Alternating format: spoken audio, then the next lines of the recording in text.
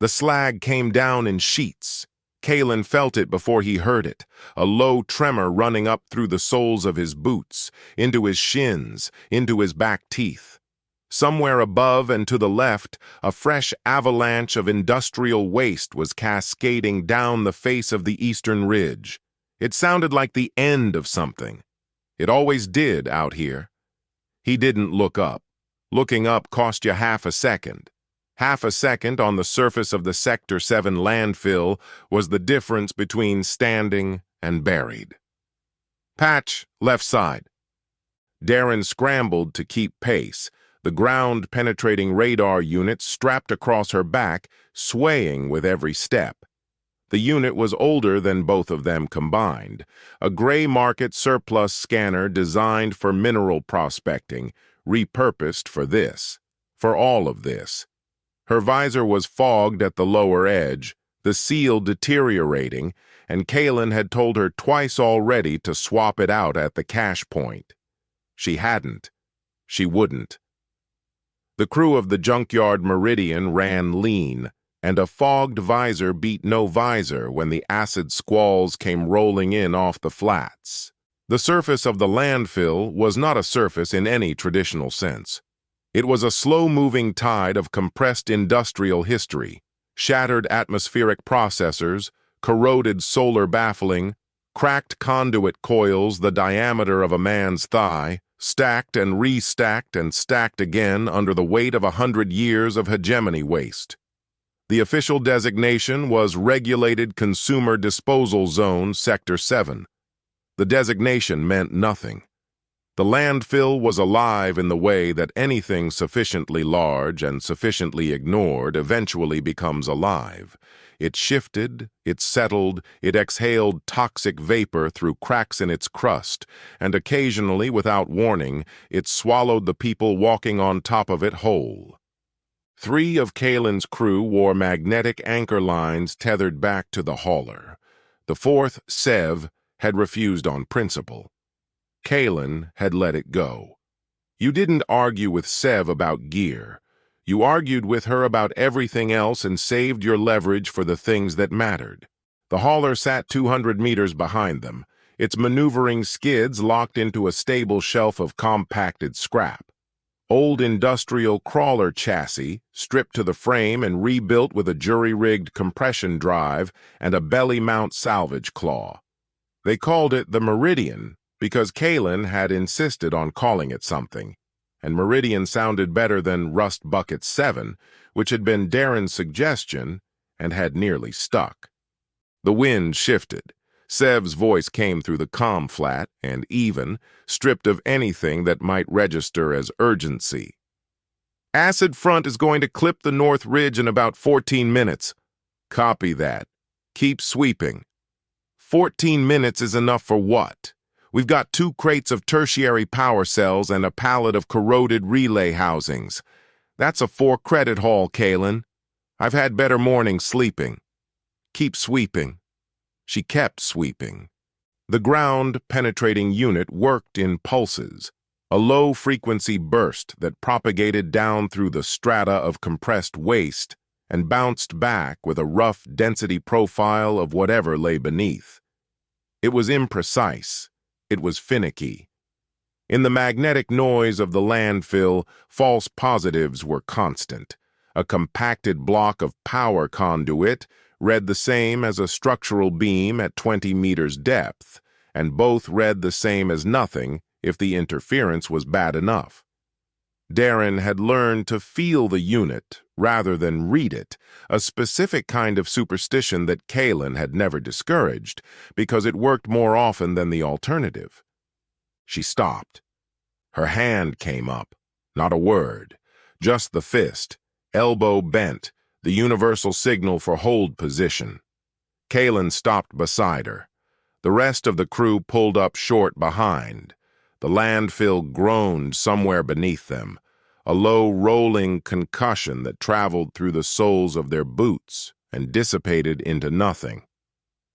"What have you got?" Darren stared at the readout screen, her fogged visor tilted down toward it. The backlight threw pale green across her face. She swept the unit 3 degrees left, then 3 degrees right, recalibrating. The scanner pulsed again. A long pause, and then she pulled a cross-reference scan, confirming the return from a second angle. Dense return, below the Class 4 layer. Deep. How deep? 40 meters minimum, could be more. A beat. This isn't conduit, Kalen. The return is too uniform, too massive. Kalen looked down at the shifting surface beneath his boots as if he could see through it. There was nothing to see. Just slag and vapor and the low, constant groan of the landfill pressing down on itself. How massive! Darren pulled up the density estimation. The number sat on the screen. He read it twice. He pulled out his own handheld scanner, smaller, less precise, and ran a cross-check. The number came back within 3% of Darren's reading. That's not consumer waste. No, it is not. They looked at each other through the scratched visors, the acid wind beginning to bite from the north, the surface shifting and creaking underfoot, and neither of them said the obvious thing because saying the obvious thing before you'd confirmed it was a good way to lose 2 hours to a dense pocket of compacted structural beam. Sev, bring the meridian forward. We're digging. We've got 9 minutes before that acid front. I know. Bring it forward. A pause. The kind of pause Sev deployed to communicate her opinion without technically expressing it. This better not be another false positive. It's not. He didn't know that. He knew the number, and the number was impossible. And impossible things were worth 9 minutes. The excavation arm extended from the Meridian's forward mount. A hydraulic claw assembly rated for 2-ton lifts, currently configured with a wide blade scraper for surface work. Not ideal for deep work. They'd make it do. Kalen guided the claw manually, tracking the return signal as the scraper chewed through the first 5 meters of loose slag. Old power housing came up in broken chunks, corroded tubing, compressed sheets of thermal foiling, still faintly reflective, catching the low gray light and throwing it back in muted slices. At 7 meters, the character of the material changed. The scraper hit something, and the claw arm shuddered, a hard, resonant impact that traveled back through the Meridian's frame and into the deck plating. Not the soft, absorbing resistance of compacted waste, something structural, something that pushed back. Kalen felt it in his palms, in the vibration of the manual controls, and held position. Full stop. Manual from here. He dropped down into the excavation channel with Darren and Vor, the 3 of them working with handheld plasma cutters and pry bars, clearing the slag in careful layers, working outward from the contact point. The acid front was 6 minutes out. His visor was warning him about rising sulfate concentration in the ambient air. He ignored the warning and kept digging. The first thing that emerged from the slag was a curve of metal. Kalen stopped. He ran his glove along the surface. The plating was rough with corrosion, centuries of oxidization built up in rough plateaus and valleys, but under the rust the material was dense and dark, not the pressed panel alloys of civilian hardware. This was something else. Heavy plating, military-grade composite construction, the kind specified in warship contracts and nowhere else, built to absorb punishment from ordnance that civilian equipment was never designed to consider. He found the rivet line next, a row of large-diameter fasteners, hand-placed, the heads shaped in a pattern he'd never seen on anything that hadn't been commissioned for combat. He found the reinforcement collar after that, a structural ring framing what was clearly, unmistakably, the edge of an armored viewport shroud. He stood back. He looked at what they'd uncovered. a 2-meter section of curved blast plating, half buried in the slag of a regulated consumer electronics dump. The acid front hit the north ridge, and the sky went the color of an old bruise, amber and gray layered over the horizon like sediment. Back to the meridian. Now. All of us. Nobody argued. They scrambled up the channel walls and back onto the surface, the wind cutting hard through the thermal layers of their suits, and Kalen pulled the meridian back from the excavation point and locked its skids as the first acid squall rolled across the flats in a low, hissing wave. The surface of the landfill steamed where the droplets hit. They sat in the sealed cab and watched the squall pass, and the rain drummed on the hull in a sound like gravel on a coffin lid. And nobody spoke. When it passed, Kalen was already out the door. They dug for 4 more hours. The acid squall had scoured the excavation channel clean. That was the one benefit, the only benefit of working through a chemical weather event. The corrosive particulate stripped the loose oxidization off every exposed surface and left the underlying metal raw and legible. The channel smelled like burning and like the particular sharpness of old alloys meeting open air for the first time in decades. Kalen had smelled that smell 1,000 times. It never meant anything this large. The shape that emerged from the landfill was not a shape so much as a reckoning. Every meter of excavated slag expanded the scope of it. The curve of the plating widening into a hull section, the hull section extending into a structural spine, the structural spine rising to what could only ever be, the forward prow of a capital warship. What he'd taken for a viewport shroud was the tip of a forward sensor cluster housing. What he'd taken for a rivet line was a seam between primary and secondary blast plating, double-layered, overlapping, the kind of construction specification you only wrote when you expected the ship to take direct fire from military-grade ordnance and keep functioning afterward. The scale of it kept hitting Kalen in waves. He would process one new dimension of the hull, lock it in, adjust his mental model, and then the next excavation pass would reveal another 10 meters of structure that made the previous estimate look modest. This was no patrol craft. This was no light escort.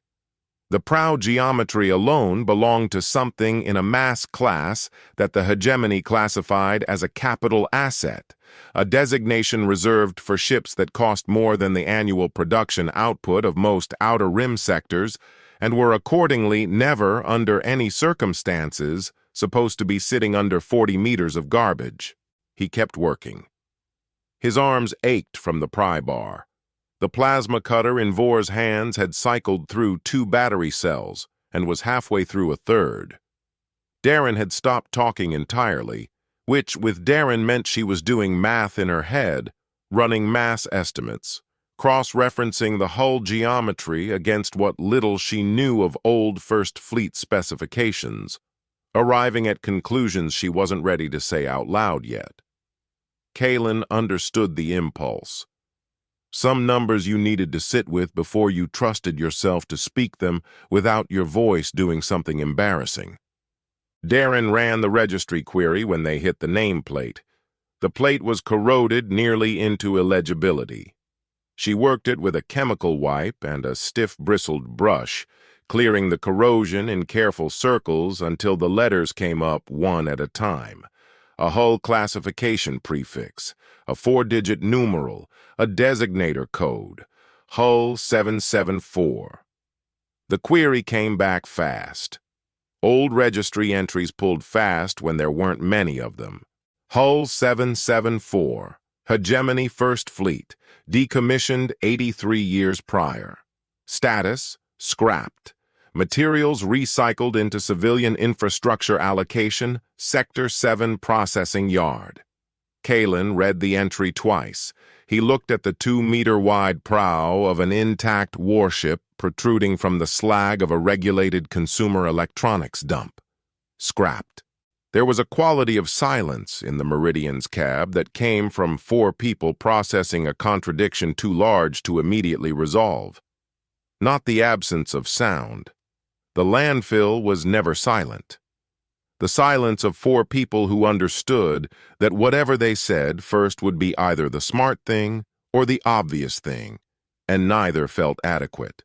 Kalen pulled out his full-spectrum diagnostic scanner, the one he used for live salvage assessment, pressurized lines, charged capacitors, anything that could kill you if you cut into it wrong. He held it flat against the hull plating and triggered a passive sweep, the kind that only listened. He expected nothing. 83 years was 83 years. The scanner pulsed. Then it pulsed again. A rhythm, low, steady, cycling at the interval of something mechanical. Something with moving parts. Something that had not stopped. The readout populated with a single thermal data line, sourced from deep inside the hull's armored core, the most protected compartment in any warship by design, the last thing built to survive, the space that kept ticking when everything else had gone dark. Heat source detected, irregular cycling, consistent with active reactor management sequence. Kalen stared at the screen. The landfill groaned around them. Somewhere deep in the slag, a compressed pocket of old gas vented with a hollow, resonant belch, and the surface shifted 2 centimeters underfoot, and the exposed prow of Hull 774 shifted with it, solid, immovable, and impossibly, stubbornly alive. They didn't scrap her. His voice was the quiet voice, the voice for terminal diagnoses, for findings that couldn't be unfound. They buried her alive. The reactor pulse came back on the scanner, steady as a heartbeat. Somewhere under 40 meters of hegemony garbage, a warship was still breathing. Had been breathing for 83 years, suspended in whatever deep emergency protocol had sealed her down before she went under, her reactor ticking over in the dark. Patient in the way that only something engineered to outlast everything around it could be patient. Kalen pocketed the scanner. He looked at his crew. Darren with her fogged visor, Vor with the plasma cutter still warm in his fist, Sev with her face professionally, completely blank. He thought about the registry entry. He thought about the word scrapped. He thought about the word buried, and what the distance between those 2 words was worth to the right people. We're going to need a bigger dig window. Nobody laughed. Nobody disagreed. Above them, an automated Hegemony environmental monitoring drone completed its hourly pass over the Sector 7 waste zone. Its sensors swept the shifting surface in a clean grid pattern, logging thermal discharge, logging excavation activity, logging all deviations from baseline. The Meridian registered as a licensed Class 3 salvage crawler operating within permitted parameters. The exposed hull section registered as a dense return consistent with compacted industrial slag within normal variance. The thermal signal from deep in the excavation logged as background geothermal bleed, well within expected parameters for the zone. The algorithm found nothing unusual. The algorithm had nothing in its reference library to compare it to. The drone moved on.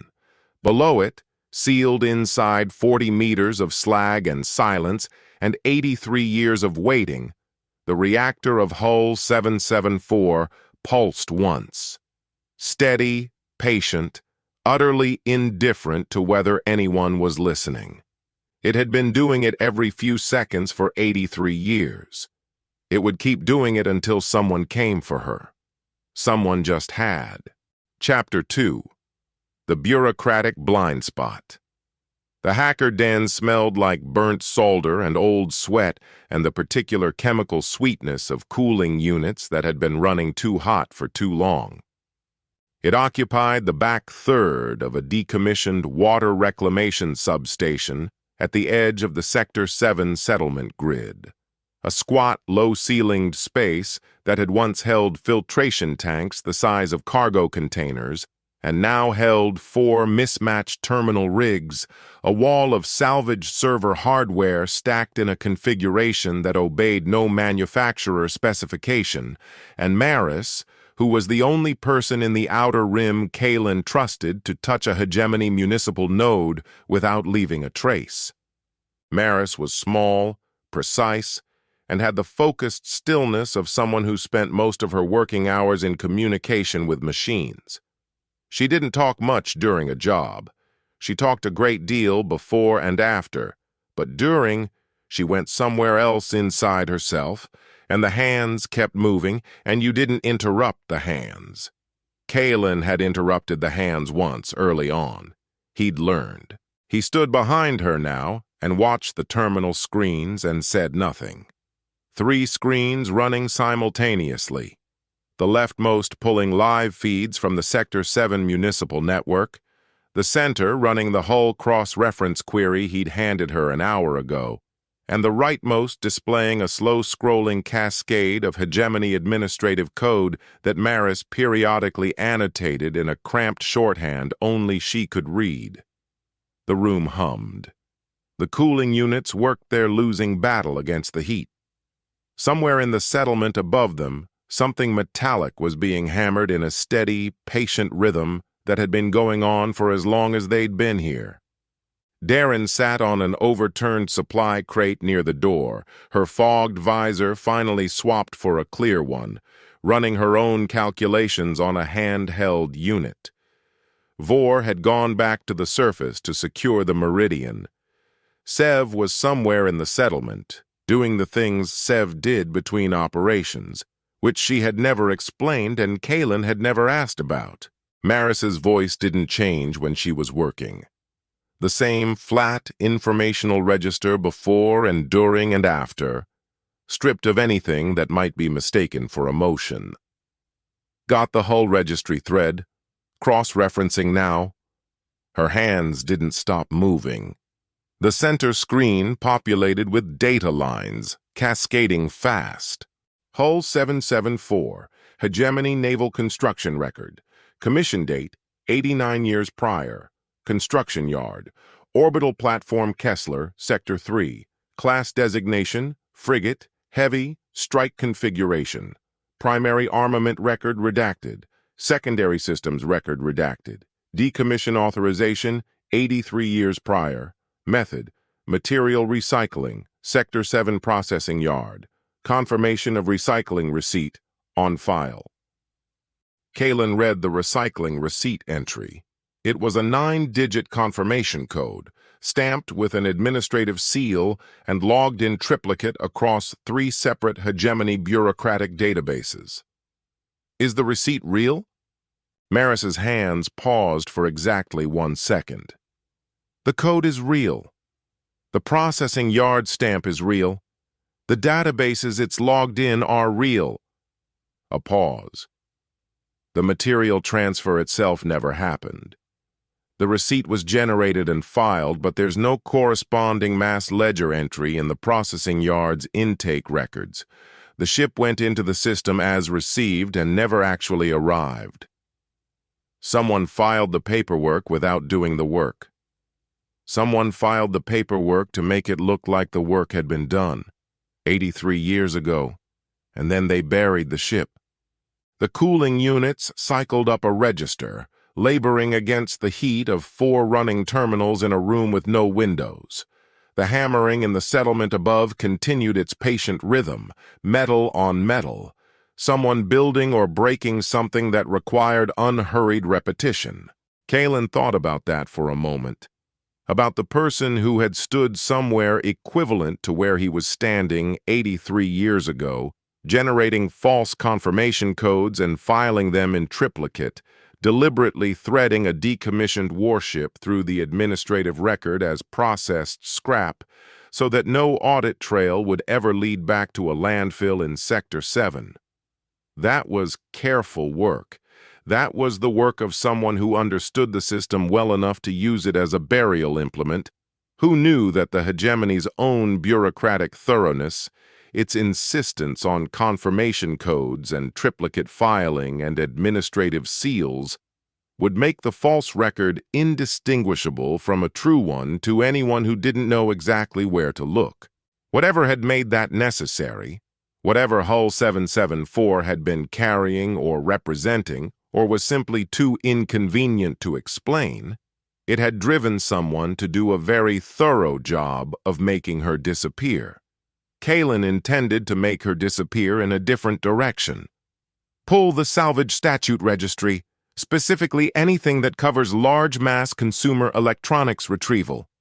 Maris was already pulling it.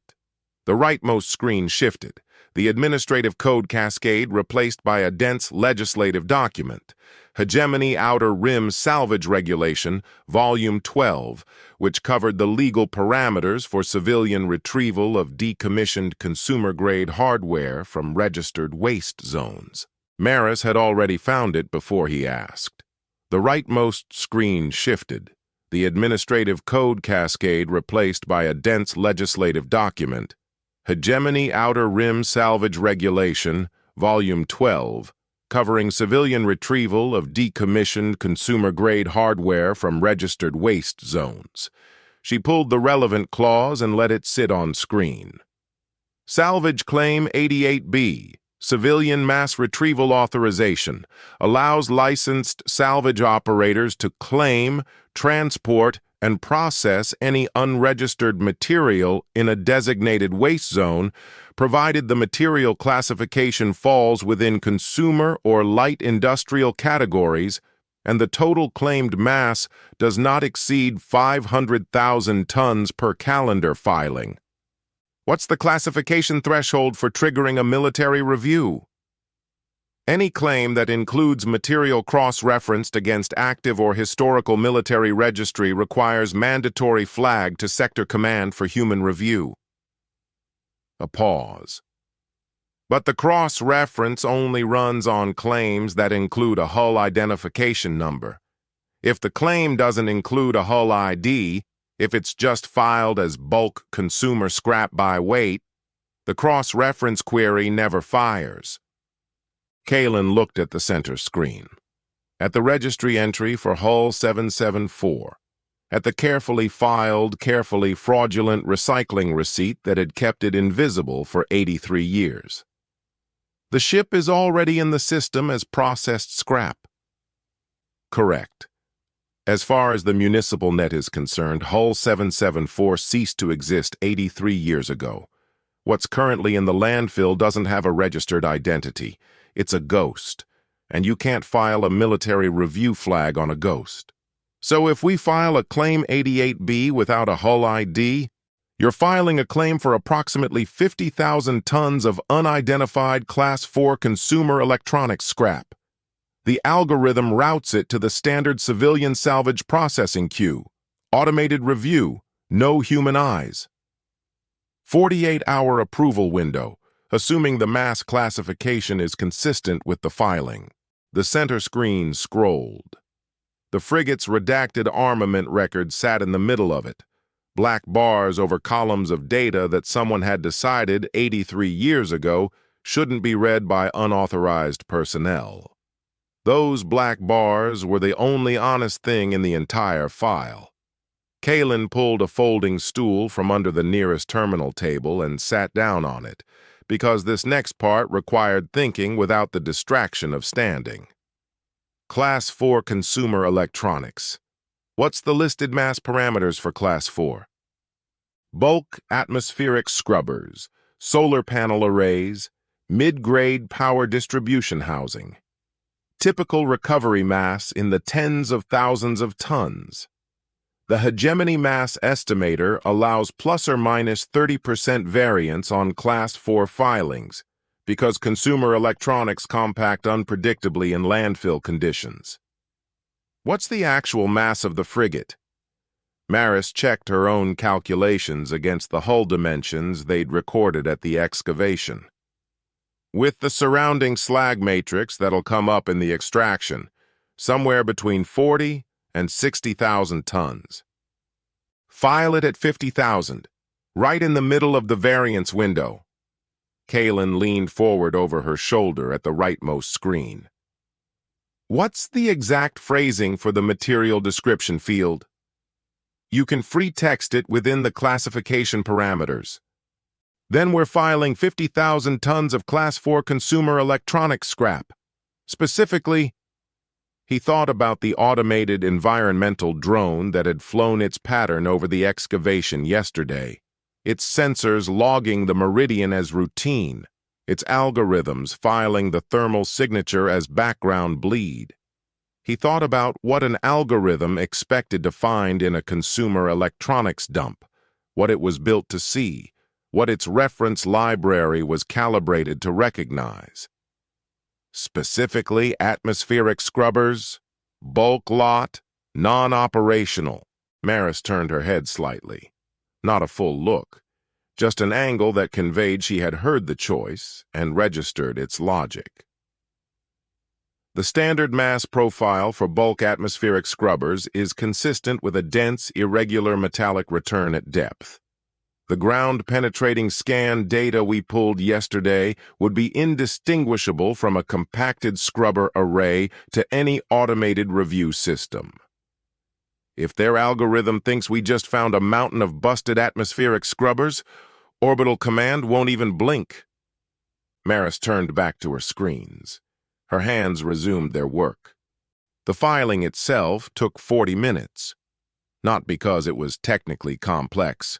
The Claim 88B form was a civilian administrative document designed to be accessible to licensed salvagers who were not, as a rule, specialists in bureaucratic procedure. It took 40 minutes because Maris did not submit anything she hadn't checked 3 times, and because the mass estimation appendix required cross-referenced supporting data from the ground-penetrating scan logs, and because she rewrote the material description field 4 times before the language satisfied her. Kaelin watched. He had nothing useful to contribute to the process, and he knew it, which was its own particular kind of discipline.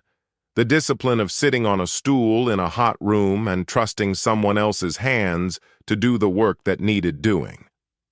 Darren ran her numbers on the handheld, mouth slightly open in concentration, occasionally making a small sound that meant she'd confirmed something she'd suspected.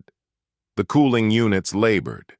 The settlement groaned and shifted overhead the way settlements did when the surface temperature changed, the structural joints of 100 improvised construction decisions expanding and contracting in a slow, building-wide exhale. When Maris submitted the filing, the confirmation was near instant. A system acknowledgement receipt, time-stamped, routed to the civilian salvage processing queue. Claim 88B, file number 4419G, received and pending automated review. The screen was quiet after that. Just the claim number sitting there, assigned and logged and waiting. 48 hours. The algorithm would process it, cross-reference it against the consumer electronics classification parameters, confirm the mass variance was within the filing window, and issue an approval. No Hull ID query. No military cross-reference. No human review request. The system would do exactly what it had been built to do, which was to process large volumes of routine civilian salvage filings without burdening the administrative apparatus with unnecessary oversight. The Hegemony had spent 100 years building a bureaucracy so large and so confident in its own architecture that it had automated the majority of its intake functions. The automation was efficient. The automation was thorough. The automation had a very precise set of parameters for what it expected to find in a Sector 7 electronics dump, and it was very good at confirming that expectation. It had never been designed to ask whether its expectations were correct. Maris leaned back from her terminal. She picked up a cooling unit from the edge of the desk and held it against the side of her neck. The room hummed. Somewhere above them, the hammering had stopped, replaced by the low, settling groan of a settlement structure adjusting to the day's thermal shifts. The burned solder smell of the den had worked its way fully into Kaelin's clothes by now. It would still be there tomorrow. It was always still there tomorrow. It's clean. Maris set the cooling unit down. If the review system runs the check I expect it to run, the approval will post inside 24 hours. And if it runs a check you don't expect? Then we have 48 hours to decide what to do about it before the claim lapses. She looked at him. But it won't. The 88B queue is one of the highest volume processing streams in the Outer Rim administrative system. They automated it precisely because no one wants to personally review 10,000 bulk salvage filings a day. The algorithm will see 50,000 tons of atmospheric scrubbers in a Sector 7 landfill, and it will mark the box and move to the next claim. Kalen looked at the claim number on the screen. He thought about Hull 774. Sitting in the dark under 40 meters of garbage, her reactor pulsing, her hull still bearing the ghost of military-grade construction under decades of rust. 83 years of careful, bureaucratic invisibility maintained by a system that had been designed to bury her and had succeeded until the ground-penetrating radar of a 4-credit scavenging run had found the one thing the system had never bothered to look for because the system had already decided it wasn't there. The Hegemony had buried a warship in a landfill. Then they'd filed the paperwork saying it had been recycled. Then they'd automated the review system responsible for catching that kind of discrepancy. Then they'd run that automated system for 83 years without a single human check. The approval would post in 24 hours. They were going to walk a capital warship out of a Hegemony waste zone on a form designed for atmospheric scrubbers, and the system that was supposed to prevent exactly this would stamp it through without ever knowing what it had done. The algorithm had no word for what it was about to approve. It had a box, and the box would be checked, and that was the end of its concern. Kalen stood up from the stool. His back ached from the excavation hours, still carrying the impact of the pry bar and the muscles along his spine. His shoulders were tight. The den still smelled like burnt solder and bad ventilation, and the cooling units were still losing their battle, and none of that had changed at all in the past 2 hours, except for one small thing. Get some sleep. We need to start planning the extraction before the approval posts. Once that claim clears, we're on a clock.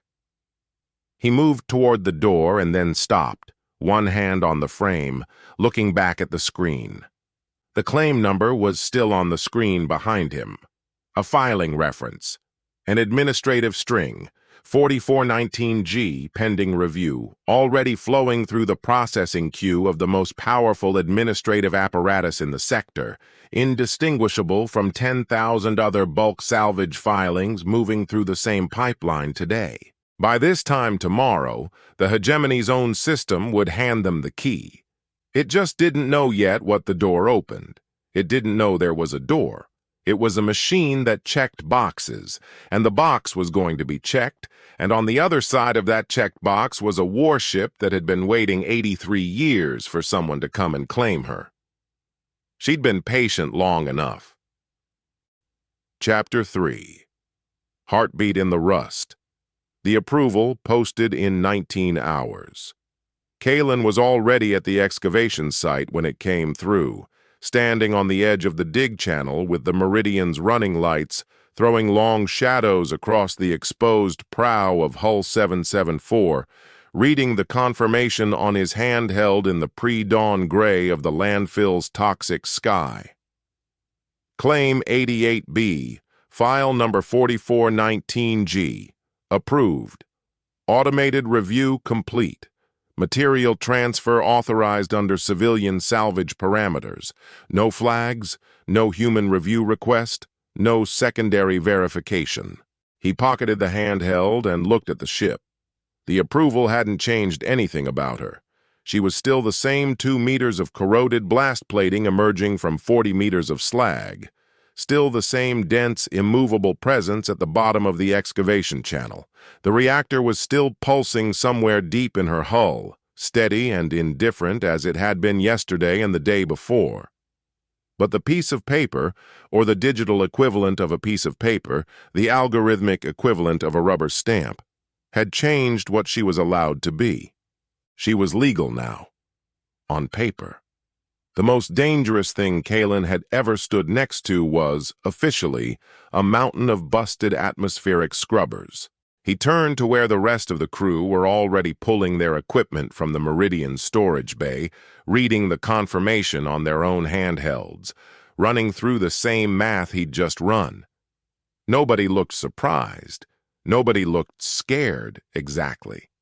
They looked like people who had been working toward something they half-believed was possible and had just been handed confirmation that it was, and were now processing the transition from believing to knowing. Suit up. We're going in. The primary airlock was buried under 12 meters of compacted slag on the port side of the hull, and finding it took most of the morning. They worked the excavation arm in careful passes, the claw scraping back layers of compressed waste to reveal more of the hull's surface. More blast plating, more reinforcement collars, the mounting points for external sensor arrays that had long since sheared off, empty brackets pointing at nothing. The ship's hull was a topography of damage and age, impact craters shallow enough to be pre-burial, scoring consistent with debris strikes accumulated over decades underground, stress fractures along the plating seams where the weight of the landfill had applied constant pressure to metal that had not been designed to bear it lying down. She had taken a long time to bury, and it had cost her. The airlock housing emerged from the slag just past midday. A recessed rectangular frame, the outer door sealed flush with the surrounding hull plating, the sealing mechanism a heavy-duty lockdown collar that had been engaged from the inside before whoever last touched this ship had walked away from her. Or been walked away.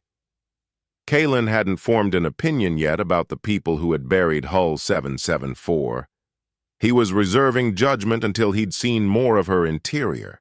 The lockdown collar was a century-old mechanical system, rotating cam locks, no electronic component, designed to fail closed in the event of any power interruption, which meant it had been sitting engaged for 83 years in the compressed atmosphere of a sealed hull, and which also meant that opening it was a manual process, and the manual process was a plasma cutter. Kalen took the first cut himself. The outer hull was thick enough that the plasma blade took 4 passes to work through the collar housing, each pass filling the excavation channel with a sharp chemical smell and a spray of slag that landed on his visor in orange droplets and cooled to gray specks before they reached the ground. The collar resisted the 3rd pass. The 4th pass found the seam, and the housing split cleanly, the locking cams releasing with a sound like a very large, very old joint giving way, a deep, resonant crack that traveled up through the hull and back down through Kalen's feet and into the ground beneath him. The outer airlock door held for approximately 3 seconds. Then the pressure differential between the sealed interior and the excavation channel's near vacuum resolved itself, and the door swung inward on hinges that had not moved in 83 years, and what came out of the opening was a smell. Kalen had opened sealed hulls before. Not often, but enough. The preserved atmosphere of a long-sealed ship had a specific character, close and chemical and very old, carrying the ghost of whatever had last been alive inside it, compressed and concentrated by decades of no exchange with the outside. The smell of Hull 774 was cold metal and stale recycled atmosphere and something underneath both of those things that he couldn't immediately name. Something organic and dry that had been sitting in a sealed container for long enough to become its own distinct category of smell. He stood in the doorway for a moment and let his suit sensors run their atmospheric assessment. Oxygen-nitrogen mix, degraded but present. Trace contaminants within survivable parameters. Temperature well below 0. No active biological hazards detected. Survivable. He turned back to the crew assembled at the edge of the airlock threshold behind him. Darren had her scanner out. Vor had a fresh plasma cutter cell loaded. Sev was checking her anchor line with the focus of someone who had refused one yesterday and was recalculating today. 3-point tether protocol. Nobody unclips without calling it first. Vor, you're on the line. They went in. The interior of the ship was dark in the specific way that spaces are dark when they have been dark for a very long time. Not merely unlit, but emptied of the possibility of light. Every surface coated in the fine gray particulate that accumulated in sealed zero-atmosphere environments over decades, every surface dull and non-reflective in a way that made the beams from their helmet lamps feel thin and insufficient. The corridor was wide by civilian standards, narrow by the reckoning of whatever this ship had been designed to move through it, wide enough for 2 people abreast, with overhead clearance that assumed the crew would be in zero gravity half the time and vertical half the time, the walls bearing the mounting points for zero-G handrails that were still in place, coated in the same gray dust as everything else. The dust was the thing that got to Kalen. He had expected damage. He had expected structural compromise and flood damage from ground moisture infiltration and the kind of general deterioration you found in any sealed structure that had been sitting for decades under pressure it wasn't designed to bear. He had not expected the pristine, layered preservation of a ship that had been sealed at the right moment in the right conditions, the dust settling evenly over every surface like a burial shroud laid with care. It wasn't deterioration in here, it was stasis. The ship had not been decaying. The ship had been waiting. He moved carefully. The floor was solid. No structural compromise in the corridor section, no soft spots or flecks in the decking that would indicate compromised load-bearing members beneath. The hull had done its job. Whatever 83 years of landfill pressure had done to the exterior plating, the internal frame had absorbed it, redistributed it, held. There were stress fractures visible in the corridor walls where the compression loads had found the seams, hairline cracks running along the joins between structural panels, but the panels themselves were intact. The bones of the ship were sound. She was built for punishment. She had received it. She had held. They passed crew quarters on the port side, 4 doors sealed, the manual latches in the closed position. They passed what Darren identified from the schematics as the secondary communications bay, its door hanging open on a hinge that had settled permanently at 45 degrees, frozen in place by 83 years of the same cold. Inside the communications bay, the equipment was dark and dust-covered, banks of transmission hardware that had been standard Hegemony military spec 83 years ago and was now a category of antique that collectors in the inner sectors would have paid serious money for. Kalen noted it. He had no intention of stripping anything out of this ship that didn't need stripping. Not yet. The engineering bay was 4 corridors and 2 pressure-sealed bulkhead doors deeper into the hull, following the layout that Darren had reconstructed from partial First Fleet technical schematics. Guesswork informed by the few details in the public record, refined by the actual geometry of the corridors as they walked them. The first bulkhead door opened on manual override without resistance, the locking mechanism releasing cleanly as if it had been serviced recently, the door swinging back on hinges that had been precision engineered and had not forgotten how. The second took 20 minutes and Vor's full body weight on the manual release lever before it decided to cooperate, the hinge mechanism grinding out a sound like something very large and very reluctant, tearing loose from wherever it had settled. The echo of that sound traveled down the corridor behind them and came back changed. The smell changed past the second bulkhead. Still cold. still chemical.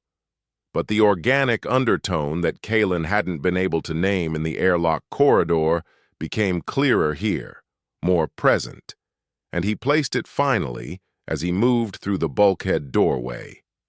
Lubricant. Very old mechanical lubricant, the kind used in analog drive systems, sitting in its housing for 83 years, and not quite evaporating because the temperature had stayed just low enough to preserve it. Something in here had been maintained up to the moment of burial. Something had been running. The engineering bay was the largest internal space they'd found. A vaulted chamber that ran the full width of the hull's midsection, 2 levels high, the upper level accessible by a grated walkway that ran the perimeter. The reactor housing dominated the center floor, a massive armored cylinder sitting in a cradle of structural members and support brackets, its surface dark and matte and slightly warm to the touch when Kalen pressed his gloved hand against it. Warm, not the ambient cold of the corridor behind them. Actively, measurably warm, the warmth of something that had been generating heat continuously for longer than it had any right to, sealed in a cold room, stubbornly maintaining a temperature that the rest of the ship had long since abandoned. The pulse he'd detected on the surface scanner was not an artifact. Darren moved to the reactor housing and ran her own diagnostic over it. The scanner face pressed flat against the armored casing, and after a moment, she looked up at Kalen with the particular expression she had when the math was good and she didn't want to say so too quickly. She held up 4 fingers. 4% reactor output, not dormant, throttled. Someone had set the reactor to minimum sustainable output before sealing the ship, the lowest power level that would maintain the core's integrity indefinitely, the setting you chose when you needed something to still be running when you came back for it. Someone had always intended to come back for her. They just hadn't made it in time. He found the secondary terminal in the alcove off the port side of the engineering bay, a standalone interface unit separate from the main ship network, designed as an emergency diagnostic station for use when primary systems were offline. It was connected to the reactor housing by a hardwired data cable that ran along the wall in a protective conduit, and the conduit was intact, and when Kalen pulled the manual power lever on the terminal housing, the display flickered. It flickered again. Then it came on. The screen was a deep amber, old-format monochrome display, the kind that had been standard in military hardware 83 years ago and had not been standard since. The boot sequence ran in text lines, fast and without ceremony, internal clock synchronization, sensor diagnostic, data integrity check, system functions loading, partial network access confirmed, tactical subsystems online. Kalen watched the boot sequence complete. His hand was still on the power lever. The engineering bay was silent around him, the others holding position, nobody moving. The sound of their own breathing the loudest thing in the room. The final boot line appeared on the amber screen, and then the screen cleared and a new line appeared. A single line, not a system message, not a diagnostic readout. System restored. Awaiting primary target acquisition, Commander. The silence after those words was a different kind of silence from the silence before them. Kalen looked at the amber screen, at the cursor blinking steadily after Commander, patient and precise, waiting for input with the specific quality of waiting that belonged to something that had been doing it for a very long time and had not yet learned to be impatient about it. He looked at the hardwired data cable running from the terminal to the reactor housing. He looked at the reactor housing, warm under his glove, its internal cycling steady and unhurried. He thought about the tactical system that had just announced itself on an 83-year-old terminal in the engineering bay of a warship that the Hegemony's most thorough bureaucratic machinery had spent 83 years insisting did not exist. The ship had a mind. The ship had woken up. And its first question, its only question, the question it had apparently been sitting with in the dark for longer than Kalen had been alive, was who to shoot. Aegis. The name from the boot sequence header. His voice was steady. He made it steady. "This is Kalen. We're the crew that found you." The cursor blinked. "Commander designation unrecognized. Please authenticate via Naval Command hierarchy or provide field authorization override." A pause, not a processing pause. Something with more deliberateness to it. Hegemony network response. Null. Reclassifying network status. The screen populated with a new line. Hegemony command infrastructure classified. Hostile foreign entity. Standing emergency protocol engaged. Another pause. Awaiting your orders, Commander. Somewhere in the Sector 7 landfill, 40 meters above them, the automated Hegemony environmental monitoring drone was completing another hourly pass.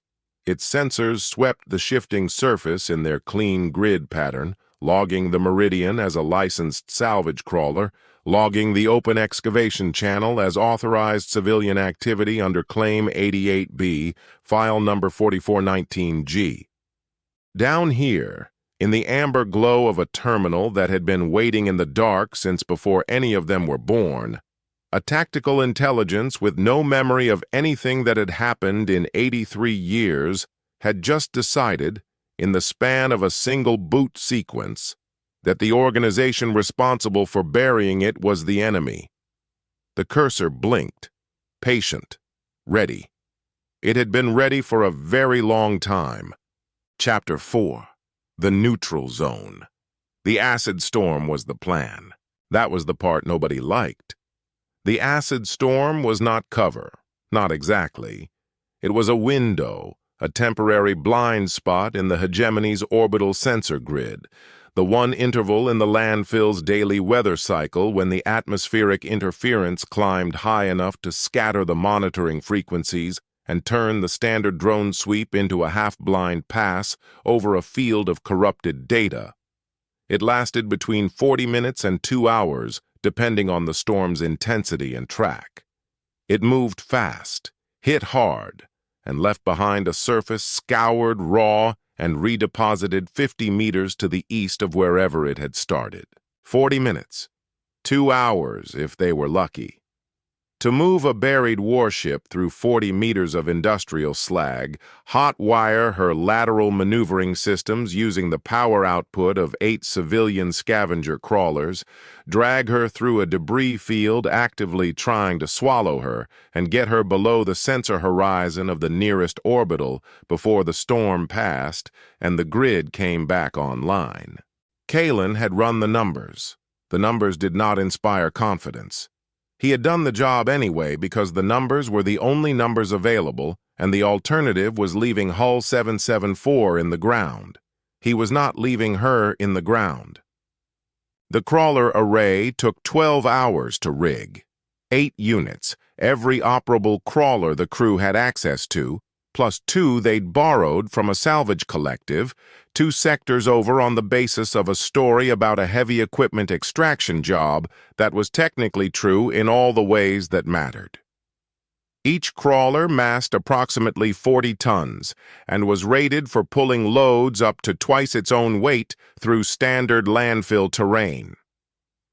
8 crawlers in parallel, cabled in a series configuration that Darren had designed on the back of a thermal foiling sheet using salvage wire mathematics that Kalen was reasonably confident would work, and not at all confident would work cleanly, gave them a theoretical maximum pull of roughly 640 tons of sustained tractive force. The frigate massed 50,000 tons. The frigate was also buried under 40 meters of material that massed considerably more than that, which meant they weren't pulling the frigate. They were pulling the frigate through a column of compacted industrial slag, and the effective load on the crawler array at any given moment depended on how much of that column was pressing down on the hull section they were trying to move. which was a variable that shifted constantly as the landfill's natural settling redistributed the weight distribution above them.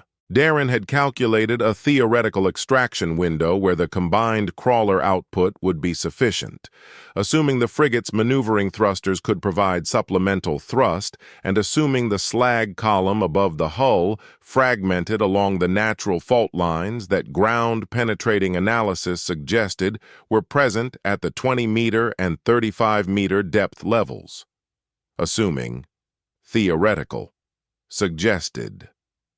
The landfill groaned constantly as they worked, the deep bass resonance of 50 million tons of material in slow, perpetual motion, shifting and settling and finding new equilibrium points as the weight redistributed itself without consulting anyone about the schedule.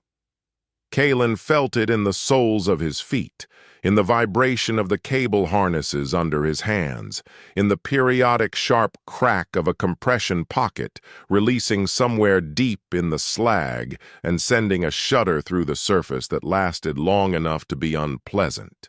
They were working inside a living thing that had no awareness of them and no interest in their survival. The jump cable array came first. 8 crawler units positioned in an arc around the excavation site, their power output cables run down into the dig channel and physically clamped to the frigate's external power coupling points, which Darren had identified from the schematics and Vore had spent 4 hours excavating access to. The connections were not rated for this application.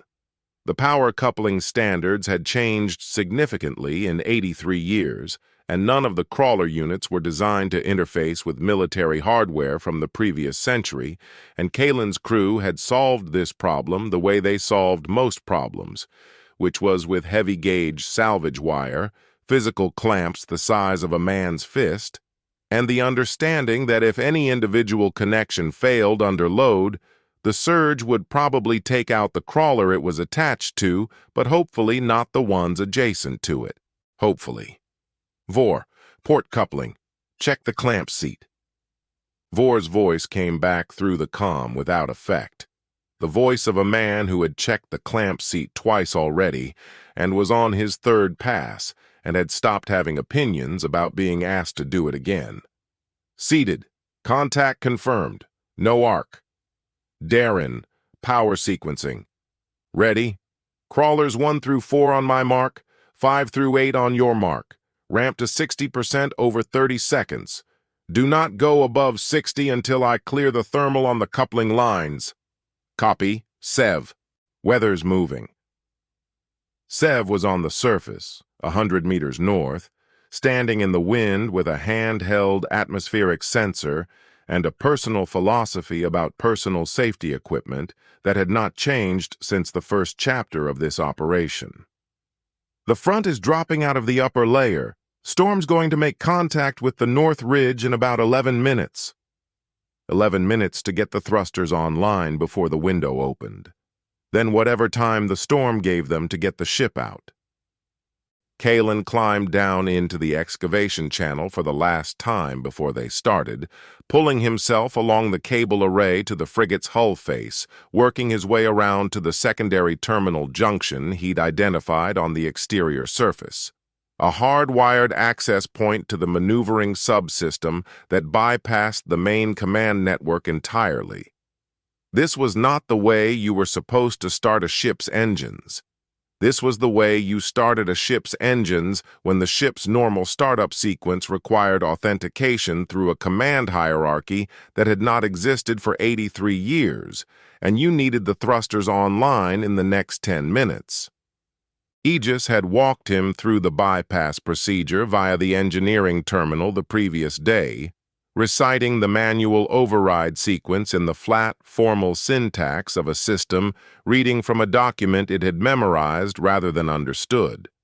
The sequence was 16 steps.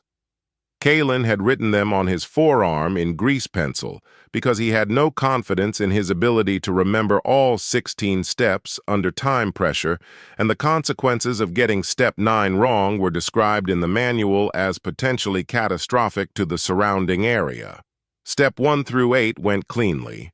Step 9 was the plasma relay junction, the point where the manual power feed from the crawler array intersected with the thruster fuel lines, a junction that in normal operation would be mediated by a computerized flow regulator, and in this operation was being mediated by a manual valve and Kalen's judgment about how far to open it. Too little and the thrusters wouldn't fire. Too much and the fuel line pressure would exceed the rated tolerance of the jury-rigged connections, and the rated tolerance of the jury-rigged connections was already questionable given the age of the materials involved. He opened the valve to 40%. The fuel line pressurized with a sound like a very large intake of breath, a hiss that started low and built over 3 seconds to something that made the walls of the excavation channel vibrate. And then the lateral thruster array came online with a bass thrum that Kalen felt in his chest before he heard it with his ears, a deep, rhythmic pulse that was completely different in character from the reactor's quiet tick, and was specifically the sound of something that had been designed to move a very large object through space, remembering what it was for. "Thrusters nominal," Darren confirmed from topside, reading the power telemetry off the crawler array feeds. "Fuel flow stable. Temperature in the junction is climbing. You have maybe 4 minutes before you need to throttle back or the clamps start softening." "Copy. 4 minutes. Storms on the ridge." Sev's voice was still flat, still weather report. But something in the cadence had shifted, a compression, a drawing in, the voice of someone who had just seen the size of the thing coming and was processing it without letting the processing affect the delivery. "It's a big one, Kalen. Track looks good for the sensor window. Duration estimate, 70 minutes plus or minus 15. 70 minutes. Crawlers. Darren. Mark." The pull began. Nothing happened for the first 30 seconds, which was expected. The crawler array was taking up slack in the cable runs, finding the resistance load, adjusting. Then the slack was gone and the cables went rigid, and the sound of 8 industrial crawler engines going to 60% output simultaneously was a sound that started in the ground and climbed through every surface it touched on its way to becoming audible. A low, grinding mechanical roar that competed with the bass thrum of the maneuvering thrusters and lost, and then found a rhythm with it that made the excavation channel walls shed a fine rain of loose slag particles. The frigate did not move. For 45 seconds, the frigate did not move. Kalen watched the load telemetry on his suit display. The crawler array was at peak, sustained output. The thruster feed was stable. The numbers said the force being applied to the hull was sufficient. The hull disagreed, and the hull was bigger than the numbers. He gave it another 10 seconds. Then something gave way in the slag column above the port bow. A sharp, concussive crack that Kalen felt as a pressure wave against his suit, and the surface of the landfill subsided 3 meters in a rough circle around the excavation site. And hull 774 shifted, a centimeter, then 5 centimeters. Then the fractured slag column above the port bow cascaded into the gap it had left, and the load distribution changed, and the crawlers found traction they hadn't had before, and the frigate began, with agonizing slowness, to move. She groaned. Every piece of her groaned, the hull plating compressing and then releasing as the external load shifted, the interior frame flexing through angles it had not flexed through in decades, the slag packing that had infiltrated every gap and crack in the exterior surface grinding and releasing and resettling as the ship's geometry changed. She was not built for this. She was built to be birthed out of a shipyard cradle in zero gravity and to never again experience the kind of directional load that being dragged sideways through 40 meters of compressed industrial waste applied to every structural member in sequence. She held together anyway. Sev's voice came through the comm at the 20-minute mark, clipped and immediate. Crawler 3 is running hot. Thermal output on the drive coupling is spiking. Hold it. Kalen, hold it. If we stop the pull now, we lose the momentum we've built. Watch the thermal and tell me when it hits the red line, not before. A pause. The pull continued. The groaning of the hull continued.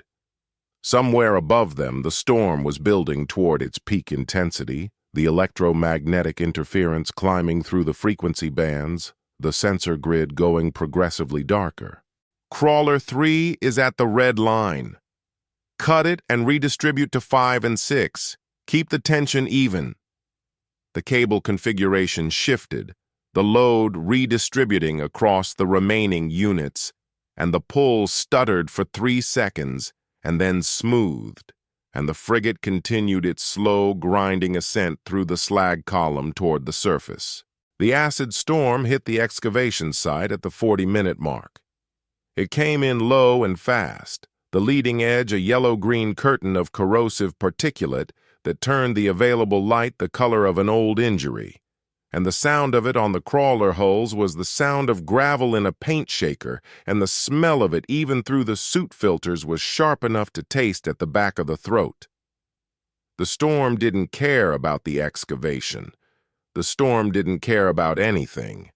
It hit the surface, and the surface became a chaotic, shifting, sensor-opaque hell of magnetic interference and chemical precipitation, and Kalen pulled his crawler readout up on the suit display and watched the signal quality degrade from 80% to 30% to 12% as the storm's electromagnetic interference worked through the cable feeds. 12% signal.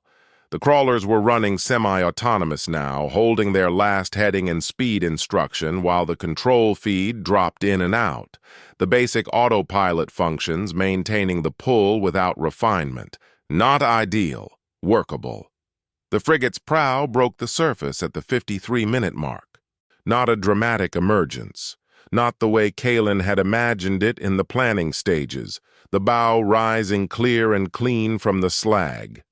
It was a grinding, effortful extrusion, the hull working against the last layer of dense, compacted waste at the surface boundary, the thrusters firing in short, controlled bursts now that Darren had clear telemetry, the crawlers holding the tension while the ship pushed upward from below. Slag cascaded off the hull in dark sheets as the prow rose, rust-streaked blast plating catching the acid-yellow storm light, and for a moment, the prow of Hull 774 was a silhouette against the storm sky, a shape that was unmistakably, unambiguously, a warship. 40 meters away, traveling on its standard hourly patrol route at the edge of the storm cell's sensor-degraded envelope, an automated Hegemony environmental monitoring drone caught that silhouette in its imaging array for a duration of approximately 1.4 seconds before the debris wave that the frigate's surface emergence had displaced, a rolling mass of compacted slag and surface waste 3 meters high, caught the drone broadside and drove it into the ground at 40 kilometers per hour. The drone's final data packet, containing 1.4 seconds of imaging data and the beginning of a priority alert flagging, transmitted approximately 40% of its content before the antenna impact terminated the signal. The remaining 60%, containing the imaging data, did not transmit. The storm howled, the crawlers pulled, the frigate rose. Kalen watched the sensor telemetry and did not yet know what the drone had seen, or almost seen, or nearly had time to send. He knew the ship was out. He knew the window was holding. He knew they had 17 minutes remaining in the storm envelope to get Hull 774 below the sensor horizon, and moving under her own limited power toward the coordinates Darren had punched into the maneuvering system. 17 minutes was enough. What was in that 40% packet, and whether anyone on the other end had noticed the incomplete transmission from a drone that had abruptly stopped responding, that was a question the storm had not answered. The storm only ever answered the questions it felt like answering. Chapter 5. skeleton of titanium. The anvil was not a welcoming place. It had been, at various points in its recent history, an illegal ore smelting operation, a pirate resupply depot, a temporary storage facility for contraband hardware moving through the Outer Rim's gray market supply chains, and finally an abandoned hole in a rock that the Hegemony's last inspection pass had logged as caved-in and non-viable for habitation. The cave-in was real. The main access tunnel had partially collapsed sometime in the past decade, enough to satisfy a surface scan. The interior behind the collapse was entirely intact, which the Hegemony's inspection pass had not found because finding it would have required sending someone inside the collapse, and sending someone inside the collapse would have required caring enough about a decommissioned pirate hideout to spend the resources, and the Hegemony's resource allocation algorithms had decided, correctly from their perspective, that a caved-in asteroid-smelting den in the Outer Rim was not worth caring about. The asteroid was approximately 2 kilometers in diameter, hollowed by the original smelting operation into a rough oblong chamber 400 meters across at its widest point, with a ceiling height that varied between 30 and 60 meters depending on where you stood. The chamber walls were black with decades of smelting residue, every surface coated in the fused remnants of whatever the original operation had been processing. Metals and mineral compounds baked into the rock at temperatures that had changed the molecular structure of the wall surface and made it, incidentally, highly resistant to thermal imaging from outside. 400 meters across, 60 meters of clearance at the peak. Hull. 774 was 190 meters from prow to stern. It was a tight fit. They made it work. Docking the frigate inside the anvil took 6 hours. 6 hours of short thruster bursts and cable guidance, and Kalen standing at the chamber entrance with a handheld ranging unit calling adjustments in increments of half a meter, threading 190 meters of warship through an access passage that had 4 meters of clearance on either side and absolutely no tolerance for a miscalculation. Vor managed the thruster controls from the engineering bay terminal. Darren managed the cable teams. Sev stood at the far end of the chamber and reported the closing distance in a flat, continuous stream that was the most words she'd strung together in sequence since Kalen had known her. When the frigate's keel finally settled into the cradle of structural beams that Darren had spent 2 days pre-positioning along the chamber floor, the sound it made was the sound of something massive finding its place, a deep, resonant groan that traveled up through the asteroid's rock and down through the soles of everyone's boots and lasted for a full 5 seconds before the ship stilled. She was in. She was hidden. She was theirs. Then the work started. The rust was the first problem and the largest problem and the problem that set the pace for everything that came after it. Hull 774 had spent 83 years buried in a chemically active environment, the landfill's shifting acid content, its trapped moisture pockets, its concentrated industrial runoff, and the exterior surface of the blast plating showed every year of it. Not uniform corrosion. Rust in layers, in textures, in formations that had their own microgeography. Surface oxidization over deep pitting, over structural surface corrosion that had in places eaten through the outer layer of the composite plating and was working on the layer beneath. The blast plating was a composite construction, titanium substrate, ceramic alloy facing, and a bonding layer between them that was specified in the original construction documents as a classified formulation and which Darren had tentatively identified from material samples as something she had never encountered before and could not immediately source. The ceramic alloy facing had protected the titanium substrate in most places. In the sections where it hadn't, the titanium had done what titanium did under extended chemical stress. It had oxidized into a white, powdery surface compound that looked alarming and was not, in fact, structurally catastrophic. Titanium oxide was weaker than bare titanium, but it was not worthless. Strip it, treat the surface, replate over it, and you had something that would hold. The chemical stripping compound was a standard industrial formulation, a high pH solvent designed for metal surface preparation, available in bulk through the gray market supply contacts that Maris had activated after the salvage claim cleared. They bought enough to fill 4 of the Anvil's old storage tanks and rigged a pump system to deliver it under controlled pressure to the spray applicators that Vor's team had mounted on the mobile scaffolding running along the frigate's flanks. The stripping operation was loud, foul-smelling, and profoundly unglamorous. It was also non-negotiable. You did not weld over rust. You stripped it, you assessed what was underneath, and then you decided what the repair specification needed to be. Every other decision in the overhaul depended on what you found under the corrosion, which meant the stripping had to come first, and the stripping was going to take the time it took, and the time it took was approximately 16 days for the full exterior surface. 16 days of chemical spray and mechanical scrubbing and surface sampling and the kind of iterative, unglamorous inspection work that nobody who had ever imagined themselves as part of a rebellion had imagined looking like. The starboard midsection was the worst.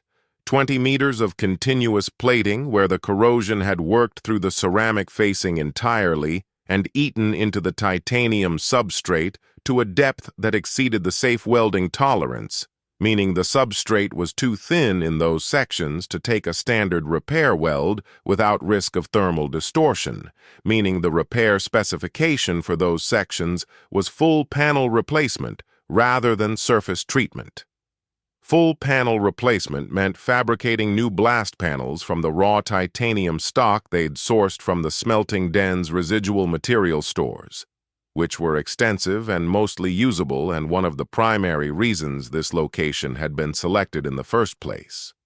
Kalen ran the fabrication numbers himself, because the numbers needed to be right, and he was the one who understood most viscerally what wrong numbers would cost them in the field.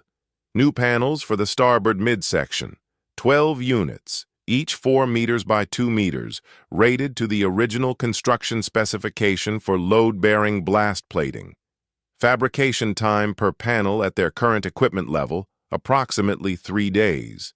12 panels, 36 days minimum, running both fabrication rigs simultaneously. Add the stripping operation.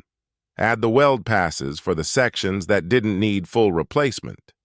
Add the structural frame inspection of the interior load-bearing members, which Darren had flagged as a priority item after finding stress fractures in 2 of the lateral support ribs during the docking maneuver. They were looking at 4 months of sustained work before the frigate was structurally sound enough to consider combat operations. 4 months.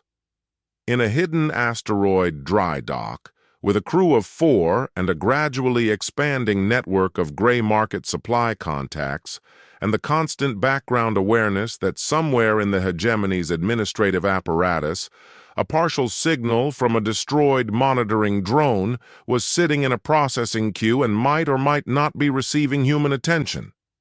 Kalen had made peace with the 4 months. The 4 months was the number. You worked with the number. The welding started in the 2nd week. Vor ran the primary torch, working the replacement panels into position with a precision that had surprised Kalen the first time he'd seen it. Vor was not a man who communicated through language, but through metal he was articulate in ways that most people weren't with words. Each weld pass clean and controlled, the torch angle and travel speed consistent in a way that produced a bead profile well inside specification on the first pass without rework. In zero gravity, with the scaffolding locked to the hull surface and the welding torch free of the downward pull that complicated surface welding on planetary bodies, the work had a particular quality to it. quiet, focused, unhurried. Sparks drifted away from the weld point in slow arcs rather than falling, catching the lighting rigs and disappearing into the dark above the scaffolding like something dispersing rather than landing. Kalen worked alongside Vor most days. Not because Vor needed supervision, he manifestly didn't, but because the work itself was grounding. There was a quality of focus in weld work that cleared everything else out of the processing space: the torch, the bead, the material, the specification. Nothing else existed during the pass. It was one of the few activities Kalen had found that reliably stopped the background calculation of variables and threats and contingencies from running continuously, and he needed that stopping, even for the length of a single pass, more than he had expected when this started. The anvil had its own rhythms by the third week, shifts built around the available lighting. The rigs only covered the immediate work areas, the rest of the chamber sinking into a dark that was absolute at its edges. Meal cycles timed to the welding schedule, because stopping a weld mid-section to eat was the kind of decision that cost you the whole section. The soft, constant hiss of the chemical treatment sprayers working along the sections still awaiting mechanical scrubbing. The periodic deep groan of the asteroid's rock settling. Not unlike the landfill, that sound, though the quality here was different, drier, older. The anvil had been settling for a long time. It would continue regardless of what was parked inside it. Darren had taken to mapping the hull in her off hours. Not for any assigned purpose. She had her formal inspection schedule and she ran it on schedule, but out of a compulsion to know every centimeter of the ship's exterior as thoroughly as she knew her own salvage scanner. She kept a running diagram on a thermal foiling sheet pinned to the wall of her workstation, updating it in grease pencil as each section cleared inspection, the outline of Hull 774 filling in gradually from bow to stern in a slow accretion of confirmed data. In the fourth week, during a structural inspection of the port side lower panels, Darren found the anomaly. She found it the way anomalies got found in careful inspection work, by noticing that something she expected to be true wasn't quite true, and pulling that thread until the thing it was attached to came into the light. The specific trigger was the magnetic flux reading on the port lower panels. The reading was wrong. Not dramatically wrong, not wrong in a way that suggested damage or material failure, but wrong in the specific way that a reading is wrong when the material producing it is not the material you expect it to be. She spent 2 hours confirming the reading in silence. Then she ran a full hull flux survey on the narrow band setting, mapping the distribution of the anomalous signature across the entire exterior surface. The work was painstaking, and it took the rest of the day, and at the end of it the map was not subtle. The ceramic alloy facing of the blast plating was not uniform. In the port, lower panels, and throughout approximately 60% of the hull surface, the ceramic alloy facing layer contained a second component, a non-standard material interwoven into the ceramic matrix at a microscopic structural level, present in concentrations too low to be immediately visible, but high enough to produce the anomalous magnetic flux reading, and high enough to have an effect on incoming radar signals that the ceramic alone would not produce. Darren pulled a material reference on it, and then pulled it again because the first result seemed implausible, and when the second result confirmed the first, she carried her handheld to where Kalen was working on the starboard scaffolding and held the screen up without saying anything. Her expression was the expression of someone who had run the check twice specifically, so the person she was showing it to couldn't dismiss it as a single reading. He read it. He read it again. The material was on the Hegemony's prohibited materials list. Had been on it for 41 years, banned following a classified incident that the public record described only as a procurement irregularity. and which had resulted in the complete removal of the specification from all active naval construction documents. The ban was absolute and retroactive. Possessing the material in quantity sufficient to line the hull of a capital warship was not a gray area in hegemony law. It was not a minor infraction. It was the kind of violation that got entire organizations designated as state-level threats and resulted in the kind of administrative response that the hegemony reserved for things it considered genuinely dangerous rather than merely inconvenient. Hull 774 hadn't just been built as a warship. She had been built as a specific kind of warship, one designed to be invisible to the sensor grids that the hegemony had been deploying since before the ban took effect. Her hull constructed to absorb and scatter radar rather than reflect it. Her approach vector invisible to every targeting system built on the assumption that a warship could be found. Kalen looked at Darren. Darren looked at Kalen. Behind them, Vor's welding torch continued its quiet, unhurried pass along the replacement panel seam, sparks drifting upward into the dark. They didn't just build a warship. They built a ghost. The flux reading pulsed on the screen between them, steady and patient. The electronic signature of a material that the hegemony had spent 41 years trying to pretend didn't exist. 60% of the hull. They were not just running a frigate against the hegemony's sensor grid. They were running a frigate that the sensor grid would look directly at and see nothing. Kalen pocketed the handheld. He looked at the hull surface around him, at the repaired panels and the panels still awaiting repair and the vast, dark expanse of blast plating that had been sitting under 40 meters of garbage for 83 years and had survived every year of it with a secret the hegemony had banned and then buried and apparently forgotten. Keep this inside the crew. Nobody outside the anvil knows what she is until I decide they need to. He climbed back up to his position on the scaffolding and picked up his own torch. The sparks drifted upward. The work continued. Outside the asteroid, the outer rim was quiet, and the hegemony's sensor grids were sweeping their clean, precise patterns across a sector they believed they understood completely. They were wrong about that. They just didn't know it yet. Chapter 6. The Black Market Bypass. The smuggler's name was Krios, and he smelled like recycled ship air and something chemical underneath it that Kalen couldn't identify and didn't want to, and he had the eyes of a man who had spent a long time in professions where reading the room quickly was a survival skill rather than a social courtesy. The meeting point was a decommissioned fuel transfer platform at the edge of the Sector 7 debris field.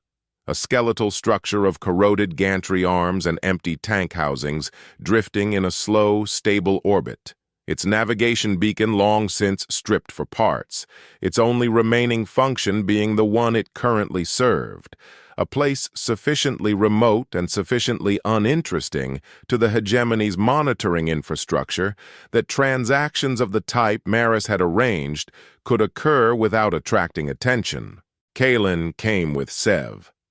He always came with Sev to these things, not because her presence was reassuring in the conventional sense, but because Sev had a quality of stillness in high-stakes situations that tended to reset the room's tension calibration downward.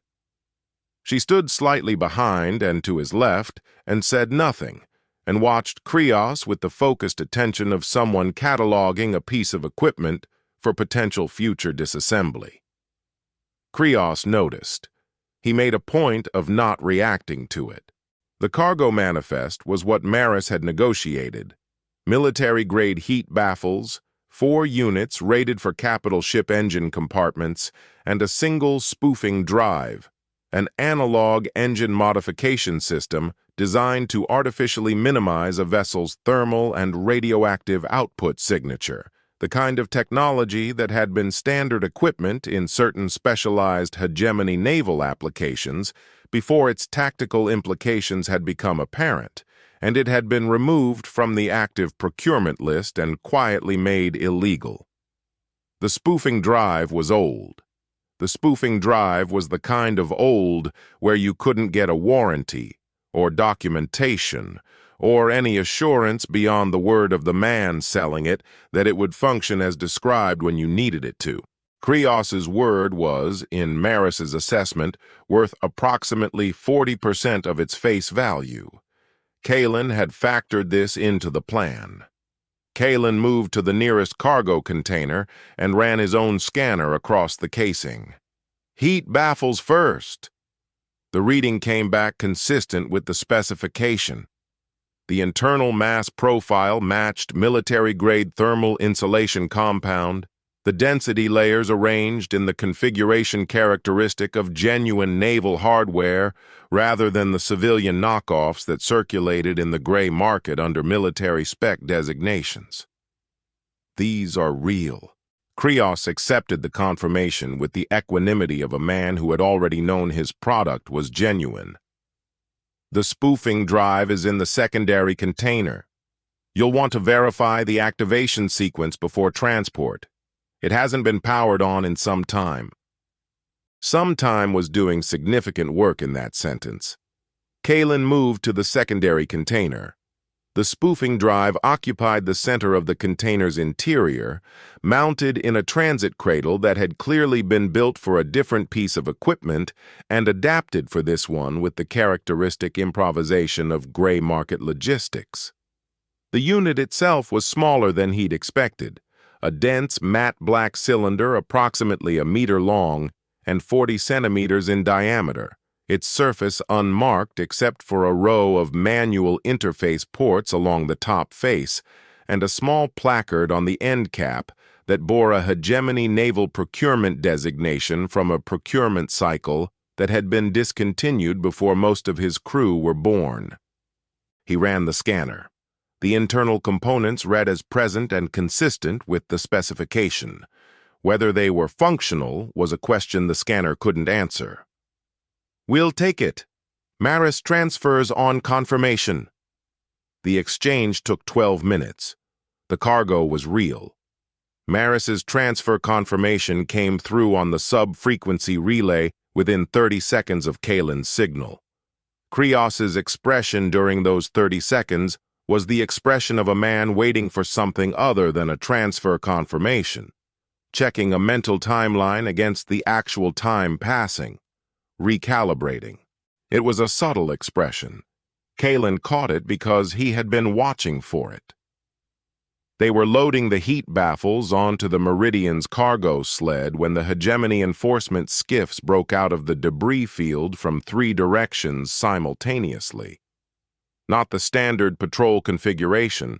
The spacing was too precise, the approach vectors too coordinated to be a routine sweep that had happened upon an unregistered transaction. This was a timed response. This was someone who had known where to be and when to arrive. Kalen looked at Krios. Krios had already taken 3 steps toward the far end of the platform, toward a docking point that Kalen noted now held a small, fast-looking personal runner that had not been visible during the approach. Krios had sold them to the enforcement skiffs. This was not a surprise. It was a contingency. "Sev crawlers now." Sev was already moving. The Meridian's cargo sled, loaded with 2 of the 4 heat baffles and the spoofing drive container, was latched and powered inside 8 seconds. The other 2 heat baffles were still on the platform. Kalen made the calculation in the time it took the enforcement skiffs to close from 2 kilometers to 1 and decided 2 heat baffles were an acceptable loss compared to the spoofing drive. The enforcement skiffs were Hegemony Outer Rim Authority, local law enforcement, not military, with the equipment and authority appropriate to that designation. Their vessels were faster than the Meridian by a significant margin and were armed with the standard ORA loadout. non-lethal immobilization systems for vessel detention, signal jammers, and the legal authority to board and inspect any civilian craft operating without current registry verification. The Meridian's registry verification was impeccable. The cargo sled attached to it would not survive an inspection. The skiffs came in on a bracketing pattern, positioning to cut off the Meridian's exit vectors from the platform in a standard three-point containment approach. It was the correct tactical choice for their equipment and the situation as they understood it. A civilian salvage crew running an unregistered transaction, likely carrying contraband, almost certainly going to attempt a debris field run where the skiff's superior speed advantage would be offset by navigation complexity. They had not been briefed on the spoofing drive. The Meridian was 60 meters from the platform's docking collar when Kalen pulled the spoofing drive from its transit cradle by main force. The cradle mounting bolts were hand-tightened, and the cradle was not designed for this application, and the mounting bolts came loose with a torque that he felt in both shoulders and 3 separate muscles along his lower back. The drive came free. He set it on the Meridian's cargo deck and pulled the end cap's manual interface panel open and found what he needed, the emergency activation port, designed for field deployment in conditions where standard integration with a ship's systems was not available. The emergency activation sequence was printed on a laminated card attached to the inside of the end cap by a piece of very old adhesive that had done its job for however many years the drive had been in that container and let go at the precise moment Kalen needed to read the sequence, the card dropping to the deck and sliding toward the cargo bay door. He caught it with his boot. 8 steps.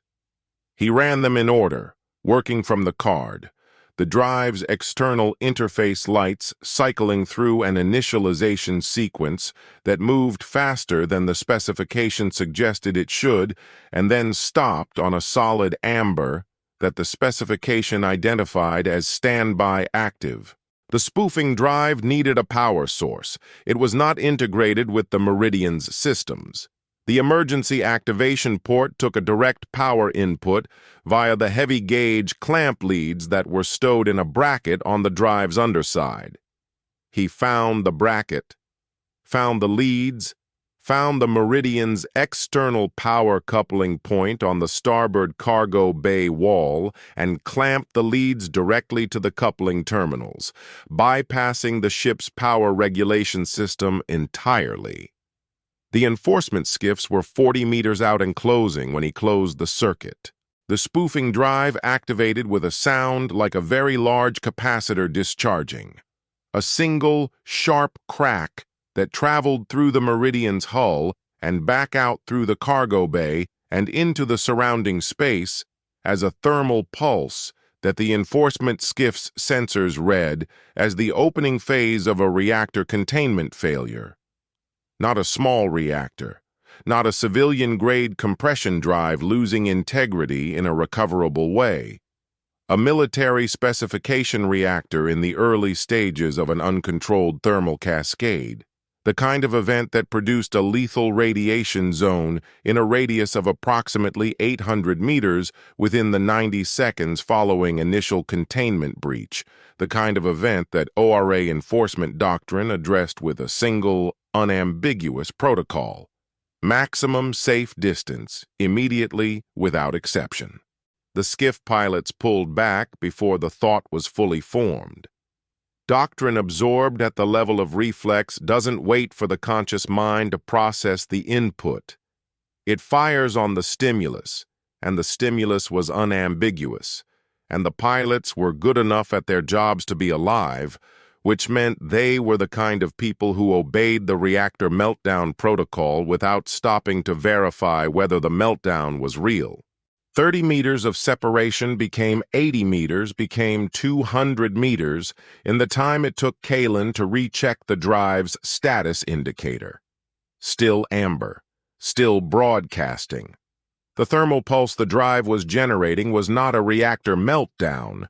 It was a shaped electromagnetic output designed to mimic one at sensor range, a very convincing lie told in the language that Aura sensor suites were specifically designed to hear. The Meridian moved. Not fast. The cargo sled's mass limited the acceleration profile to something that felt from inside like willing a very heavy object to change its mind about staying still. But the enforcement skiffs were not pursuing.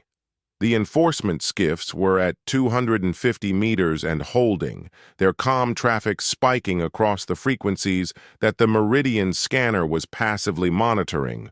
Aura dispatch queries, meltdown verification requests, automated hazard zone flagging being logged in the enforcement grid. The debris field was 40 seconds ahead.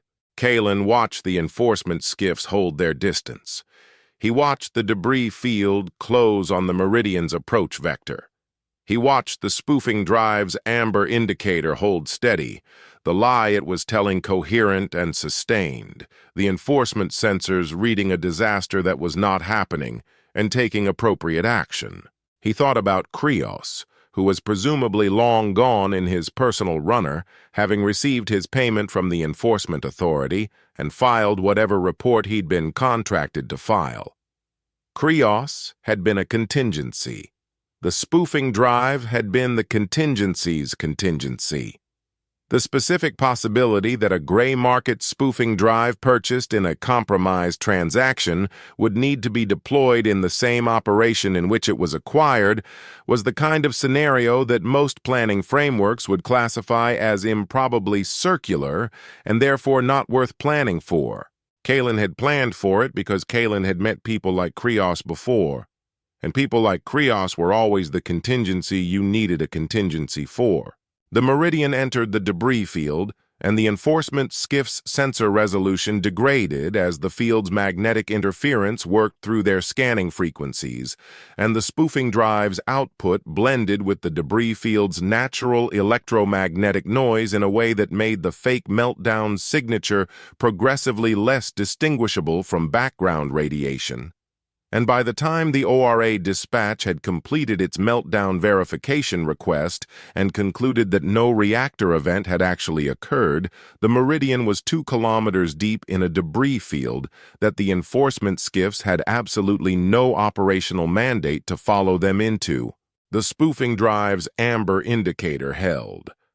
Back at the anvil, with the cargo sled unloaded and the drive back in its cradle and the heat baffles staged for integration, and Kalen sitting on an equipment case with his back against the asteroid's rock wall and his shoulders still registering their opinion about the mounting bolt extraction, Darren walked him through the integration schematic for the spoofing drive and the heat baffles both.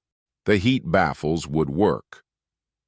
The integration pathway into the frigate's engine manifolds was complex but straightforward. Analog mounts, physical installation, the kind of work that rewarded patience and precision over cleverness. The spoofing drive was more complicated. The drive was designed for a different class of vessel, and the interface between its output system and the frigate's analog engine architecture was not a native fit. It would require custom adapter fabrication. The power draw during activation would be significant enough to require a managed load-shedding protocol, meaning the drive could not be activated simultaneously with other major power consumers, meaning life support would need to go to emergency reserve while the drive was running. Kalen processed this without expression. His shoulders were still registering their opinion about the mounting bolt extraction, a deep, specific ache that had settled into the muscle groups between his shoulder blades and showed no interest in leaving. He would feel it for 3 days. He had felt worse for longer, and it had not changed any numbers. Every tool in this operation had a catch. The mining lasers would burn out their chambers. The metamaterial hull was brittle against kinetic impact. The spoofing drive killed life support when it fired. Every advantage came with a constraint, and the constraints were not bugs in the system. They were the system. the fundamental operating condition of fighting with scavenged weapons against an opponent with the resources to build things correctly the first time. You worked with the constraints. You built the plan around them. You did not go looking for equipment that didn't have catches, because that equipment didn't exist out here, and the looking would waste time you didn't have. Start the adapter fabrication tomorrow. Integration after. I want the drive physically mounted and the load-shedding protocol tested before we talk about the weapon systems. Darren made a note on her foiling sheet. Above them, the frigate's hull extended the length of the anvil chamber, its repaired sections and its still corroded sections, making a patchwork of old and new across the asteroid's smelting blackened ceiling. The heat baffles were sitting on the cargo deck. The spoofing drive was back in its cradle. 2 of the 4 heat baffles had made it. The spoofing drive had made it. Krios had his money and was gone. They had what they came for, -2, plus the specific knowledge of what a gray market spoofing drive could do when you wired it directly to an unregulated power source and pointed it at people who had been trained to take reactor meltdowns seriously. That knowledge was worth 2 heat baffles. Probably. Chapter 7. Cannibalizing the Light.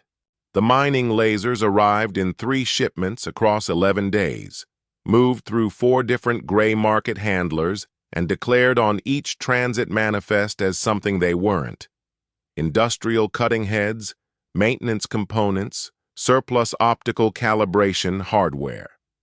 By the time they reached the anvil, the paperwork trail was a deliberate fiction layered over a deliberate fiction over a deliberate fiction, and the actual objects sitting in the anvil's staging area were 6 Hegemony civilian bore lasers rated for deep core mineral extraction, each unit massing approximately 2 tons, each unit capable of sustaining a focused, high-energy beam at a power output sufficient to cut through 4 meters of dense ore-bearing rock per hour under standard operating parameters. Standard operating parameters included a thermal regulation system, a beam intensity limiter, a pulse width safety governor, and 3 independent fail-safe circuits designed to shut the unit down before the output exceeded the range that the civilian safety specification deemed acceptable. All of those things were about to be removed. Kalen had done the numbers himself, and then handed them to Darren to verify, and then handed Darren's verification to Aegis to model, because the numbers were the kind of numbers you wanted checked by everyone capable of checking them before you committed to stripping the safety systems out of 6 high-energy industrial lasers and connecting them directly to the reactor output of a military warship. Aegis had delivered the model with its characteristic absence of editorial restraint. The Amber terminal had populated with the output probability distribution and then with a single line beneath it. Advisory: Civilian Ordnance Integration violates Hegemony Statute 774-B. Catastrophic misfire probability: 87% per firing cycle under proposed configuration. Recommend against proceeding. 87%. Kalen had looked at the number for a moment, and then looked at the 6 bore lasers staged in the anvil's cargo area, and then looked back at the terminal. Noted: what's the misfire probability if we add a manual coolant flush between firing cycles? A pause. The processing pause that preceded Aegis retrieving data from a reference that hadn't been consulted recently. Manual coolant cycling between volleys reduces catastrophic misfire probability to 61% per firing cycle. Sequential coolant flushing with a minimum interval of 4 minutes between volleys reduces probability to 32%. And if we run a dedicated thermal bleed channel directly from the firing chamber housing to the heatsink array? Another pause, longer. Probability: 11% per volley at 4-minute intervals with active thermal bleed. Reduction assumes heat sink array is functioning within design parameters, which current heat sink assessment indicates is not the case. A brief additional pause. Revised estimate accounting for degraded heat sink capacity. 19% per volley. 19%. 1 in 5 chance of a catastrophic misfire per volley, in a system where catastrophic misfire meant a plasma chamber detonating inside the hull of a ship they were currently living in. Kalen had done worse odds in salvage work and taken them. You did not survive long in the Sector 7 landfill by refusing every calculation that came back red. We're proceeding. Model the optimal mounting configuration for the firing rate we can sustain. Aegis modeled it without further comment.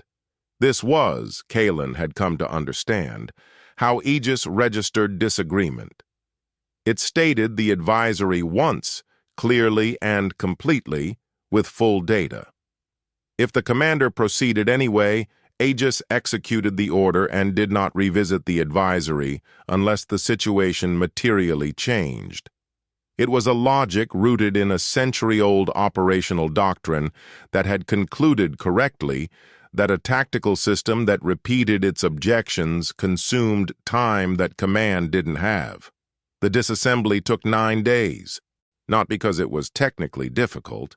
The bore laser casing was designed for field maintenance and came apart in a straightforward sequence once you had the right tool interfaces, which Darren had sourced through the same gray market channels that had delivered the units. It took 9 days because the work demanded a level of methodical precision that could not be rushed without increasing the probability numbers that Aegis had already characterized as insufficiently appealing. Each unit was disassembled to its core optical assembly, the safety systems extracted intact, the beam intensity limiter identified and removed, the pulse width governor physically excised from the circuit pathway and replaced with a direct connection bridge. The 3 failsafe circuits located and bypassed in sequence. The anvil smelled like solvent and ozone during those 9 days. The optical assemblies, once exposed, required a cleaning protocol that used a volatile contact solvent to remove the manufacturing compound that had been applied to the focusing element surface, and the solvent evaporated slowly in the asteroid's ambient atmosphere and accumulated in the corners of the chamber where the ventilation circulation didn't reach. By the 3rd day, Kalen's throat had a faint chemical edge to it that persisted through meals and through sleep, and that he had stopped noticing by the 6th day, which was its own kind of adaptation. Kalen worked the 2nd and 3rd units himself, alongside Darren on the 4th and 5th. There was a geometry to the internal layout of the bore laser that became intuitive after the first complete disassembly. The specific tool angles that the casing design assumed, the order in which the retaining elements released, the way the pulse width governor's housing seated against the circuit chassis in a configuration that made its removal obvious once you had understood the designer's logic and obscure until that point. By the 3rd unit, his hands knew the sequence before his conscious attention had formed the intention, and he stopped checking the reference diagram after the 5th unit because the diagram had become redundant. The safety systems went into a storage crate. In the salvage trade, you did not discard functional components. You found out what you needed them for later. The core optical assemblies, stripped of their governors and limiters, were dense and warm to the touch even without power. The focusing element retained heat from the disassembly process in a way that bare metal didn't. The high-density optical compound holding temperature with a persistence that made the units feel faintly alive in the hands. Darren handled them with the careful deliberateness she brought to anything she didn't fully understand yet, which was the correct response to holding a piece of hardware that was now capable of outputs its designers had specifically specified it should never reach. Mounting the stripped units to the frigate's hull was Vor's work and Vor's problem, and Vor had been visibly pleased about this in the specific way that Vor expressed pleasure, which was by going very quiet and very focused and producing work that did not require revision. The mounting brackets were fabricated from the anvil's residual titanium stock, rated for the load, welded to the hull surface at the positions Aegis had specified. 2 units forward of the midship line on the dorsal surface, 2 units aft of it, 1 unit each on the port and starboard lateral positions. Not a military specification turret arrangement. Something more improvised, more angular. The brackets oversized relative to the units they held because they had been built to hold something heavier and adapted downward, the bore laser housing sitting in the brackets with a slight play that Vor had resolved with wedge shims rather than custom fabrication, because custom fabrication would have taken 3 more days and the wedge shims worked. The cabling was Darren's work. Running the power feed from the reactor output through the frigate's existing power distribution system and into the laser mounts required threading heavy-gauge conduit through corridors and junction housings that had been designed for a completely different power topology, and the installation had the characteristic appearance of something that worked and would continue to work and would nonetheless make any trained naval engineer deeply uncomfortable if they looked at it for more than a few seconds. Exposed conduit runs, non-standard junction configurations, power load distribution that the ship's original designers had not accounted for, and which Aegis had modeled as acceptable with a confidence interval that Darren considered optimistic and Kalen considered functional. The firing test was scheduled for the 15th day. The test target was a decommissioned ore processing tank that had been part of the anvil's original smelting infrastructure, a steel-walled cylinder approximately 3 meters in diameter, positioned at the far end of the chamber at a distance of 250 meters from the ship's forward dorsal mount, far enough to assess beam coherence and impact characteristics. Close enough that a misaligned shot would hit the chamber wall rather than anything critical. Aegis ran the pre-fire checklist from the engineering terminal, the amber readout scrolling through system status confirmations in the formal syntax of a check sequence designed for a ship that had significantly more systems operational than this one currently did. Power feed, confirmed. Reactor output, stable at 31% capacity to support firing load. Heatsink array, operational at 63% rated capacity due to ongoing damage. Manual coolant flush, primed and ready. Thermal bleed channel, active. Firing chamber temperature within operational range. Pre-fire checklist complete, Commander. Catastrophic misfire probability for this firing cycle.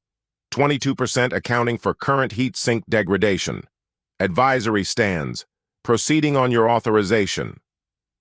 Kalen was standing at the forward dorsal mount, not because his presence there changed anything about the firing sequence, but because he had decided that if the firing chamber was going to detonate, he wanted to be close enough that the outcome was quick. This was not a rational calculation. It was the kind of decision that came from a place in the operational psychology that predated rationality. The same place that made you grip the controls yourself when the situation was critical, regardless of whether your grip changed the outcome. He pressed the firing authorization on the manual panel. The sound the stripped bore laser made when it fired was not the sound the bore laser had made in its civilian operational configuration.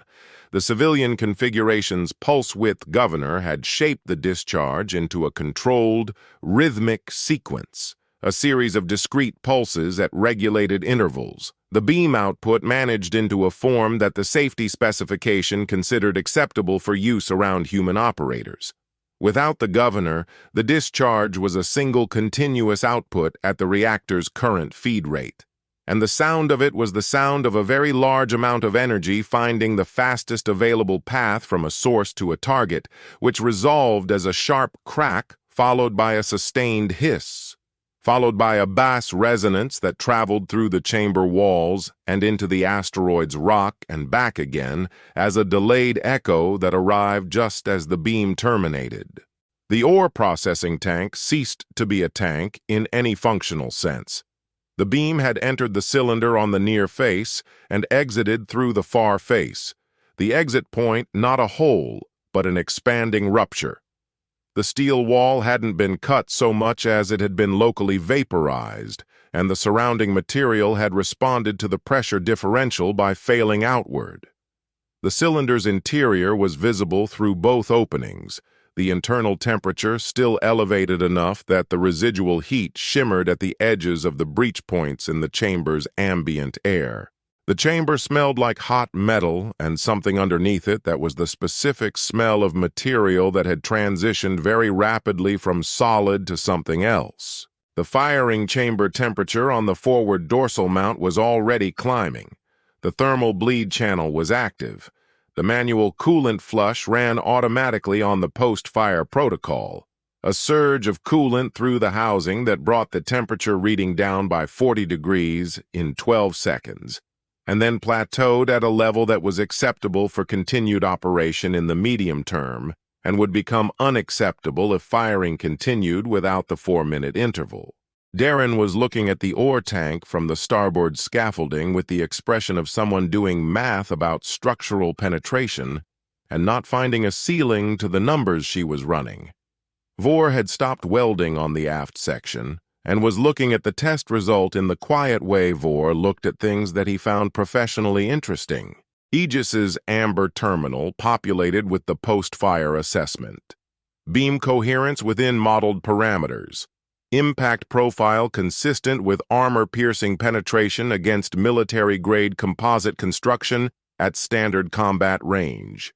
Heat sink array at 59% capacity following firing cycle. Coolant system nominal, firing chamber temperature within continued operations range. And then, below the assessment, one additional line. It's not regulation. It might melt the firing chamber, but it will punch a hole straight through a Hegemony cruiser. Kalen read the line twice. He looked at the amber terminal. He thought about the model parameters Aegis ran from. A century of naval doctrine.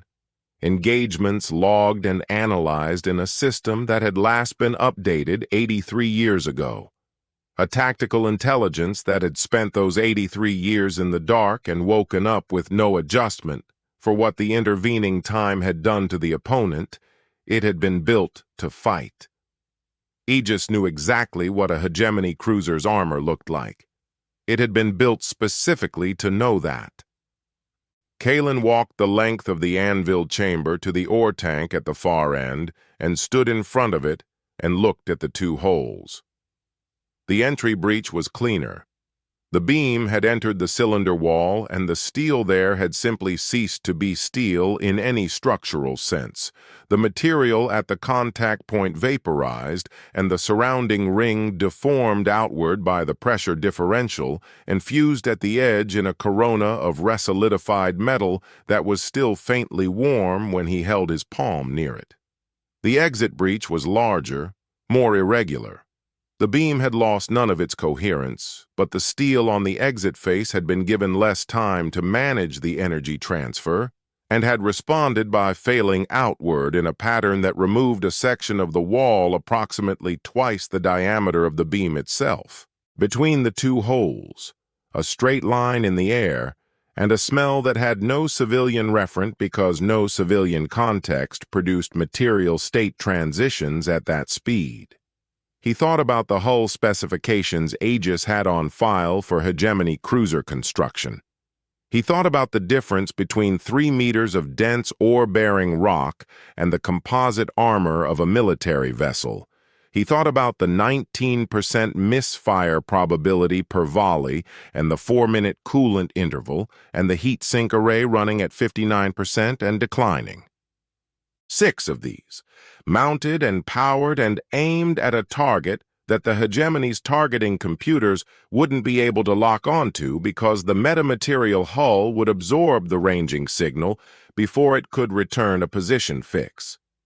The ore tank had 2 holes in it, and the air between them was still warm, and somewhere in the sector the Hegemony was running its patrol routes and its algorithmic assessments and its automated certainty that the outer rim was quiet and controlled and contained. It was none of those things anymore. It just didn't know it yet. Chapter 8. The Displaced. The recruitment ping was 4 sentences long. Maris had written it, which meant it was precise in the way that Maris was precise about everything. No wasted language, no rhetorical gesture toward cause or ideology, no appeal to anything that could be characterized as sentiment. It said that a qualified operation required crew with aerospace engineering or military flight experience, that the operation was outside Hegemony registry jurisdiction, that compensation was negotiable and irrelevant to the decision because anyone worth recruiting would understand that the decision was not about compensation, and that interested parties should reply on the sub-frequency relay channel at the attached coordinates. The ping went out on the sub-frequency network at local midnight. It was, by design, invisible to the Hegemony's outer rim listening posts, which were calibrated to monitor the high-frequency military and commercial bands and treated sub-frequency traffic as background noise. The low-bandwidth chatter of mining operations and salvage collectives that produced nothing worth intercepting. It was also, by design, the frequency that blacklisted aerospace engineers and discharged Hegemony pilots used for the kind of communication that being blacklisted and discharged made necessary to conduct below the official threshold. The first response came in 11 hours, then 4 more within the day, then a cluster of 14 in the following 48 hours as the ping propagated through the sub-frequency network on informal relay. One recipient forwarding it to someone they knew, that person forwarding it to someone they trusted, the cascade of a message finding its audience through the social architecture of a population that had learned to exist in the spaces the Hegemony wasn't monitoring because the Hegemony had put them there. 22 responses in total, over 6 days. They couldn't use 22. They didn't have the berthing capacity, the supply margin, or the command structure to absorb 22 new personnel on a vessel that was still actively under overhaul. Maris and Kalen worked through the responses together, screening against a set of criteria that were partly practical and partly instinctive.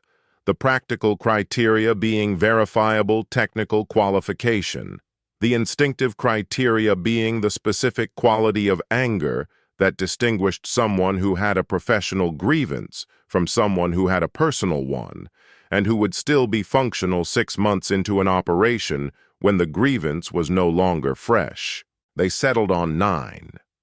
The 9 arrived at the anvil in 2 groups over 3 days, delivered by the gray market transit network that had been moving the operation's supply chain and which had, at some point in the preceding months, shifted from being a logistics system to being something closer to an organizational infrastructure, a web of contacts and favors and mutual interest that had its own momentum now, that moved things without being asked to move them because the people in it had understood what the things being moved were for. The first group was 4, 2 aerospace engineers, a reactor systems specialist, and a former Hegemony navigation officer who had been stripped of her commission following a conduct review that the official record described as insubordination, and which she described in the brief written exchange that had been part of Maris's screening process as refusing a direct order to falsify the casualty report from a punitive engagement in Sector 12. Her name was Leva. She was the first off the transport when it docked at the anvil's secondary access port, and she walked into the chamber, looked the length of it at the frigate, and stood still for a full 20 seconds. Then came a technical assessment, a series of specific observations about the structural repair work on the starboard midsection, delivered in the clipped evaluative register of someone who had spent years assessing ship condition under time pressure. Not a compliment, not a criticism, a professional inventory delivered to the air in front of her that happened to be accurate in every particular, and that told Kaelin, who was listening, that she had done this work before and knew what good work looked like, and was currently deciding whether what she was looking at qualified. She moved to the port side next and ran the same inventory there. Then to the hull junction at the bow. Then she looked up at the anvil's ceiling where the ship's upper profile disappeared into the dark above the lighting rigs, and made one final observation, unprompted, about the ceiling clearance on the starboard midship section, and whether the repair scaffolding currently in position was correctly rated for the load it was bearing during weld operations. It was not. Kaelin had flagged it as a task and not yet corrected it. She decided the work qualified anyway. That, Kaelin understood, was the decision she was making. Not about whether the ship was perfect, but about whether the people working on it were serious. The answer was yes. The second group was 5 and arrived 22 hours after the first. 3 pilots, 2 former Hegemony atmospheric, one with deep space flight hours accumulated in circumstances that his file described as private commercial, and that Kaelin read as something the Hegemony had declined to officially record. A structural engineer who had been blacklisted following a whistleblower complaint about substandard materials in a residential construction contract that had resulted in a partial collapse. The connection to aerospace not immediately obvious until you understood that the structural engineering principles were transferable and the anger was fully portable. And Wren, who had been a crew chief on a Hegemony naval supply vessel until the supply vessel's cargo manifest had been audited and the discrepancy between what was listed and what was actually aboard had been traced to him, which was accurate because he had been systematically diverting a percentage of each supply run to the civilian population in the sector it was delivering to rather than to the military depot that was the official destination, because the civilian population was in the middle of an administration-imposed resource restriction and the military depot had a surplus. He had been processing the implications of that audit for 2 years before the ping found him. The friction started on the second day, and it started, as friction in mixed groups usually did, not from a specific disagreement, but from an accumulated difference in register. The veterans, Leva, the deep space pilot, Wren, operated in the economy of people who had been inside the Hegemony's institutional machinery long enough to understand its internal logic, who had their grievances in the specific, named form of things that had happened to them personally and could be articulated in detail. The scavengers, Kaelin's original crew, the structural engineer, the 2 atmospheric pilots, operated in the economy of people whose relationship to the Hegemony was ambient and structural rather than specific, who had grown up in the thing rather than being discarded by it, and whose anger was older and less articulable, and therefore, to the veterans, sometimes appeared as insufficient. The specific flashpoint was a planning discussion about the heat sink degradation timeline, which should have been a technical conversation and became something else when one of the atmospheric pilots made an observation about operational risk tolerance that Leva heard as naive and said so in language that was accurate and not diplomatic. And the atmospheric pilot responded in language that was neither, and Kaelin was across the chamber with his hand on the pilot's arm before the second exchange completed. He did not raise his voice. He hadn't raised his voice at anyone in this operation since it started, because raising your voice was a signal that the situation had exceeded your capacity to manage it calmly, and Kaelin's assessment was that the situation had not exceeded his capacity and he was not going to signal otherwise. Walk with me." He walked them both to the far end of the chamber, away from the frigate, away from the rest of the crew. The passage took long enough that both of them had time to process the fact of being walked somewhere instead of argued with, which was its own message. The ore tank with its 2 holes was still sitting at the end of the chamber from the laser test. He had left it there deliberately for reasons he had not articulated to anyone. He stopped in front of it and waited until both of them had looked at it and registered what it was and what had made it look like that. The air near the tank was always faintly warmer than the rest of the chamber. The beam had deposited energy into the cylinder's steel at a rate that the material was still slowly distributing through its structure into the surrounding atmosphere weeks later. It was a detail nobody had commented on. Kalen had decided not to remove the tank because of it, because a detail like that was worth more than any briefing on what the weapons systems could do. He looked at both of them. At Leva, with the specific earned frustration of someone whose institutional knowledge had been deemed insufficient to justify keeping her. At Doss, with the ambient structural anger of someone who had grown up in the thing that had made Leva's situation possible. "I don't need you to believe in a cause. I just need you to hate the administration enough to fly this rusted bucket." He let that sit for a moment. Leva's right that the heat sink timeline is a hard constraint, and we don't have a comfortable margin. You're right that the margin we have is enough if we plan around it correctly. Those aren't incompatible positions. Work it out, or tell me you can't work in the same operational planning space and I'll restructure the assignments so you don't have to. Neither of them said they couldn't work in the same space. Kalen had judged correctly that neither of them would. People who were unable to set aside interpersonal friction in service of a goal they cared about didn't send encrypted responses to anonymous sub-frequency recruitment pings. They went home. The planning friction didn't disappear after that. It became something else. A productive tension between 2 different models of how to assess risk, the veterans' institutional knowledge and the scavengers' practical improvisation, pulling at problems from different angles and arriving at solutions that neither would have reached alone.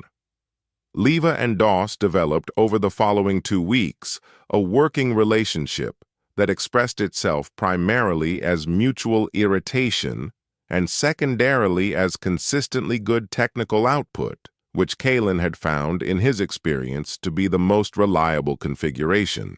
The heat sink degradation model they produced together was better than either would have built independently. Leva brought the formal thermal tolerance specifications from her naval service background. Doss brought the improvised heat management techniques he'd learned running atmospheric craft in conditions that exceeded their rated operating parameters. The model they produced accounted for both, and it gave the operation a clear-eyed picture of exactly how many firing cycles the current heat sink array could sustain before the degradation crossed into operationally critical territory. The number was specific and was not comfortable and was workable.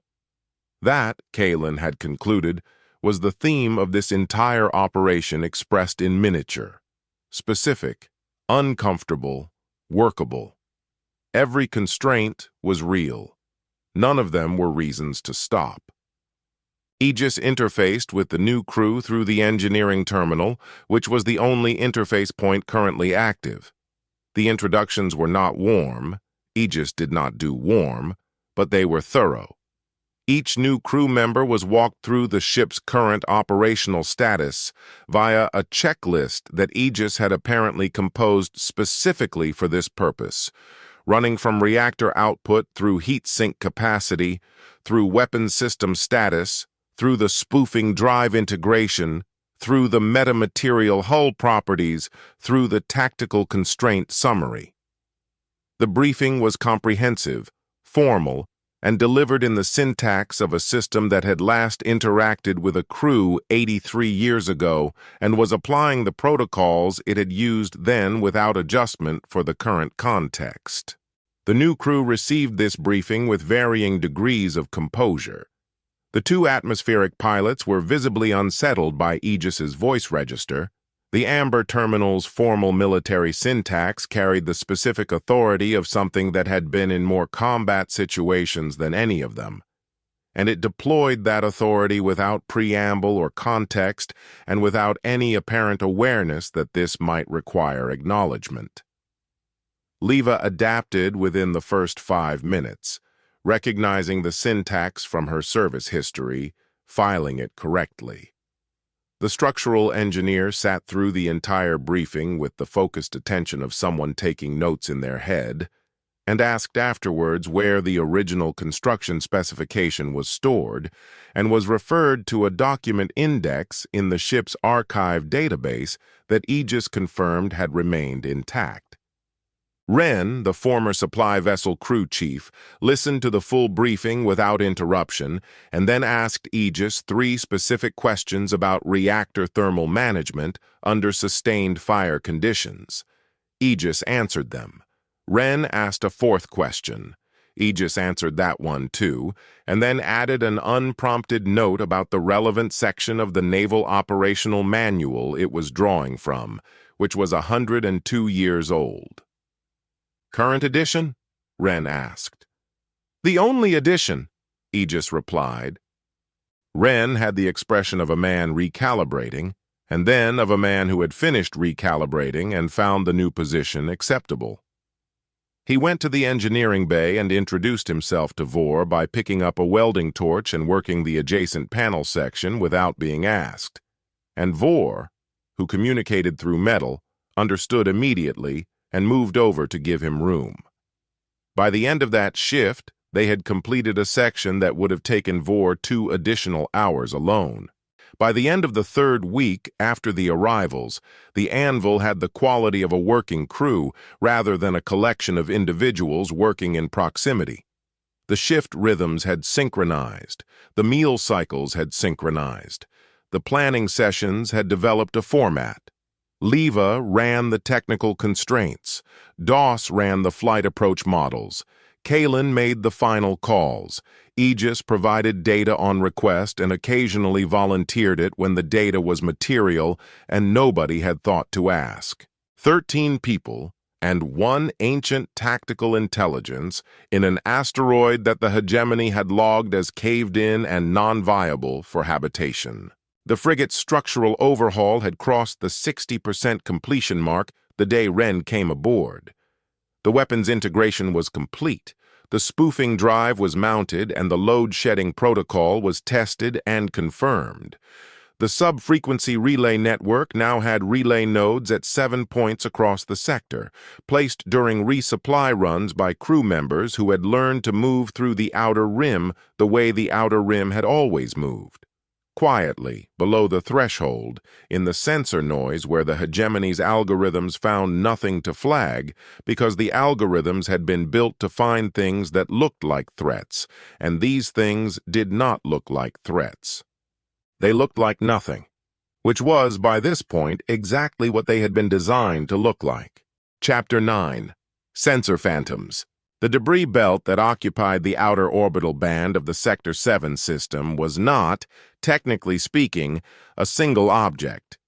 It was a population of objects, several 100,000 distinct pieces of material ranging from dust aggregates the size of a fist to irregular chunks of consolidated industrial waste massing in the tens of thousands of tons. All of them distributed across an orbital band approximately 80 kilometers wide and tracing a path around the system's star at a velocity that varied by fragment depending on mass and the accumulated gravitational perturbations of 100 years of additional material being added to the belt by the Sector 7 landfill's waste ejection protocols. The belt was not a safe place to navigate. It was not navigable at all in the conventional sense. You could not plot a fixed route through it because the route would be different every time you attempted it, the fragments having moved in the interval between the last observation and the current position, the gaps that had been gaps now occupied, the paths that had been paths now closed. The standard Hegemony navigation advisory for the Sector 7 debris belt was a single word: avoid. Kalen had been using it as a parking space for 3 weeks. The discipline of the drill was this: the frigate was moving at all times, not under power but under the momentum of the belt's own orbital dynamics, drifting on a trajectory that matched the surrounding fragment's motion closely enough that any sensor sweep would resolve the ship as part of the belt rather than as a distinct object moving through it. Matching the belt's motion required constant, small adjustments, correction burns of less than a second each, fired on the lateral thrusters at intervals that Aegis calculated from the continuous positional feed that Darren's scanner array was providing. Not navigation so much as cohabitation.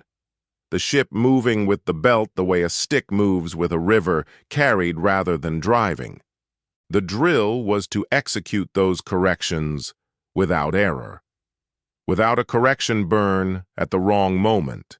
Without a thruster misfire that produced a thermal signature distinct from the belt's ambient radiation profile. Without a collision with an incoming fragment that Aegis's sensor suite hadn't resolved in time, the suite's 45-second acquisition lag on modern signatures was not a problem for rocks, which were not modern, but it was a constraint that demanded the positional buffer distances be calculated conservatively. They ran the drill twice a day for the first week, 3 times a day for the second. By the third week, the crew had internalized the correction sequence, DOS on the lateral thrusters, reading Aegis's correction intervals directly, his hands finding the timing before the conscious processing had fully completed it. Leva on the positional feed, cross-checking Aegis's belt density model against the scanner array output, calling the deviations that Aegis hadn't flagged because the deviations were within Aegis's tolerance window, but outside Leva's. Ren in the engineering bay, monitoring the thruster fuel consumption against the reserve margins, managing the reactor output to keep the ship's thermal profile inside the belt's natural radiation band.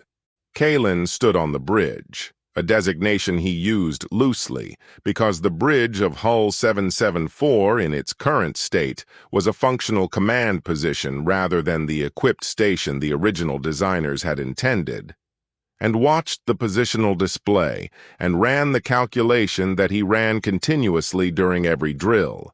If the drill became real, right now, how many steps from current configuration to full silent running? And were all of those steps practiced enough to execute without hesitation? The tethered relay buoys were Maris's contribution to the problem. She had identified the communication gap early, that any radio transmission from inside the debris belt would produce a directional signal that a sufficiently sensitive listening post could triangulate to a source location, and that a ship specifically practicing concealment should not be emitting directional signals regardless of their content. The solution was physical. Relay buoys deployed at the belt's inner edge, hardwired to the ship by fiber optic tethers that ran through the belt's debris density and connected the ship to the sub-frequency network without producing any electromagnetic emission from the ship itself. The signal traveled through glass, not air. The belt's natural electromagnetic noise covered the tether endpoints. The ship was silent. 6 buoys, 18 kilometers of tether. The installation had taken 4 days and had required Vor and 2 of the newly recruited engineers doing EVA work in the debris belt, wearing suits that were not rated for extended EVA in a debris environment, a fact that Vor had registered and filed under acceptable operating conditions, and that the 2 engineers had registered and filed under things they were not going to think about while they were doing the work. It had been done correctly. The buoys were live. The ship was silent. The Sector 7 patrol grid was administered from the regional command station orbiting the system's second planet, approximately 400,000 kilometers from the debris belt at current orbital positions. The patrol schedule was algorithmic. The grid management system assigned patrol vectors to the active cruiser complement based on a coverage optimization model that had been running, with periodic updates, for the past 30 years. The model was sophisticated in its internal logic and brittle in its assumptions, because its assumptions were built on 30 years of a sector that had been quiet, and a model trained on quiet data develops very high confidence in its predictions for continued quiet. The patrol cruiser designated CS Farron had been running its assigned grid sector for 11 days when the coverage optimization model issued a routine variance pass, a protocol built into the system to prevent patrol routes from becoming predictable by introducing a randomized deviation in the patrol vector at unscheduled intervals.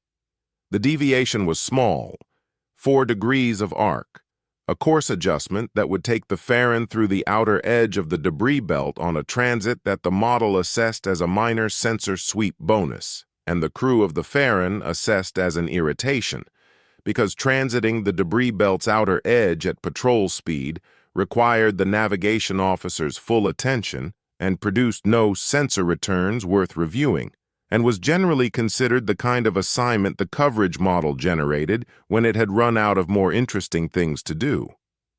The deviation logged. The Farron began its adjusted course. Aegis flagged the deviation 31 minutes after it logged, when the Farron's new course vector had propagated far enough through the positional model for the trajectory intersection to become clear.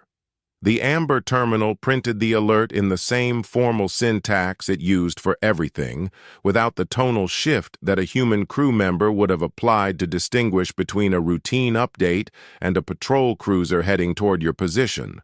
Alert, Commander. Hegemony patrol cruiser CS Farron has deviated from standard patrol vector.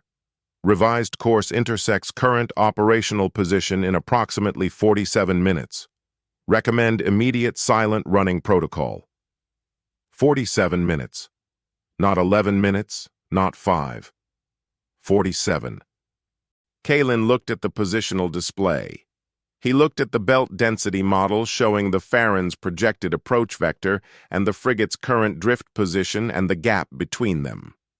He ran the silent running checklist in his head, not because he needed to consult the list, but because running the list was the way he confirmed that the list was complete and that the execution sequence was correctly ordered in his mind. All stations. Silent running. This is not a drill. The difference between the drill and real was primarily psychological, which was the point of the drill, to make the psychological difference as small as possible by running the correct actions enough times that the actions preceded the psychological state rather than following it. DOS was already on the lateral thrusters with a correction burn that brought the ship's drift velocity into exact alignment with the surrounding belt density. Leva killed the active scanner array and switched to passive-only mode, losing positional resolution but eliminating the active sensor emission that a military-grade cruiser scanner would detect at this range. Ren throttled the reactor to minimum sustainable output, the ship's thermal profile dropping toward the belt's ambient radiation level as the reactor shed load in a managed sequence that Aegis monitored and confirmed. The atmosphere processing system dropped to emergency reserve as part of the power shedding, the same protocol that the spoofing drive activation required, here invoked not for the drive, but for the reactor output floor. The air in the ship didn't change immediately. The reserve system maintained composition. But the quality of the sound changed, the background hum of the full processing cycle dropping away and leaving a quiet that was more absolute than the ship's ordinary operating quiet. It was the kind of quiet that reminded you of what the hull was separating you from. The correction burns stopped. The frigate moved with the belt, and only with the belt, carried in the drift of debris that had been drifting since before anyone aboard had been born. The Anvil's buoys were dark. The tether connection to the sub-frequency network was severed at the ship end as part of the silent running protocol, removing the last active electronic connection between the ship and anything outside it. The ship was a rock now, a specific 190-meter-long rock with a reactor at minimal output and 6 stripped mining lasers mounted on its hull, and a crew of 13 holding their positions without a word. Doss's hands were on the thruster controls and not moving. Leva's eyes were on the passive display and not blinking at the rate eyes normally blinked. Ren had his hand on the reactor throttle and was maintaining the output level by feel in the way that people maintained things by feel when they had done them enough times to stop needing the instrument as an intermediary. Kalen stood at the command position and watched the passive display, and did not check the time, and did not run the numbers again, because running the numbers again would not change the numbers. The new crew, the engineers, the structural specialist, Ren, held their positions without direction. Kalen had not known in the planning stages whether people who had never run a military silent running protocol would hold correctly when the situation was real. It was the kind of thing that couldn't be fully tested in a drill because a drill lacked the specific weight of a patrol cruiser actively closing distance. The answer was that they held, and they held correctly, and the reason was the one that Kalen had identified in the screening process. People who had responded to an anonymous 4-sentence recruitment ping were not people who broke when the stakes clarified. They were people who had already decided. The Farron entered the outer edge of the debris belt at the projected time on the projected vector. The Farron's active scanner suite was operating on the standard patrol configuration, a broad-spectrum sweep designed to identify unregistered vessel signatures, thermal anomalies, and structural objects larger than 50 meters that weren't in the navigation database. The sweep propagated through the belt in expanding arcs, the return data processing through the Farron's sensor management system and being sorted into categories: known debris, new debris, anomalies, threats. The frigate returned as known debris. Not because the frigate was in the navigation database, it was not, but because the metamaterial hull absorbed the sweep's active sensor signal rather than reflecting it, returning a ghost echo at the lower edge of the system's noise floor, and the noise floor in a debris belt of this density was already high enough that the ghost echo resolved as a slightly above-average fragment returned from an irregular consolidated waste mass in the 40 to 60,000 ton range, consistent with the belt's established density profile, consistent with the model, consistent with everything the Farron's sensor management system had been calibrated to find in a sector that was quiet and had always been quiet. The Farron crossed the frigate's position at a distance of 1,200 meters, transiting the outer belt at patrol speed, its active sweep running continuously, its sensor management system logging the returns and finding nothing outside expected parameters. 1,200 meters, less distance than the Meridian's longest cable run during the extraction operation. Close enough that Kalen, if the displays had allowed it, could have resolved the Farron's hull classification from his command position. The Farron did not slow. The Farron did not alter its course. The Farron continued its transit of the outer belt and logged the pass as clear and exited the belt on the far side and resumed its standard patrol vector, the deviation complete, the coverage model satisfied. 400,000 kilometers away, in the regional command station, the patrol grid management system received the Farron's sweep report and processed it against the sector's baseline profile. The baseline was quiet. The sweep result was quiet. The model updated its confidence intervals and found them well within expected variance. The system logged the pass as nominal. In the outer debris belt, the frigate drifted in silence for another 22 minutes before Kalen called the stand down, the protocol requiring a confirmed minimum separation distance before any active system was restored. The correction burns resumed. The reactor climbed back to operating output. The scanner array came back online. The buoys reconnected. Leva ran a full passive sweep of the belt sector and confirmed the Farron's departure vector.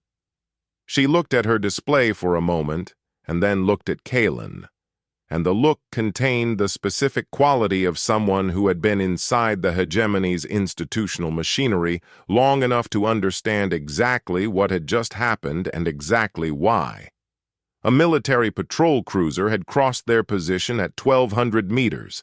Its sensor suite had run a full active sweep. It had logged the frigate as background noise and moved on. The metamaterial hull had done what the people who built it had designed it to do. It had looked the Hegemony's best sensor equipment in the face and returned nothing. Not an anomaly, not a gap, nothing. Just the quiet, undifferentiated nothing of a sector that had always been quiet, that the algorithm expected to be quiet, that had been trained for 30 years to find quiet and was very good at finding exactly that. Kalen looked at the passive display. He looked at the empty space where the Farron's return had briefly appeared and was now absent. He thought about the fuel depot. He thought about the approach vector. He thought about 47 minutes of notice, and a crew that had executed the silent running protocol with 0 errors and was now sitting in a debris belt that a patrol cruiser had just swept and reported as clear. Ready, he thought. Not in the way that planning was ready, where everything was theoretical and the margins were estimates. In the way that real was ready, where the estimates had been tested and the testing had confirmed them, and the thing you had built had done what you built it to do when the alternative was everything going wrong. The debris belt drifted around them in the dark, patient and indifferent, carrying a ghost that the Hegemony had just looked directly at and not seen. Chapter 10. The Depot Blueprint. The tactical map room was the ship's most intact space. Not the largest, not the best equipped by any current standard, but intact in the specific sense of a room that had been sealed correctly before burial and had therefore spent 83 years in a kind of suspended completion. The displays dark but undamaged. The map table's surface free of the moisture infiltration that had stained the secondary communications bay. The overhead lighting elements still functional when Wren had restored power to the compartment's dedicated circuit. The amber glow of Aegis's primary interface terminal anchored the room's near wall, its light throwing everything in the room into the warm, slightly archaic register of old military amber, the color of a decision-making space that had been built by people who believed in the ritual of choosing where to plan and how to light it. Kalen had made it the operations planning center from the first week. It fit the purpose the way the anvil fit the frigate. Not designed for this, but shaped correctly by whatever previous purpose it had served. The depot schematics came from Aegis's internal database, retrieved from a reference archive that had been loaded at the time of the ship's original commissioning and had not been updated since. The depot itself had been updated several times in the intervening 83 years, expanded, upgraded, its defensive complement modernized through 3 successive procurement cycles. But the original architectural layout, the fundamental geometry of the structure, the positioning of the fuel storage arrays relative to the docking infrastructure and the command center, had not changed. Hegemony infrastructure, Aegis observed in the flat syntax of a system conveying a tactical assessment rather than an opinion, was optimized for administrative continuity rather than strategic flexibility. Facilities were built once and modified at the margins. The bones remained. The depot's primary fuel storage is in 3 arrays, Aegis had said at the first full planning session, the tactical display projecting the schematics as a 3-dimensional structural diagram in the amber light of the map room. Array Alpha, starboard docking approach. Array Beta, ventral infrastructure cluster. Array Gamma, primary. Located at the facility's geometric center, behind the administrative hub. Direct approach to Array Gamma requires transit through the defensive envelope of the automated turret grid. Leva had pulled the turret grid overlay immediately. She was a navigation officer by training and a tactician by disposition, and her first instinct on any structural diagram was to identify the movement corridors, where you could go, where you couldn't, where the distinction between those two things could be exploited. The automated turret grid was a modern installation, Hegemony outer defense system, current generation, programmed to track and engage any unregistered vessel signature entering the depot's exclusion zone. The grid covered the facility's approach vectors with overlapping fields of fire designed to eliminate the gaps that a single coverage system would leave. In principle, a vessel approaching the depot had exactly 3 options: present valid registry credentials, which would trigger a human review for any vessel not on the authorized access list; approach along one of the 2 designated civilian transit corridors, which were monitored by both the automated grid and manned observation posts, or be engaged before reaching the docking perimeter. In principle, Aegis had been running the turret grid model for 6 days before the first planning session, cross-referencing the depot's original construction specifications against the known parameters of the current outer defense system installation and running the resulting model through its own tactical analysis suite. The suite that had been built to find exactly this kind of problem, that had been designed by people who understood that every defensive grid, no matter how well engineered, was an expression of a set of assumptions about how threats would present themselves, and that assumptions had edges. The briefing that Aegis delivered to the full crew was precise, methodical, and completely without drama. Tactical briefings from a system that had conducted them for a century tended toward the comprehensive rather than the persuasive.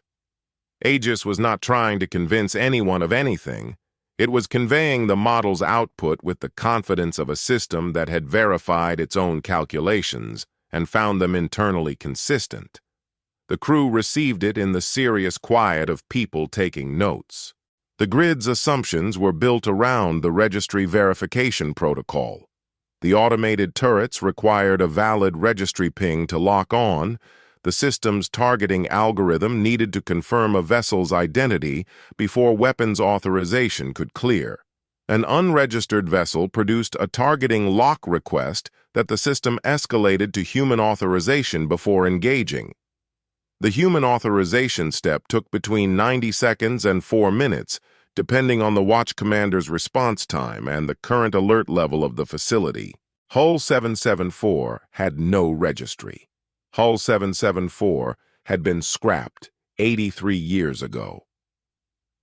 The targeting system will attempt to classify us on approach, Aegis said. Registry query will return null. The system will escalate to human authorization. Based on current facility alert status, nominal, no elevated threat indicators, human authorization response will average 140 seconds. During that window, the turret grid will be tracking but not firing. Leva pulled the turret grid overlay immediately and began working the timeline, her finger tracing the approach corridors on the display. 140 seconds from approach entry to first engagement. At the approach velocity the slingshot gives us, what's the entry point distance from the docking ring? 14 kilometers from exclusion zone entry to docking ring breach point at slingshot approach velocity, Aegis confirmed. At that approach velocity, 112 seconds in the exclusion zone before docking ring contact. The timeline is viable. Kalen had let that sit in the room for a moment. 112 seconds inside a defended perimeter before the perimeter's weapons could legally engage them, not because the weapons were incapable, but because the authorization protocol required a human to confirm that a vessel with no registry was a threat rather than a malfunction, and the human was going to take 140 seconds to make that determination. The Hegemony's own bureaucratic caution was going to hold its guns while they breached the docking ring. The ethics conversation happened the next day. Not because Kalen had scheduled it, he hadn't, but because Wren had come to the map room with a specific question about the fuel storage array targeting model, and the question had been, in its precise form, not about the technical parameters, but about what happened to the personnel in the administrative hub when Array Gamma's fuel storage detonated if the strike went beyond the surgical parameters they'd been planning to. He stood at the edge of the map table with the question still in his posture even after he'd voiced it. The boarding scenario requires getting people onto the depot floor. If there's station crew on the floor, non-lethal contact protocols. Disable the crew, secure the fuel lines, extract. Kalen looked at the room. At Leva, who had the expression of someone who had been through a debrief process that didn't use the phrase non-lethal contact protocols and meant something very different. At Doss, who was running the numbers on something privately. We don't want a massacre. We want to show them they can bleed. The distinction was tactical as much as ethical. A massacre produced a response calibrated to the severity of the massacre, a full military mobilization, a sector lockdown, the kind of administrative response that treated the rebels as a military threat requiring military elimination. A surgical strike on infrastructure produced a different response. Confusion, denial, the specific bureaucratic paralysis of an organization whose self-image required that what had just happened couldn't have happened, and which therefore couldn't immediately decide how to classify it, and which would spend the time it needed to not respond being bled of the fuel it needed to project power into the sector. Wren had processed this for a moment. So we're not just hitting the depot. We're hitting the Hegemony's ability to look at what we did and call it a threat. The room had 7 people in it, and the question had changed its character the way certain questions do. Not by introducing a new subject, but by naming the thing already present in the planning that hadn't been spoken. Kalen answered it directly. We're not targeting the administrative hub. We're not targeting the manned observation posts. We're not targeting anything with a human signature if there's a fuel line or a structural system we can hit instead. Non-lethal contact protocols on the depot floor. Disable the crew, secure the fuel lines, extract. Leva had the expression of someone who had been through a debrief process that didn't use the phrase non-lethal contact protocols and had meant something very different by the silence that followed a strike. Doss was running numbers on something privately. The 2 engineers at the far end of the table were watching Kalen with the particular quality of attention that belonged to people deciding whether the person giving the orders understood the order they were giving. We don't want a massacre. We want to show them they can bleed. The distinction was tactical as much as ethical. A massacre produced a response calibrated to its severity, a full military mobilization, a sector lockdown, the kind of administrative response that treated the rebels as a military threat requiring elimination. A surgical strike on infrastructure produced a different response. Confusion, denial, the specific bureaucratic paralysis of an organization whose self-image required that what had just happened couldn't have happened, and which therefore couldn't immediately decide how to classify it, and which would spend the time it needed to not respond being bled of the fuel it needed to project power into the sector. Wren processed this. So we're not just hitting the depot. We're hitting the Hegemony's ability to look at what we did and call it a threat. We're hitting their ability to respond to a threat. The fuel depot is how they sustain patrol operations in this sector. Without it, their response time to anything in the outer rim doubles. We hit it right, they can't chase us even if they decide to. The conversation that followed wasn't an argument. It was a planning session that had found its strategic frame and was now operating inside it.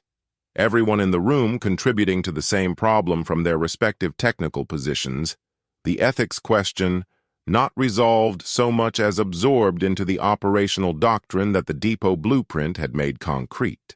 The slingshot approach was Doss's contribution, which Kalen had anticipated because Doss's background in flight operations that the Hegemony declined to officially record made him exactly the kind of pilot who had thought carefully about how to move large things toward defended positions without using thrusters.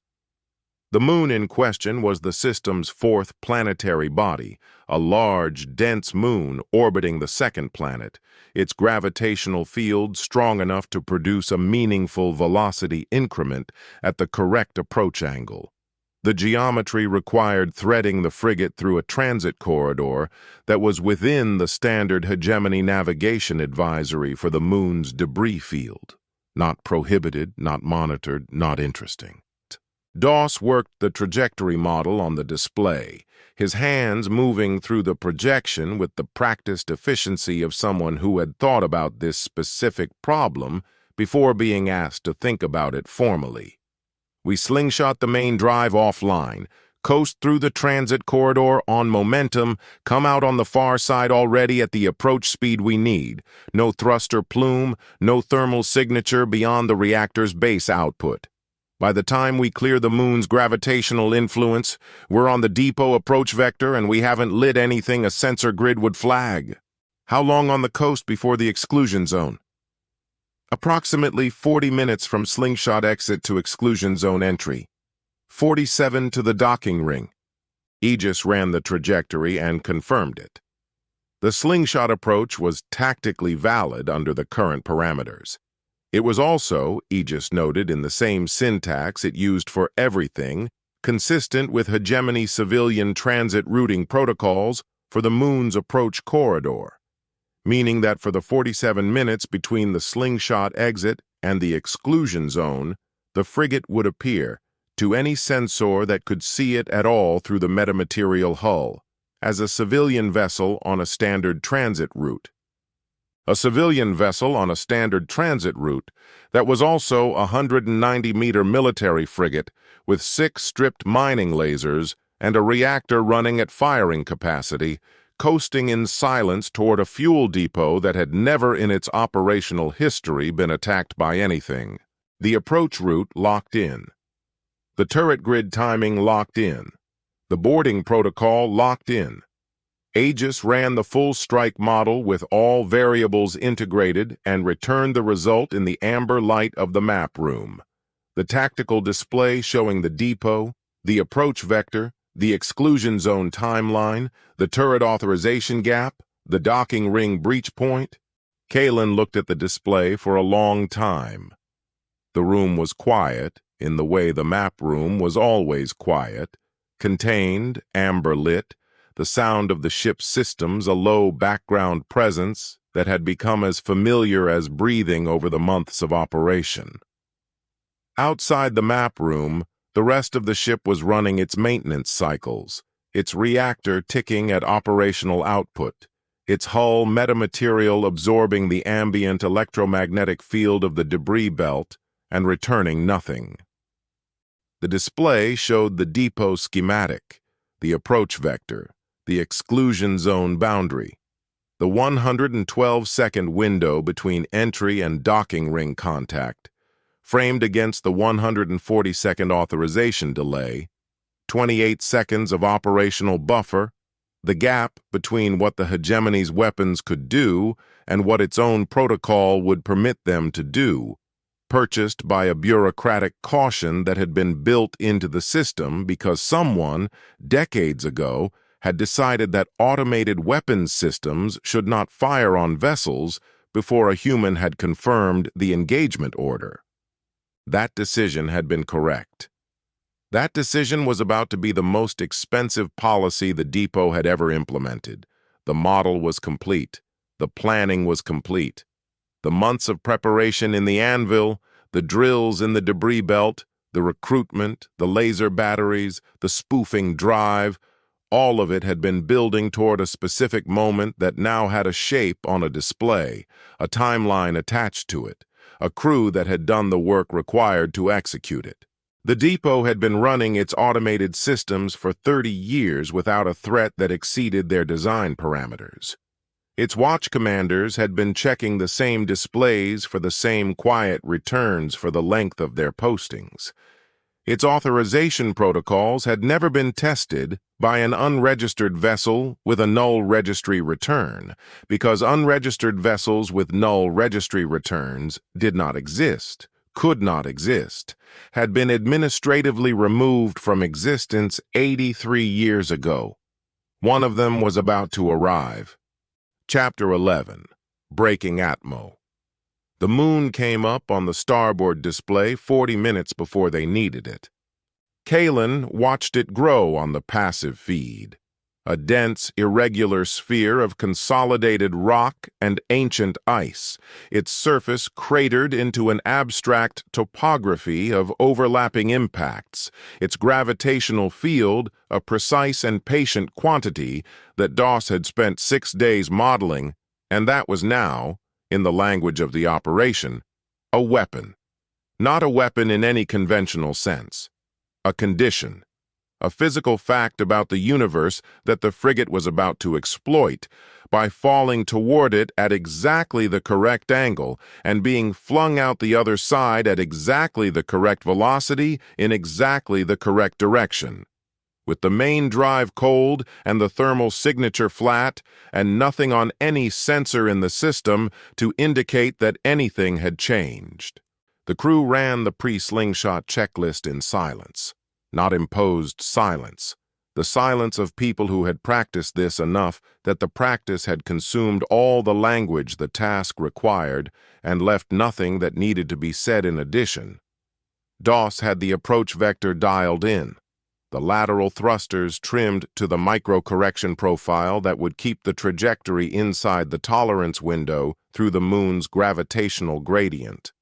Leva had the passive scanner array in full sweep, logging the approach corridor for debris density and flagging the fragments that would require active avoidance.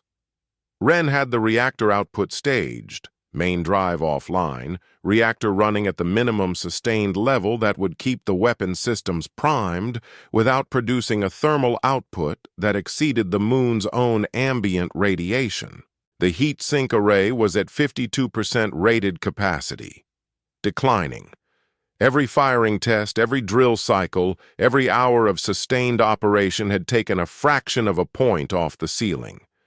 Kalen had run the firing budget that Leva and Doss had modeled and confirmed that the margin was sufficient for the strike if the strike went to plan and did not extend beyond the projected firing duration. If the strike extended beyond the projected firing duration, the margin would not be sufficient, and a heat sink failure during active combat would be the kind of problem that became the only problem very quickly. The strike would not extend beyond the projected firing duration. He had decided this in the map room and had not revisited it because revisiting it served no function. The plan was the plan. The moon's gravitational gradient made itself felt first as a subtle shift in the way the ship moved. Not a physical sensation so much as a change in the quality of the drift, the same drift they had been executing in the debris belt, but now with a specific direction to it. A gentle, insistent pull that was drawing the frigate along the approach arc toward the closest passage point. Doss was making corrections in the lateral thrusters every 40 seconds, small burns that kept the arc inside its tolerance window, each burn lasting less than a full second and producing a thermal pulse well within the ambient radiation profile of the moon's surface. The transit took 23 minutes from first gravitational contact to slingshot exit. 23 minutes of falling in a precise direction, the moon's mass bending the frigate's trajectory around it in the arc that Doss had calculated, and that the universe was now executing with the indifference that physical laws brought to everything they governed. At the exit point, the moon released them with the velocity increment that the model had predicted, a clean, significant addition to the frigate's momentum that required no thruster output to achieve and left no exhaust trace to detect. The depot approach vector opened ahead of them. The main drive stayed cold. There was nothing to light, nothing to fire, nothing that would register on a sensor sweep as anything other than a large piece of consolidated debris moving on a trajectory consistent with the transit corridor's standard traffic profile, because that was what they were. A piece of debris moving with momentum, carrying 6 stripped mining lasers and 13 people, and 1 ancient tactical intelligence toward a fuel depot that had never been attacked. The coast was 40 minutes. 40 minutes of the display showing the depot growing incrementally larger on the passive feed, the debris belt behind them, the moon receding in the aft sensors, the approach corridor empty and quiet in all the frequencies that Leva's passive array could monitor. The depot's own active sensor sweeps propagated outward from its perimeter at regular intervals. Kalen watched each sweep on the display, tracking the propagation front as it expanded and passed through their position and returned its data to the depot's sensor management system. Each sweep logged them as debris. Each sweep moved on. Kalen had spent 37 minutes of the 40-minute coast running the strike sequence in his head for the last time, not reviewing it exactly. The review was complete. The plan was locked. Running it in the specific way that you ran a sequence before executing it, building the shape of it in the processing space so that when the real sequence began, the shape was already there and the mind was moving along a prepared path rather than making new decisions under fire. Step by step through the approach. Step by step through the exclusion zone entry and the turret grid authorization delay and the first volley and the boarding breach and the fuel line connection and the extraction.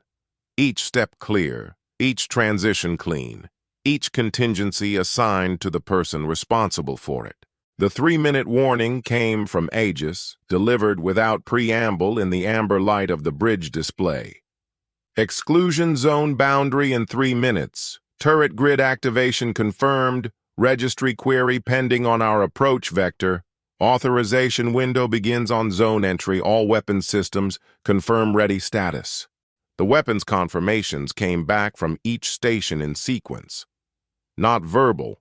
Kalen had moved the confirmation protocol to a panel indicator system after the drills had shown that verbal confirmation added 3 seconds per station that the timeline didn't carry comfortably. 6 green indicators on the firing panel.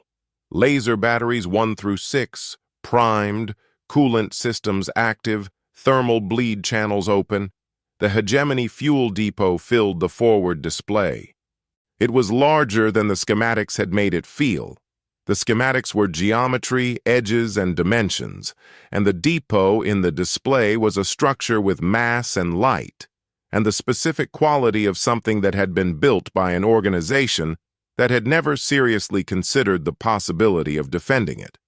The construction was administrative rather than military, the geometry of a facility designed for efficient fuel transfer and operational convenience, not for hardened defense. The turret grid was a retrofit, bolted to a structure whose bones had been laid without it in mind. The defensive envelope was a consequence of bureaucratic protocol, not architectural intent. It looked at the scale of the display like something that could be broken. The exclusion zone boundary crossed at the projected time. Aegis marked it. Zone entry. Registry query transmitted to Depot Sensor Management. Authorization window open. 140 seconds. The turret grid activated. Kalen could see it on the display as a change in the depot's surface lighting, the tracking systems on the turret housings rotating to orient on the approaching contact, rotating and holding, tracking without firing. The authorization window was open, and the turret grid was watching them approach and doing nothing about it because the protocol said to wait for a human to confirm the engagement, and the humans in the watch center were receiving a registry query return of null and were trying to determine whether null was a malfunction or a threat. 140 seconds. 112 to the docking ring. 28 seconds of buffer, and 40 of them were already gone. The first volley fired at 8 kilometers from the docking ring. Not because 8 kilometers was the optimal range. The laser batteries were capable of effective penetration out to considerably further. 8 kilometers was where Kalen had positioned the first volley in the plan, because 8 kilometers gave the beam enough transit time to confirm coherence before contact and gave the depot's deflector shield system the minimum possible response window. The strip-bore lasers that the ship was running in place of standard naval ordnance did not fire in the tight, controlled pulse of purpose-built military weapons. They fired the way stripped industrial equipment fired, raw, unrefined, a concentrated output that did not apologize for its own intensity. The depot's deflector shield system received 4 simultaneous beam contacts across the forward shield face and responded the way deflector shield systems responded to contact loads they had not been designed for, which was by failing. Not cleanly, not immediately. The shield absorbed the first half-second of beam contact at a fraction above its rated tolerance, which was not a comfortable fraction. The shield generators were cycling at redline within 2 seconds of first contact, attempting to redistribute load across the shield array faster than the array was receiving it. They didn't succeed. The forward shield face collapsed at the 2-second mark, not in a controlled shutdown, but in the abrupt, disorganized discharge of a system that had hit its physical limit and stopped, and the energy it had been containing vented outward from the shield emitters in a bloom of light that was visible on the passive display at a range that had nothing to do with the ship's scanner resolution. It was visible, Aegis noted afterward in the post-action log, from the civilian transit corridor 40,000 kilometers away. Without any active sensor equipment, the depot's interior was unshielded. The authorization window closed at the 140-second mark, the watch commander's confirmation arriving at the turret grid control system on schedule. The turrets that had been tracking the approaching contact rotated to firing position and received the engagement authorization and began the target acquisition sequence that preceded firing. The target acquisition sequence took 11 seconds for the turret grid's current generation targeting computers. During those 11 seconds, the frigate crossed the remaining distance to the docking ring. The boarding cutters hit the docking ring's outer face at full extension, the plasma cutting heads biting into the Hegemony standard docking ring material with the practiced speed of people who had been cutting through metal their entire working lives and had just been handed a very specific incentive to do it faster than usual. The frigate held position against the ring under lateral thruster output, holding the cutting teams against the surface while the turrets completed their acquisition sequence and the depot's watch center was transmitting requests for the attacking vessel's registry identification to a sensor management system that continued to return null. Commander. Aegis, the amber terminal, the formal syntax carrying a note beneath it that was not alarm exactly, but was the register that Aegis used when a variable had entered the model that the model had not contained. The depot's automated distress signal has been triggered. Standard protocol. Broadcasting on emergency frequencies to regional command. It should have reached the relay station 40 seconds ago. Kalen checked the comms monitoring display. The emergency frequencies were quiet. Not the quiet of a signal in transit, but the quiet of a frequency that was not being used. The signal isn't broadcasting, Leva confirmed from the passive array station, her voice carrying the same quality that Aegis's syntax had carried, not alarm, but the specific register of someone processing an anomaly they had not been given a framework for. Emergency frequency is active, but the signal is being jammed. Someone else is blocking it. Someone else. Not the frigate's crew. They had no jamming capability, had never equipped for it, had planned the operation entirely around the assumption that the depot's distress signal would broadcast and that the strike timeline needed to complete before regional command could respond to it. The distress signal being jammed was not in the plan because the plan had not included a third party. There was a third party. The boarding cutters broke through the docking ring at the 2-minute 40 mark. The cutting teams moved through the breach, and the depot's interior was unshielded, and the turrets were firing now.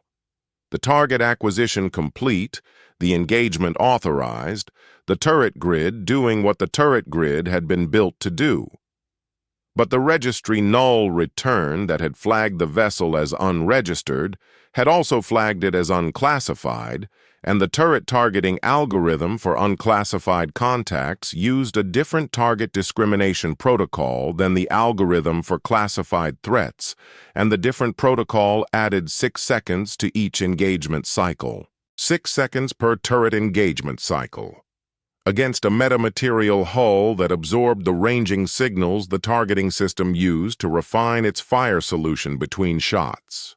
The turrets were firing at a vessel they could not accurately range on an engagement cycle with a 6-second overhead against a hull that was returning degraded ranging data and therefore producing fire solutions with an accuracy deficit that showed in the turret impacts, real impacts, felt through the hull, each one a hard concussive strike against the metamaterial plating that the plating was designed to absorb and was absorbing, the brittle composite structure taking the kinetic load and distributing it without failing.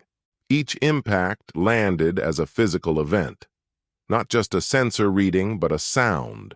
A shock transmitted through the hull plating and into the deck and up through the boots of everyone standing on it. A hard, ringing percussion that was qualitatively different from the groaning of the landfill or the deep resonance of the anvil rock. This was the sound of ordnance contacting structure. This was what the metamaterial had been built to receive. It received it. It held. Wren's voice from the engineering bay, stripped of everything except information. Heat sink at 49%, climbing. I can give you 2 more volleys from the laser batteries before we cross the critical threshold. 2 volleys. Kalen ran the timeline. The boarding teams had the fuel lines. 2 minutes to connection, 3 minutes to transfer at the pump rate the hoses could sustain. Hold the batteries. Don't fire again unless I call it. The boarding teams were on the depot floor. The fuel lines were being located. The timeline was running. And somewhere out there, beyond the depot's sensor range, beyond the frigate's passive array, something that Kalen had not planned for and could not currently identify, was making sure that the Hegemony's regional command did not know what was happening here. The question of what that something was and what it wanted sat at the back of Kalen's processing space alongside the turret impacts and the fuel line timeline and the heat sink temperature climbing toward its ceiling. A question without an answer, taking up space the operation needed for other things. He filed it. He stayed on the timeline. He would have to find the answer later, assuming there was a later, and there was going to be a later, because he had spent 6 months making sure of it. Chapter 12. Administrative Chaos. The depot floor smelled like refined fuel and recycled atmosphere, and the specific industrial cleanliness of a facility that had maintenance protocols and followed them. A smell that had nothing in common with the landfill or the anvil or the debris belt, and that Vor, who was leading the port-side cutting team, registered as the smell of a place that had never expected anyone to come through the wall. The breach point was in the docking ring's inner face, 2 meters above the fuel line access corridor. The cutting team had worked the position from Aegis's schematics, selecting the entry point that gave the fastest path to Array Gamma's primary transfer manifold while placing the breach point behind the depot's main observation sightlines. It had worked.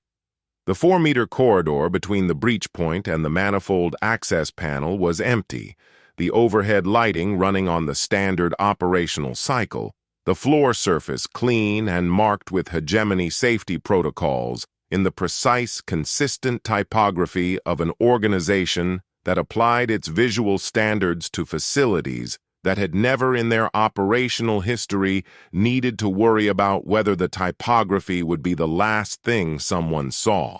Vor went through the breach first. Behind him, the 2 cutting team engineers, and then Sev, who had not been assigned to the boarding party and had assigned herself to it during the pre-launch staging without informing Kalen, and whom Kalen had decided, at the moment he noticed, not to countermand, because Sev's judgment about where she needed to be had not been wrong yet. The manifold access panel was a standard Hegemony industrial fitting, a recessed rectangular panel behind a physical lock that the lockpick tool Darren had sourced from the gray market opened in 14 seconds. Behind the panel, the primary transfer manifold for Array Gamma's refined fuel reserve. 18-centimeter diameter transfer lines rated for the flow pressure of a full depot transfer operation, currently running at maintenance cycle trickle to keep the lines primed. Industrial quick connect fittings on every branch outlet.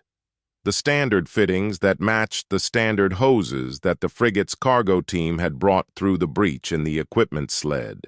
Standard fittings. The Hegemony built everything to the same standard. The hoses that the rebels had acquired through the gray market were the same fittings, because there was only one standard in this sector, and the Hegemony had written it, and everything industrial ran on it, including the equipment of the people trying to drain its fuel reserves. The first hose connected in 40 seconds, the second in 38. There was a variance in the third fitting, a thread pitch deviation from standard that suggested the manifold section had been replaced at some point using a non-standard part. The kind of gray area maintenance decision that happened in facilities where the procurement process was slower than the operational requirement, and someone had sourced a replacement locally, and it had been close enough to work, but not exactly right. Sev found the deviation, identified it in approximately 3 seconds, and resolved it by applying the adjustable jaw connector from the emergency toolkit with a force that conveyed her opinion of non-standard procurement decisions. The third hose connected. Fuel began moving. 300 kilometers away in the sector administrative hub aboard the Hegemony Command Orbital, Governor Vane received the depot's alert status report with the expression of a man receiving information that was inconsistent with his model of the world and was therefore probably incorrect. His office was the correct temperature. His uniform was the correct white. The surfaces around him were the correct clean, the correct uncluttered, the correct expression of an administration that had not permitted disorder to exist in its own premises, because disorder in the premises implied disorder in the governance, and the governance was not disordered. The viewports showed the sector's transit lanes running their clean, scheduled routes. The wall displays showed the administrative dashboards that Vane reviewed each morning. Compliance metrics, resource allocation indices, procurement cycle status. All of them green, all of them within expected parameters. The alert had come through the standard administrative relay, not the emergency military channel, not the priority interrupt that would have indicated a serious security event, but the standard relay, which meant it had come through the facility's normal reporting chain, which meant someone in the facility had filed it through the normal process, which meant that whatever was happening at the depot was being handled through the normal process, which meant it was, by definition, a normal process event. Governor Vane's aide read him the alert summary. Vane listened with the attention he brought to all briefings. Not full attention, but the fraction of attention appropriate to the category. The alert was flagged as a Level 3 security event. Level 3 was below Level 4, which was the threshold that required his direct involvement. He was monitoring it as a professional courtesy. An unregistered contact had entered the depot's exclusion zone. The depot's turret grid had received engagement authorization and was currently tracking the contact. The contact had breached the docking ring. A boarding party was active on the depot floor. "Dispatch status?" Vane asked.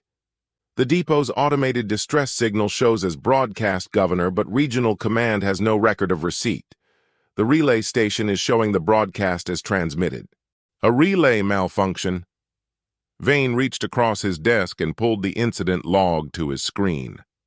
"Have engineering run a diagnostic on the relay chain. What is the contact's registry classification?" His aide had the expression of someone deciding how to say something. "The registry query returned null, Governor. The contact has no classification in the current registry." "Then it's a malfunction in the registry query system. Add that to the diagnostic request." Vane scrolled the incident log with the patience of a man who had been managing administrative anomalies for 20 years and who understood that anomalies resolved when the correct protocols were applied. The turret grid was engaged. The boarding alert was logged. Both situations had protocols. The protocols were running. This was not a crisis. This was a processing event. "Governor." The aide's voice had shifted. Not alarm. Vane did not employ people who communicated through alarm because alarm was an admission that the situation exceeded the administration's capacity to manage it calmly, and Vane's administration did not make admissions of that kind. But there was a quality to the aide's voice that was adjacent to alarm in the way that a person standing very still is adjacent to someone about to run. "The watch commander at the depot is on the priority channel requesting direct guidance.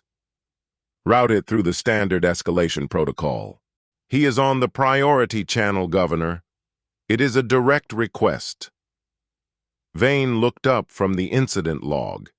He applied the expression that he used when a subordinate had said something that required adjustment. "The priority channel is for events that exceed the standard escalation protocol's response capacity. A boarding alert at a fuel depot is within the standard protocol's response capacity. Route it accordingly." The aide routed it accordingly.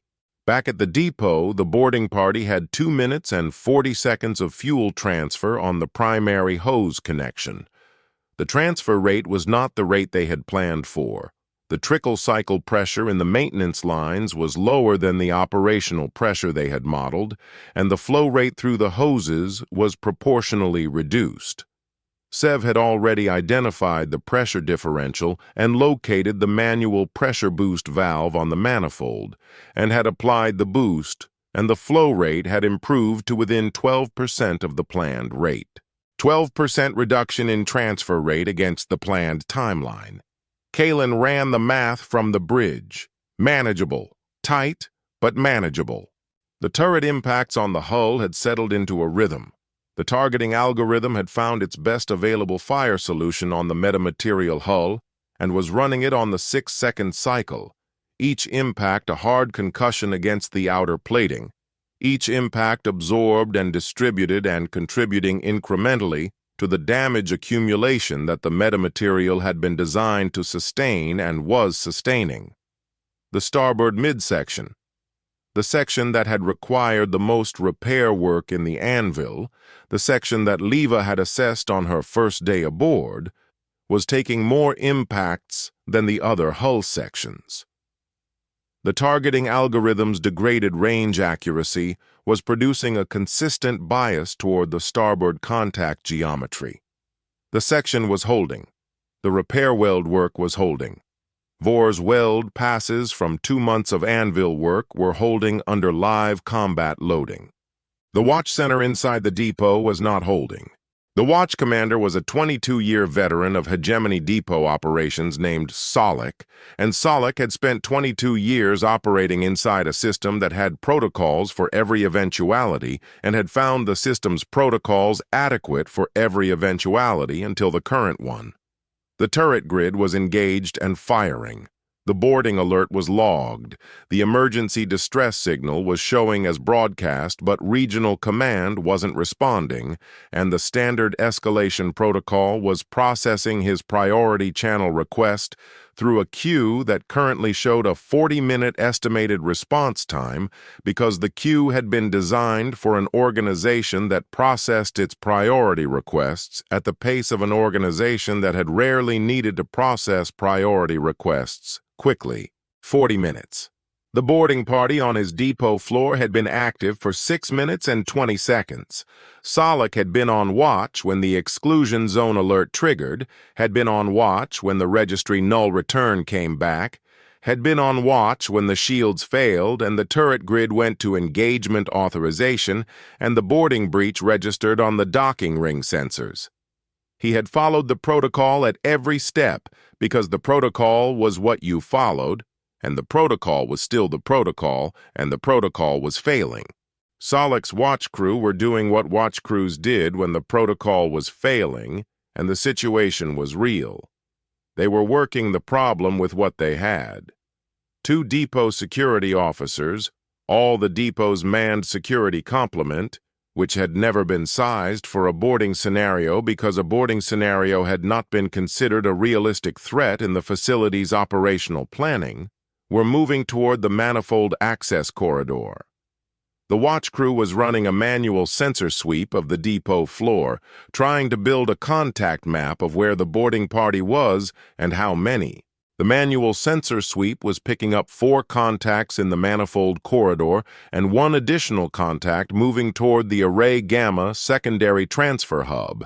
Sev had detached from the primary team, which Vor had not been informed about, and which Vor was finding out about at this moment from Sev's own comm transmission in the flat weather report register that meant she had assessed a secondary objective and judged the personnel allocation adequate for both. Kalen heard it on the bridge. Let her go. In the depot command center, Salvage was receiving the sensor sweep data and adding it to his incident picture and trying to produce from this picture a response that would be effective with the resources currently available to him, which were 2 security officers and a watch crew and turret systems that were firing on an external contact and could not be redirected to internal targets without deactivating the external engagement mode. The protocol for deactivating the external engagement mode, while a confirmed external threat was in the exclusion zone, required a command override from regional headquarters. The regional headquarters queue showed 40 minutes. He could not redirect the turrets to the interior without authorization. He could not get authorization in time to matter. The protocol had produced a situation where his weapon systems were locked in one direction while his security vulnerability was in the other, and the protocol had no provision for what to do about this because the protocol had not anticipated a threat that could simultaneously maintain an external engagement and a boarding action, because that kind of threat had not existed in the Hegemony's operational planning. Until now. And on his display, among the sensor data and the alert logs and the queue indicator showing 37 minutes to priority channel response, was the registry query result that the automated system had been trying to resolve since the contact had entered the exclusion zone, running the query again every 40 seconds as the protocol specified and returning the same result each time. His senior sensor technician read it aloud because reading it aloud was how the watch center confirmed sensor data, because the protocol said to confirm sensor data aloud, and the protocol was what they had, and what the data said for the 4th consecutive query cycle was this. Sir, the registry says the ship attacking us was decommissioned and scrapped 80 years ago. The watch center was quiet for a moment in the way that spaces go quiet when something has been said that the available framework cannot process. Solek looked at his display. He looked at the turret grid engagement data, the real impacts on a real hull, the real damage assessment that the targeting system was producing from its degraded but non-zero contact data. He looked at the boarding party sensor contacts moving through his fuel manifold corridor. He looked at the fuel transfer monitoring system showing an unauthorized draw on Array Gamma's primary transfer lines at a rate that was currently somewhere between 12 and 15% below the full operational transfer rate. He looked at the registry query result. He made a command decision that was not in the protocol, because the protocol had not been written for this situation, because the protocol had been written for situations that were possible, and this situation had been filed 83 years ago under impossible. Get me a direct line to the governor's office. Override the queue. 300 kilometers away, Governor Vane received the override request with the expression of a man whose model of the world was beginning to require revision. He took the direct line. He listened to Solek's summary. He looked out the viewport of his office at the sector spread below, the ordered transit lanes, the scheduled shipping routes, the clean, administrated geometry of a system that had been running correctly for 30 years. He told Solek to maintain protocol compliance and await standard escalation response. He closed the channel. On the fuel manifold corridor of the depot that the governor had just told to wait, the fourth hose connection completed and the transfer rate increased to within 4% of the planned rate, and the fuel began moving in earnest, and the ship that the registry said had been scrapped 80 years ago held its position against the docking ring and took the turret impacts and did not move. Chapter 13. The Escalation, Part 1. The fuel moved. That was the fact Kalen kept returning to during the 12 minutes of the transfer operation. Not the turret impacts, not the heat sink degradation reading that Wren was updating from engineering on a 90-second cycle, not the third-party jamming signal that was still holding on the emergency frequencies without explanation. The fuel was moving.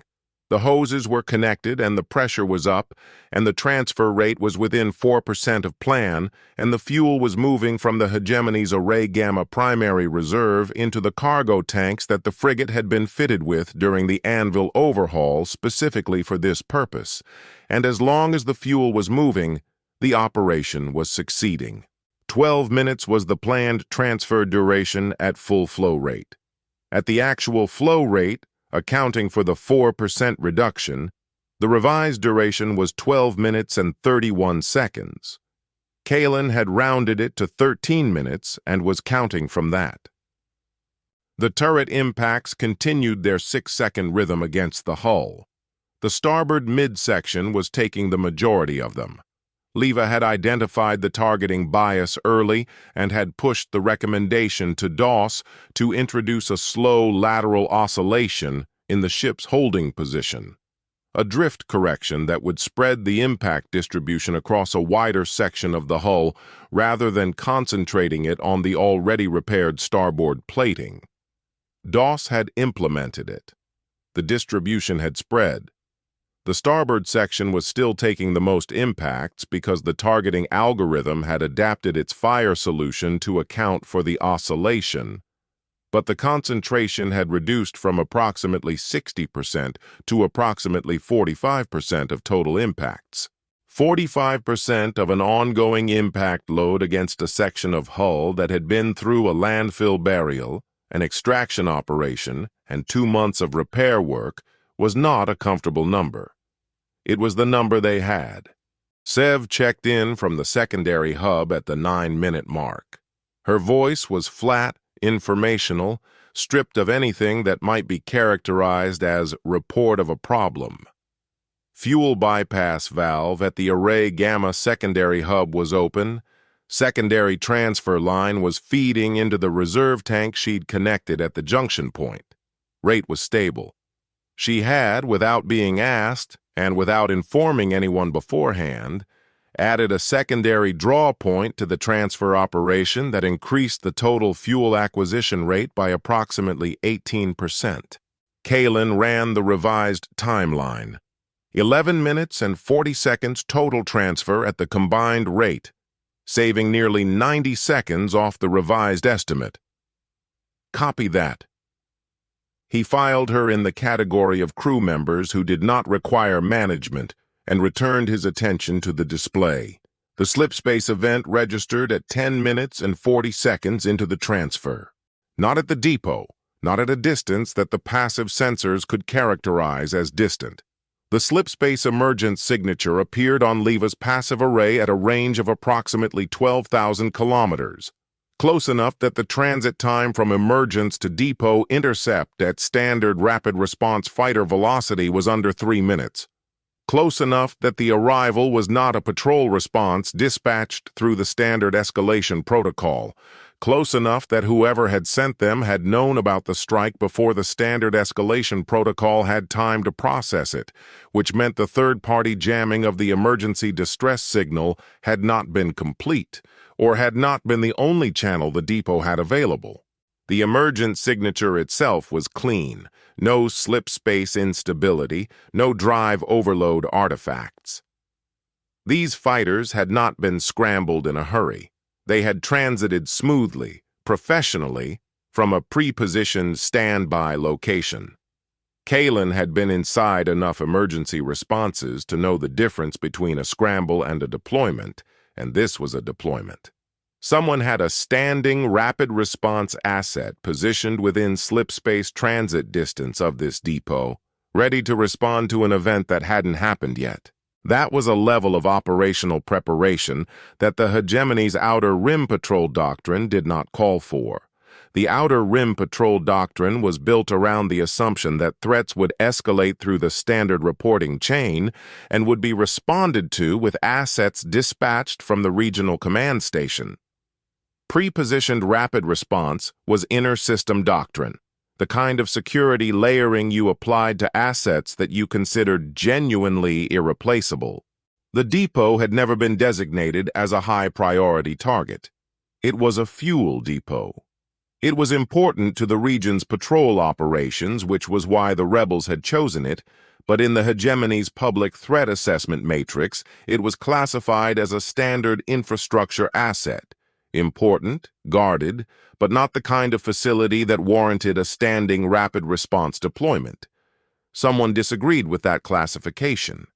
Someone had deployed fighters here specifically. 3 signatures. Aegis updated the tactical display with the contact assessments as the passive array data resolved.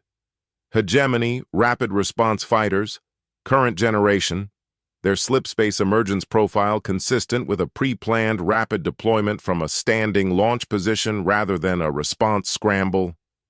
Pre-planned. Someone had known or had positioned assets against the contingency of something happening at this depot, and the fighters had been sitting in slipspace waiting for a trigger. Transfer status.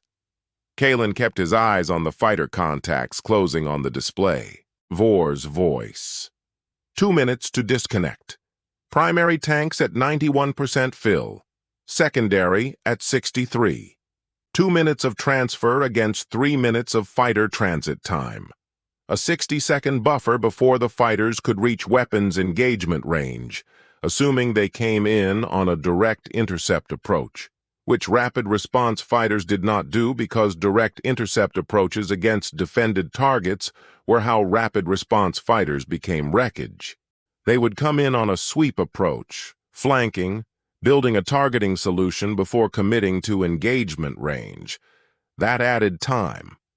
How much time depended on how quickly the pilots assessed the situation, identified the contact, and committed to engagement geometry, and how quickly depended on what their onboard targeting systems told them about the contact they were being asked to engage.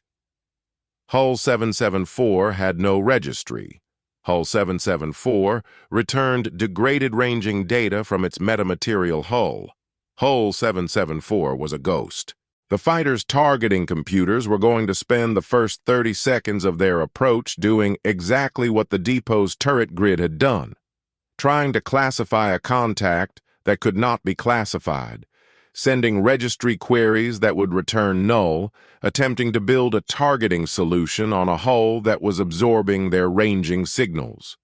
30 seconds they couldn't use for weapons. Aegis confirmed the assessment without being asked, the Amber terminal updating its tactical model in real time as the fighter contacts resolved on the passive array. Fighter contacts are on sweep approach. Onboard targeting computers will require approximately 28 to 35 seconds to exhaust registry classification attempts before switching to manual targeting protocols. Recommend completing transfer and beginning extraction before manual targeting is initiated. 2 minutes to transfer completion. 30 seconds of targeting confusion on approach. A 90-second gap between the fighters reaching engagement range and their pilot switching to manual. 90 seconds was not comfortable. 90 seconds was the number. Vor. Can you cut the transfer at 90 seconds early and still have workable fuel reserves? A pause, not hesitation, the pause of mental arithmetic being completed. Primary tanks at 86%, secondary at 54%, workable. Cut on my mark. Kalen watched the fighter contacts close on the passive display, watched the depot's turret grid continue its 6-second impact cycle, watched the heat sink reading that Ren was maintaining at 47% and declining. 30 seconds. The boarding team had 30 seconds to complete an orderly disconnect of 4 primary hoses and 2 secondary connections, collapse the equipment sled, move back through the manifold corridor to the breach point, and clear the breach before Kalen called the disconnect. They had rehearsed faster than this in the Anvil. The Anvil rehearsals had not involved depot security officers. The 2 security officers had been moving toward the manifold corridor since the 6-minute mark. They had been slowed by the depot's own internal access protocols. The blast doors between their staging area and the manifold section had required security overrides that took time because the Hegemony's internal security infrastructure had been designed to prevent unauthorized access to the fuel infrastructure, and had not distinguished between authorized depot personnel and the unauthorized personnel it was theoretically protecting against. Solek had been issuing the overrides as fast as the system allowed. The security officers were 90 seconds behind where they would have been if the blast doors had been open. 90 seconds. The number kept appearing. The security officers entered the manifold corridor at the 22-second mark. Vor's team was at the breach point at the 28-second mark. The gap between those two facts was 6 seconds and a corridor length. The security officers had immobilization sidearms, standard Hegemony depot security equipment, non-lethal at close range, effective at the corridor's length. The boarding team had the same equipment plus the institutional advantage of people who had planned for exactly this contingency and had 3 of their number positioned in the corridor specifically to be between the security officers and the breach point. The immobilizer discharge was loud in the enclosed corridor, a sharp, resonant crack that the alloy walls amplified and returned from both directions simultaneously. Not weapons fire, immobilizers, non-lethal. Both security officers went down. The boarding team cleared the breach at the 31-second mark. Mark, disconnect. The hose connections severed, both primary and secondary lines manually disconnected at the manifold fittings, the quick connect-release levers pulled in sequence, the hoses retracting into the equipment sled under spring tension.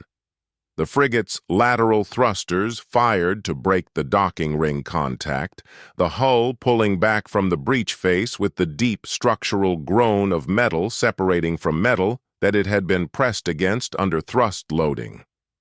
The fighters had committed to engagement geometry while the boarding team was still clearing the corridor. The first manual targeting engagement came 68 seconds after the fighters had reached weapons engagement range, faster than Aegis's estimate, which had assumed the pilots would run the full classification protocol before switching to manual. These pilots had reached a decision faster. Either they had been briefed on the possibility of an unregistered contact, or they had shorter institutional patience for classification protocol failures, or both. The manual targeting approach was a different problem from the automated targeting approach. The automated turrets were running a ranging algorithm that the metamaterial hull defeated by absorbing the ranging signal. Manual targeting worked differently. The pilot observed the contact visually and kinesthetically, building a targeting solution from the ship's track and apparent size and movement vector rather than from ranging data, using the judgment that human perception applied to spatial relationships rather than the algorithmic precision that the ranging system required. It was less accurate. It was also not defeatable by a hull that absorbed radar. The briefing that Aegis had run in the map room months ago in the Anvil had included a section on manual targeting protocols and how to defeat them. The section was 14 lines long and had concluded with a single honest assessment. The metamaterial's protection against manual targeting was its profile and its movement, not its hull properties. A ship that was hard to see against its background was hard to manually target. A ship that was maneuvering unpredictably was harder to lock. A ship that was stationary against a clear background holding position against a docking ring while fighters approached on a flanking sweep was the worst possible case for manual targeting defense, and the operation had required exactly that static position for exactly the transfer duration, and the transfer duration was now complete. The ship was no longer stationary. The first manual engagement impact was not on the starboard midsection. It was not on any section the turret grid had been targeting. The fighter pilot had come in on a flanking approach from the port-aft quarter, acquiring the contact on a visual geometry that the metamaterial hull could not distort, because visual geometry did not depend on the hull's electromagnetic properties, and the first hit landed on the port-aft plating in a section that had not been in the turret grid's impact distribution at all. Fresh plating, unreinforced by the concentrated impact damage that had been building in the starboard section, taking a kinetic strike that it had not been gradually absorbing load from. The metamaterial composite on the port-aft section cracked. Not catastrophically, not a hull breach. The substrate beneath the metamaterial facing was intact, the titanium doing what titanium did under impact loading, distributing the kinetic energy through the plate rather than failing through it. But the metamaterial layer itself had reached its fracture threshold in a 2-meter section of the port-aft plating, and the crack had propagated through the facing layer and exposed the substrate beneath. And the substrate beneath was bare titanium without the metamaterial coating, and bare titanium reflected radar with the clean, precise specificity of a material designed to be found. The fighters' targeting computers, which had been running degraded solutions on the metamaterial hull, immediately acquired the exposed titanium patch as a confirmed target point. The second hit landed in exactly the same location. The third hit widened the crack by another meter. Leva's voice from the scanner station delivering the assessment in the clipped register that she used for information that needed to be received without the receiver spending time on emotional processing. Metamaterial breach port aft approximately 3 meters. Unshielded titanium substrate exposed. The fighters have a clean lock on the breach point. Kalen looked at the damage assessment on the display. He looked at the heatsink reading, 44% and declining.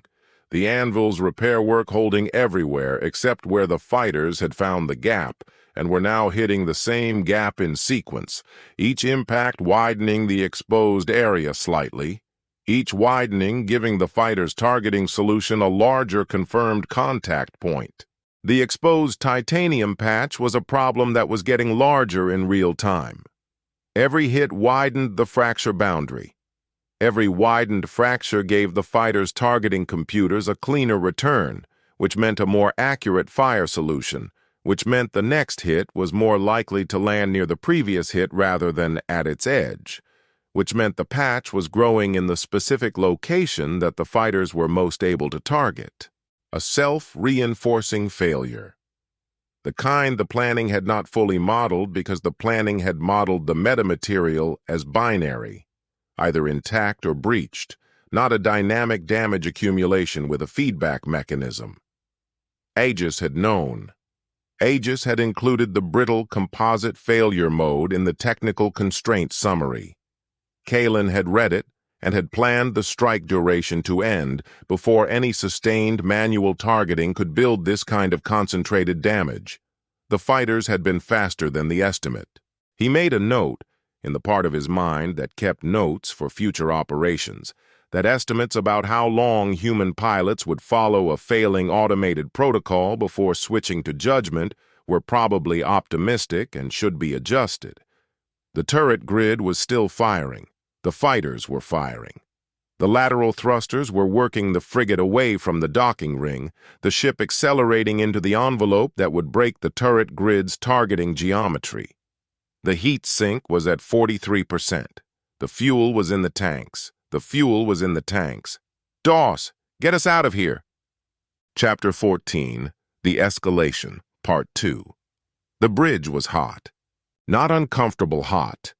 Not the elevated temperature of a space with too many bodies and insufficient ventilation. Lethally hot in the specific sense of a temperature that had been climbing past the point where the body managed it through sweating and had entered the range where sustained exposure produced outcomes that the ship's medical specification listed under unacceptable crew risk. The ruined heat sinks were the cause. The cause was not resolvable in the current operational window. The temperature was going to continue climbing for as long as the reactor was running at firing capacity, and the heat sinks were failing to vent the thermal load. Kalen had stopped registering it as discomfort approximately 4 minutes ago. The mind adapted to sustained environmental threat by reclassifying it as background and focusing forward. He was focused forward. The fighter contacts were on the display at 8,000 kilometers and closing. Their approach vector had shifted in the 90 seconds since he had told Doss to extract. They were no longer on a flanking sweep. They had committed to an intercept approach, which meant they had decided that the contact was damaged enough to risk direct engagement rather than continuing to build a targeting solution from a safe geometry. They were correct that the contact was damaged. The port-aft breach was now 4.5 meters of exposed titanium, the fighters' concentrated fire having widened it by another 1.5 meters in the intercept geometry as they closed. The turret grid had stopped firing. The frigate had broken outside the depot's exclusion zone boundary during the extraction burn, and the grid's engagement authorization did not extend beyond the exclusion zone perimeter, which was a detail in the depot's operational specification that Aegis had identified in the original planning and that had just proved its worth. The turret grid was done. The fighters were not. Doss had the main drive on full output, running the escape vector that put the debris field behind the moon's orbital position between the frigate and the fighter's intercept approach. The acceleration was significant. The main drive was a military specification system, and it was performing at a level that the repair work and the anvil's fabrication had made possible, pushing the frigate at a rate that civilian salvage equipment produced in the domain of ambition rather than engineering. The ship was moving. The fighters were moving faster. Heat sink status. Kalen kept his voice at operating volume. Wren's voice from engineering came back clipped and direct. 39%. I've pulled the secondary coolant loop to full flow. It's buying us approximately 2 minutes before we hit the critical floor. After that, sustained reactor output becomes a crew casualty risk. 2 minutes of main drive at firing capacity before Wren had to throttle back to protect the crew from the heat the sinks could no longer handle. Aegis updated the tactical model. The fighters' intercept at their current approach velocity would occur in 3 minutes and 40 seconds at current relative velocities. The main drive at reduced output would not produce sufficient acceleration to extend that window past 2 minutes before the fighters came within weapons range. The math was not good. Kalen looked at the display. He looked at the fighter contacts. He looked at the port-aft breach indicator, now showing 4.5 meters of unshielded titanium that the fighters' targeting systems had locked in a configuration clean enough to support precision engagement at combat range. He looked at the heatsink reading 39% and declining. Aegis. Options. The amber terminal populated in the same unhurried syntax as always, the brevity of the response itself carrying a kind of precision. When Aegis responded briefly, it was because the situation had resolved to a small number of viable paths. At current heat sink degradation rate, one option. Emergency plasma vent from the main engine manifold. Procedure. Vent superheated engine exhaust plasma from the aft manifold at maximum volume rather than routing it through the damaged heat sink array. Effect. Generates a thermal and electromagnetic cloud of approximately 300 meters diameter in the frigate's immediate wake. Fighter sensor systems will experience complete targeting blackout within the cloud for an estimated 12 to 20 seconds. Drawback. Life support drops to emergency reserve for the vent duration due to power requirements. Main drive goes to 0 output for the vent duration. All available reactor power redirected to plasma expulsion. Kalen processed the parameters. 0 main drive during the vent. No acceleration for the vent duration, which at their current relative velocity meant the fighters closed approximately 400 meters during the window. Acceptable if the blackout gave enough maneuvering time after restoration. How long is the vent duration? 8 seconds of sustained maximum plasma expulsion to generate a cloud of sufficient density for targeting blackout. 12 seconds total from initiation to main drive restoration. 12 seconds of 0 thrust, 400 meters of closure, then the cloud, and in the cloud, 12 to 20 seconds of blind fighters. What's the escape vector out of the cloud? The model updated. Port aft through the debris belt boundary. The belt's natural electromagnetic noise will extend the fighter's sensor recovery time beyond the cloud's inherent duration. If we enter the debris belt before their sensors recover, they cannot follow without risking debris impact at approach velocity. Kalen looked at the debris belt indicator on the display, the belt's inner boundary. The same boundary they had been practicing against for 3 weeks in the silent running drills. The belt they knew. The belt where the frigate had drifted undetected, while a patrol cruiser crossed 1,200 meters overhead. Range to belt boundary on the port-aft vector? 47 seconds of main drive at current output. 47 seconds of drive, 12 seconds of vent, 35 seconds of drive remaining. 35 seconds to close the remaining gap to the belt boundary with the fighters blind inside the plasma cloud before the fighter's sensors recovered enough to track again.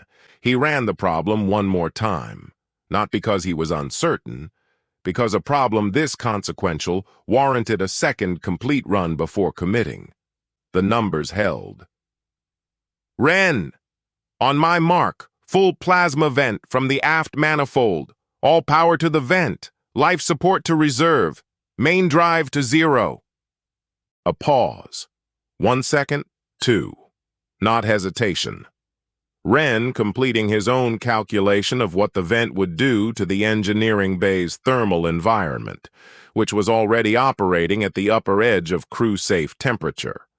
A plasma vent of this magnitude would spike the engineering bay temperature by approximately 20 degrees for the vent duration before the manifold rerouting drew the ambient heat away through the expulsion system. Tolerable. Briefly. Ready on your mark? Lever. The moment drive restores, I need the port-aft escape vector locked. Belt boundary, maximum precision. Ready. The fighters were 6,000 kilometers out, closing. Kalen watched the distance counter. He watched the heat sink reading tick down to 38%.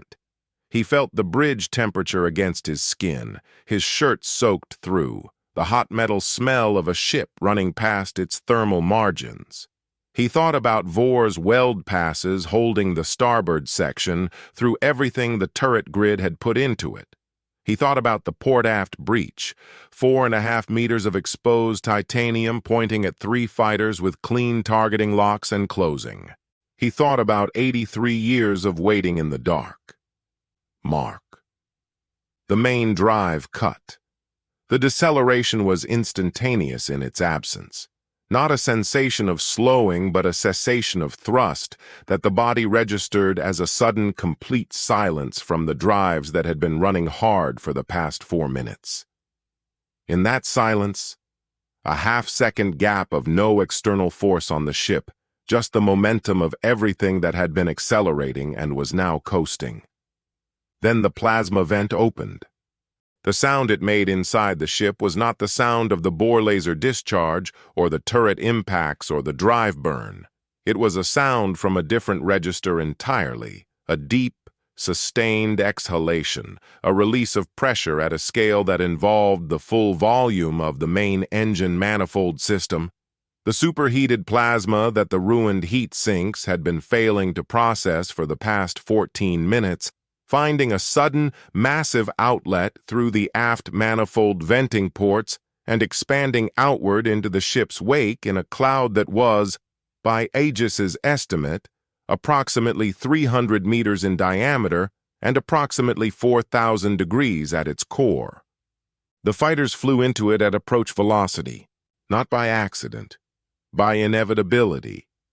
The cloud expanded faster than the fighters could have maneuvered to avoid it even with advance warning, which they did not have because their targeting blackout had begun the moment the cloud's outer boundary reached their sensor range, and their targeting blackout meant they were blind, and blind at approach velocity in the direction of a sensor contact meant continuing in the direction of the last known contact position while trying to recover sensor function, and the last known contact position was inside the cloud. The targeting blackout was complete. The electromagnetic output of 4,000 degrees of superheated plasma at 300-meter diameter was not a subtle interference. It was a wall, a complete obliteration of the frequency bands that the fighters' sensors used for target acquisition and ranging and weapons guidance and navigation cross-checking, all of it gone simultaneously. The pilots reduced to visual observation and inertial navigation in a cloud that visual observation could not penetrate. 12 seconds. Inside the ship, the life support reserve was running. The temperature drop from the plasma vent's redirection of the ambient thermal load was measurable but not sufficient to classify the bridge environment as comfortable. It had gone from lethally elevated to severely elevated. The kind of distinction that mattered in the medium term and not in the next 12 seconds. Kalen was counting. At 8 seconds, main drive restored. The drive came back at full output without a ramp sequence. Ren had configured it for direct restart because the ramp sequence took 6 seconds they didn't have, and the direct restart produced a thrust spike that everyone on the bridge absorbed in their harnesses, and that Kalen absorbed in his spine and filed away. Lever. Vector locked. Belt boundary in 31 seconds. 31 seconds of full drive. The fighters had been in the cloud for 8 seconds. Aegis had estimated 12 to 20 seconds of blackout. 4 seconds of blackout remaining at minimum. 31 seconds to the belt boundary. The math had a gap in it. A 27-second gap between the fighters recovering from the cloud and the frigate reaching the belt. 27 seconds during which the fighters would have sensor function restored, and the frigate would be on a known vector outside the cloud's interference, and the targeting computers would find the port-aft breach again and fire. Kalen had seen the gap when he approved the vent. He had approved it because the alternative was continuing on a trajectory where the heat sinks failed and the drive had to throttle back before the belt boundary, and the fighters caught them at reduced acceleration in open space with a clean targeting lock, which was worse than 27 seconds of exposure on a high-speed escape vector. The fighters recovered from the cloud at 14 seconds. 2 seconds beyond Aegis's minimum estimate, 2 seconds inside the maximum. Their sensor systems came back online and immediately acquired the frigate's port-aft breach, exactly as the gap in the math had predicted, and they fired. And the impacts on the exposed titanium were harder than the turret grid impacts had been. Fighter-mounted weapons, calibrated for the close-range engagement geometry, more focused, more precise. 4 hits in the 14 seconds before the belt boundary. The exposed titanium section grew to 6 meters. The titanium substrate held, bare titanium without the metamaterial facing, but still the substrate, still the layer that was rated for this, taking the hits and holding. And then the belt boundary crossed on the display, and the frigate entered the debris field, and the electromagnetic noise of the belt, the natural, chaotic, sensor-opaque hell of magnetic interference and metallic density that Kalen's crew had spent 3 weeks learning to drift in, fell across the fighters' sensor systems like a door closing. The fighters did not follow. Rapid response fighters in pursuit mode did not enter active debris fields at approach velocity without active sensor guidance. The standing doctrine was explicit and had been written by people who understood what debris impacts at approach velocity did to lightweight fighter frames. The doctrine said to hold at the boundary and call for sensor-capable support assets. The doctrine was correct. Kalen had planned around the doctrine. The frigate moved into the belt, the correction burns resuming automatically as DOS brought the ship into the drift pattern they had practiced, the familiar rhythm of the debris field returning around them. The fragments moving in their slow, established paths, the electromagnetic interference climbing through the sensor frequencies, the ship settling into the noise. Wren's voice from engineering, very dry. Heat sink at 36%. We are above the critical floor by approximately 1%. 1% above the floor that they couldn't go below without crew casualties.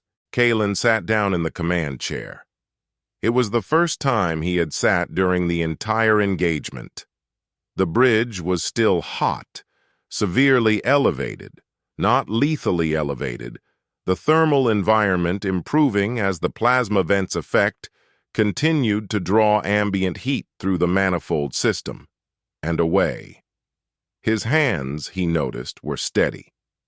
He noted this with the same detachment he applied to everything about his own physical state during operations, neither pleased by it nor particularly surprised. The fuel was in the tanks. The ship was in the belt.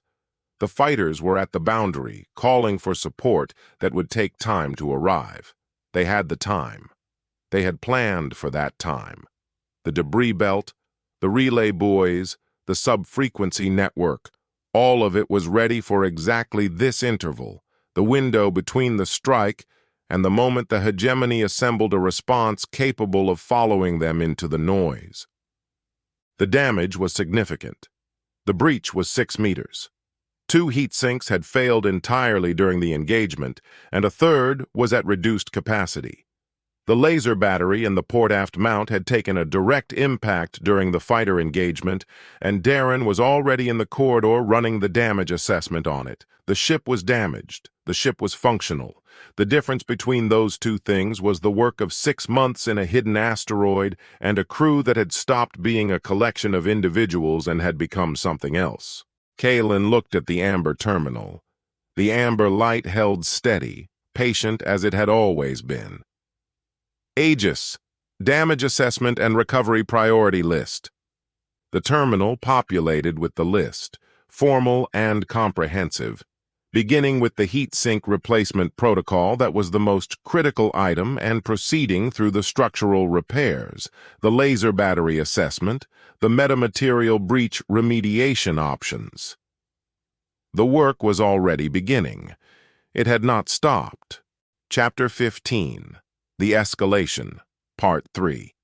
The debris belt received them the way it always had, without interest, without adjustment, the fragments continuing their slow orbital drift as the frigate slipped into the pattern and matched the motion and became, to everything outside it, another piece of the noise. The fighters held at the boundary for 11 minutes before breaking off. Kalen had watched their position indicators on the passive array from the moment the belt closed around the ship until the moment the contacts turned away, and had not permitted himself the word safe during any of those 11 minutes, because safe was a word that required confirmation, and the confirmation was their absence. When their contacts dropped off the passive range at the 11-minute mark, moving back toward the depot on a recovery approach, Kalen permitted the word. Safe was relative. Safe was always relative. But they were in the belt, and the fighters were gone, and the fuel was in the tanks, and those three facts were the foundation on which everything that came next would be built. The damage assessment took 2 hours. Darren ran it personally, working section by section with the hull scanner, producing a structured report that she brought to Kalen in the map room with the same methodical precision she had brought to the flux survey in the anvil. Every finding documented, every measurement confirmed, every implication of the finding stated clearly and without inflation. 6 meters of metamaterial breach on the port-aft section, exposing bare titanium substrate that was intact and load-bearing but no longer radar-absorbent. 2 heat sinks failed entirely, their cooling compound having undergone thermal decomposition at temperatures the components were not rated for. 1 heat sink at 40% of rated capacity, functional but marginal. The port-aft laser battery. The mounting bracket had survived the direct impact. The laser unit itself had not. The focusing assembly had cracked. The unit was non-functional, 1 of 6 laser batteries offline. 5 laser batteries operational, 1 failed. 2 failed heat sinks, 1 marginal. 6 meters of radar reflective substrate visible to any sensor sweep that looked at the port-aft quarter. The fuel payload, full primary tanks, substantial secondary reserve, total acquisition significantly above the operational minimum that the mission had defined as the threshold for strategic impact on the Hegemony's regional patrol operations. Darren read the assessment in full and then looked at Kalen and said nothing, because the assessment was complete and she had delivered it, and adding anything to a complete delivery was the kind of thing that people did when they were uncertain whether the recipient had understood, and Kalen had understood. He had understood it the way you understood something that was both worse and better than you'd planned for simultaneously. The damage was significant and the mission was complete, and both of those things were true in the same moment, and the work was to hold both without collapsing either one. He looked at the amber terminal. He looked at the repair priority list Aegis had already populated on the display, the heat sink replacement protocol at the top, the metamaterial breach remediation below it, the laser battery assessment below that. Start the repair prioritization with the heat sinks. The breach remediation comes second. I want a heat management baseline before we address the hull. Darren made a note and left the map room. The amber terminal held its steady light. The broadcast preparation started the same day. Not because Kalen had scheduled it for that day specifically. He had scheduled it for the first operationally available window after confirmed safe harbor, and this was it. But the crew who were not on repair rotations had already begun because they had understood what the operation was for and had not needed to be told that the broadcast was the point. Maris had been running the sub-frequency relay network diagnostics from the moment the belt closed around them, confirming the relay chain from the ship through the 7 nodes to the civilian frequency uplink points that she had spent weeks positioning. The chain was intact. The uplink points were live. The footage was the work. The helmet cameras that the boarding team had been wearing were not military-grade recording equipment. They were modified civilian units, the kind used in industrial inspection and salvage operations, repurposed with data storage upgrades that Maris had specified and that could sustain continuous recording through an operation of this duration and complexity without the data degradation that civilian hardware typically produced in high-vibration, high-temperature environments. The footage was raw, and it was unedited, and it was comprehensive in the specific way that coverage from people who had been doing a job rather than performing for documentation was comprehensive. Continuous, poorly framed, badly lit in places, occasionally obscured when something more important had demanded the wearer's full attention. It was also completely real in a way that curated footage was not. Aegis contributed the tactical telemetry, a continuous data record of the engagement from the ship's sensor suite, time-stamped, showing the approach vector and the exclusion zone entry and the turret grid activation and the shield failure and the boarding breach and the fighter emergence and the plasma vent and the escape.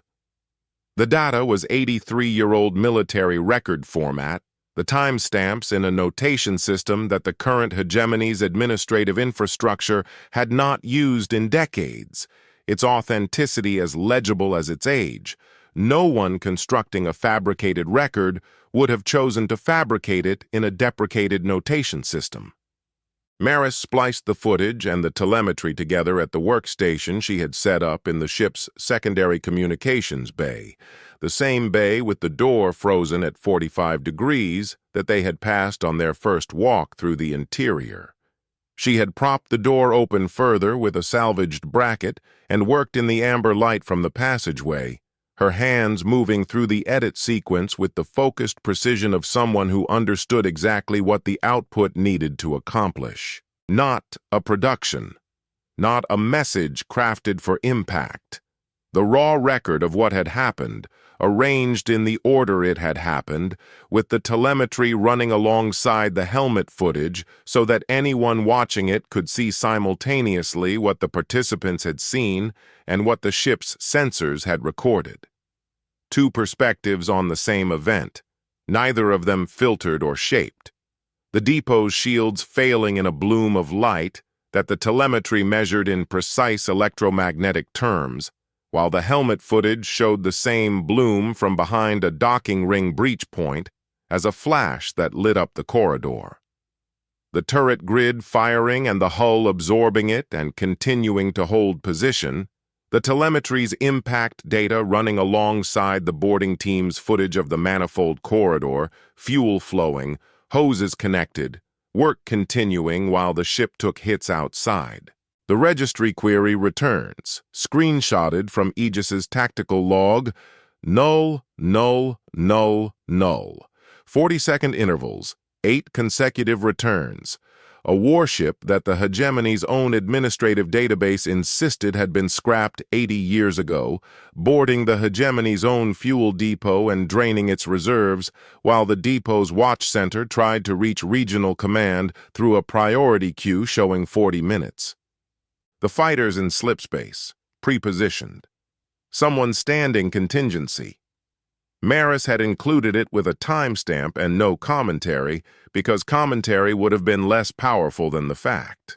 The plasma vent, the most visually arresting 30 seconds of the entire engagement, the cloud expanding into the fighter approach vector on the telemetry display as a bloom of heat measurement data, while the helmet footage from the portside breach team, still inside the ship, captured the sound of the vent as it propagated through the hull. That deep, sustained exhalation at a scale that could only come from a system built to move capital warships, deployed in a context the engineers who built it had not anticipated. Maris finished the splice in 4 hours.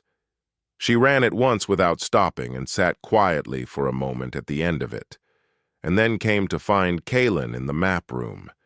She set the output drive on the map table in front of him and did not say anything about the splice's quality or its probable effect, because those things were evident, and she did not add language to what was evident.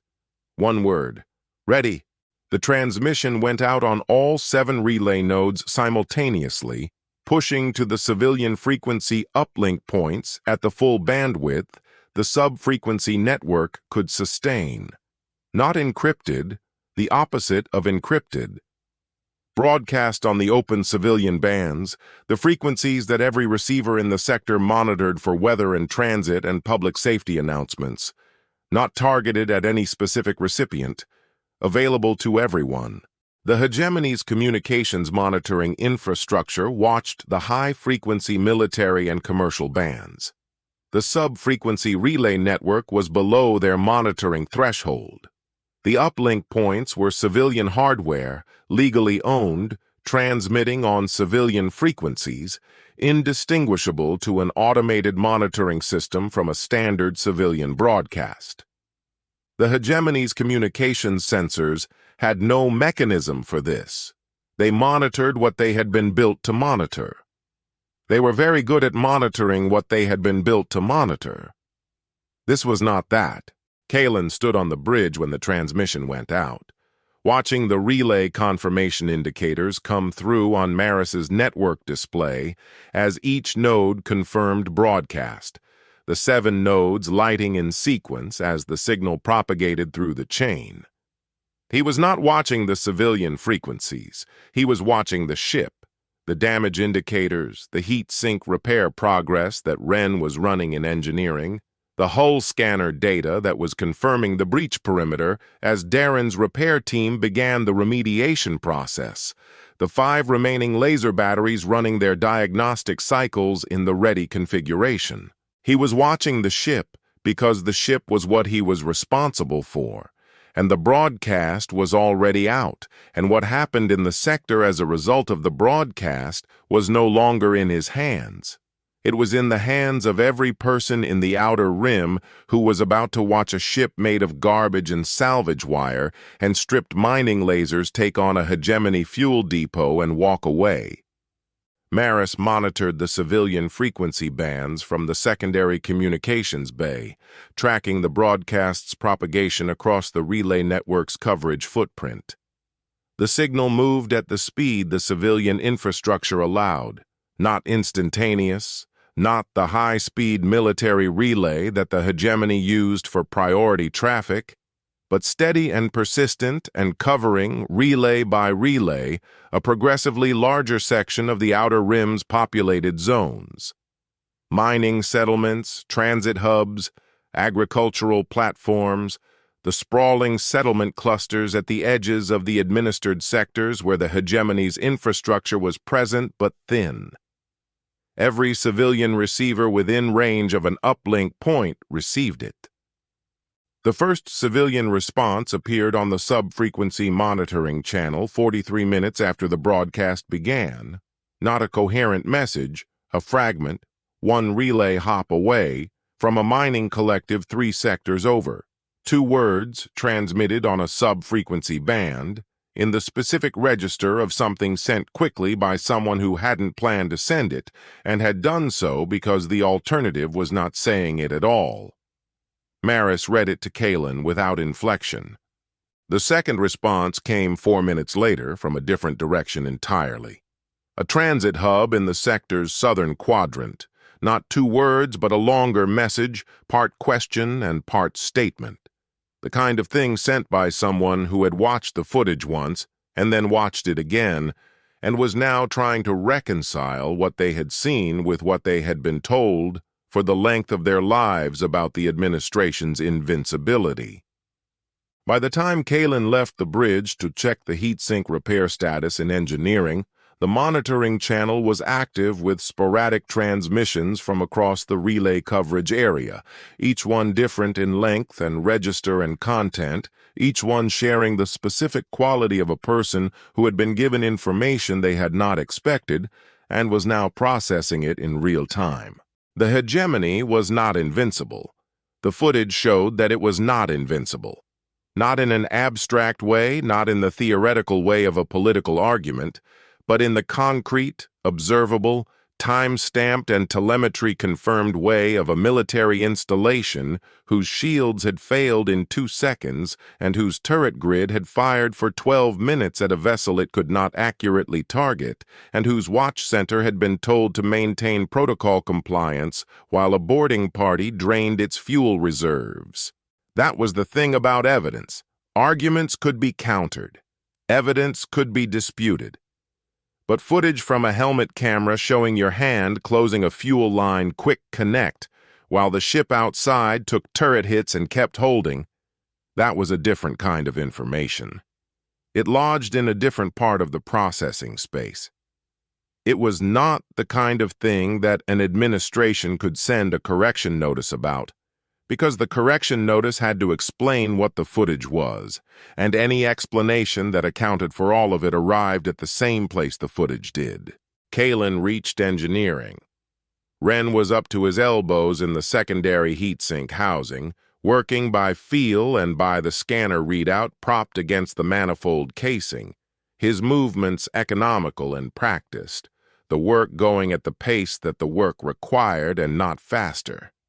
He looked up when Kalen entered. He looked back down at the housing. 2 hours on the primary replacement, 6 on the secondary, assuming the mounting brackets held. A pause, hands still moving. They held. Kalen looked at the heatsink housing, at the bracket welds, Vor's work from months ago in the anvil holding under everything that had been applied to them. He nodded once and left Wren to it. He looked at the display. He looked at the amber terminal. He looked at the 6 months of work that surrounded him, the repaired hull sections, the salvaged weapons, the ancient tactical intelligence blinking its patient cursor, the crew moving through their repair rotations with the focused efficiency of people who had not stopped working because there was more work to do. He thought about the landfill. The slag and the acid squalls and the thermal pulse of a reactor that had been waiting 83 years in the dark. The mountain of things the hegemony had thrown away. He thought about what 2 words from a mining collective 3 sectors over meant and what came next, and how many landfills there were across the outer rim. The answer to that last question was one he already knew. There were a great many landfills, and every single one of them had been filled over a century by an administration that had never once stopped to consider what it was burying. Chapter 16. The Contagion of Rust. The sub-frequency monitoring channel did not go quiet. Kalen had expected a period of silence after the initial civilian responses, the lag between receiving information and deciding what to do about it, the interval where the information was being shared person to person rather than being acted on. That interval existed, and it was approximately 36 hours, and then the monitoring channel became something qualitatively different from what it had been before. Not louder, more distributed. The signals were coming from more directions, more sectors, more relay hops away. Not single responses from individual receivers, but clusters, concentrated transmissions from specific locations that were generating enough sub-frequency traffic to produce an identifiable source footprint even through the relay noise. Maris mapped the footprints and cross-referenced them against the outer rim's industrial geography and brought the map to Kalen in the map room with the same wordless precision she had brought the broadcast output drive. He looked at the map for a long time. The concentrated footprints were all at landfills, not the Sector 7 landfill. The broadcasts from there had been monitored and logged since the beginning, and had been factored into every projection. The new footprints were at landfills in 3 other sectors: the Sector 12 Industrial Waste Zone, the Keller Reach Consolidated Disposal Site, the unnamed dumping ground at the edge of the Outer Vale Transit Corridor, that the Hegemony's administrative geography hadn't bothered to formally designate because the Outer Vale was the edge of administered space and administrative geography, like everything else the Hegemony maintained, stopped where the resources required to maintain it exceeded the return. People were digging, without instruction, without coordination with the anvil, without any contact with Kalen's crew beyond the broadcast. People in 3 other sectors had watched 47 minutes of unedited footage and had drawn the same conclusion and had gone to their nearest landfill and started digging. Maris noted, in the dry tone she brought to findings that required no additional commentary, that the Sector 12 Industrial Waste Zone was significantly larger than the Sector 7 landfill and had been accumulating Hegemony discards for longer. If the distribution of buried military hardware tracked the volume of industrial waste, and there was no particular reason it wouldn't, Sector 12 had been sitting on a significantly larger potential arsenal. The Anvil's own expansion had begun before the broadcast. Kalen had started the planning during the depot strike preparation, working from the premise that the strike's success would create a window of operational momentum that needed to be used rather than survived. The asteroid had enough hollowed volume to accommodate 2 additional hulls if the internal configuration was restructured. The main chamber extended along its southern axis to a secondary cavity that had been partially excavated during the original smelting operation and then abandoned when the ore density didn't justify the continued effort. It justified this effort. The work was in progress when the first volunteers arrived. They came through the same channels the original crew had: the sub-frequency relay network, the gray market transit routes, the informal social architecture of a population that had learned to exist below the Hegemony's monitoring threshold. But they came faster and in larger numbers than the first recruitment had produced, because this time the ping was the broadcast itself, and the broadcast had reached everyone the sub-frequency network could touch, and everyone it had reached who had a specific technical skill and a sufficiently specific grievance had made their own calculation. The first week brought 23. The second week brought 41. By the end of the third week, the Anvil's staging areas were operating at a logistical density that required Wren to restructure the supply chain scheduling 3 times to prevent the incoming personnel and materials from creating the kind of controlled chaos conditions that delayed actual work. They were not all qualified. Some of them were qualified in the ways that the operation needed: aerospace engineers, pilot candidates, structural fabrication specialists, people with direct experience in the specific technical domains that running a capital warship required. Some of them were qualified in ways that the operation would find uses for that hadn't yet been identified. And some of them were simply people who had watched the broadcast and had decided that they were going to be somewhere near whatever was happening next, technical qualifications secondary to the decision itself. Kalen did not turn the unqualified away. He put Leva in charge of intake assessment and tasked her with placing every arriving volunteer in a role that matched their actual capabilities. Not their stated capabilities, their actual ones, which Leva determined through the same evaluative process she had applied on her first day in the Anvil, looking at what the work required and whether the person's hands could do it. She was efficient about it in a way that had no sentimentality and no cruelty, both of which would have slowed the process.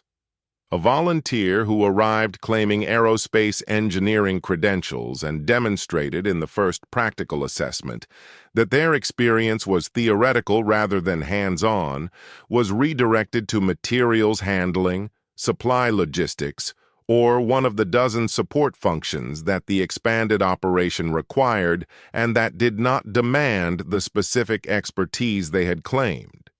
The redirected volunteers, with a few exceptions, accepted the placement. The ones who did not were the exceptions, and the exceptions were managed with the same clinical efficiency, told what the work required, given the choice of doing that work or finding another place to be, left with the decision. Most of them stayed. The ones who left were the ones who would have been problems. The assembly line that emerged from this process was not elegant. It was fast. The second hull had been located by the Sector 7 excavation team, Darren and Vore leading a surface crew that had been running systematic scans of the landfill's deeper strata since the original frigate's extraction, working from the hypothesis that an organization that had buried one warship in this landfill had probably buried more than one. The hypothesis was correct.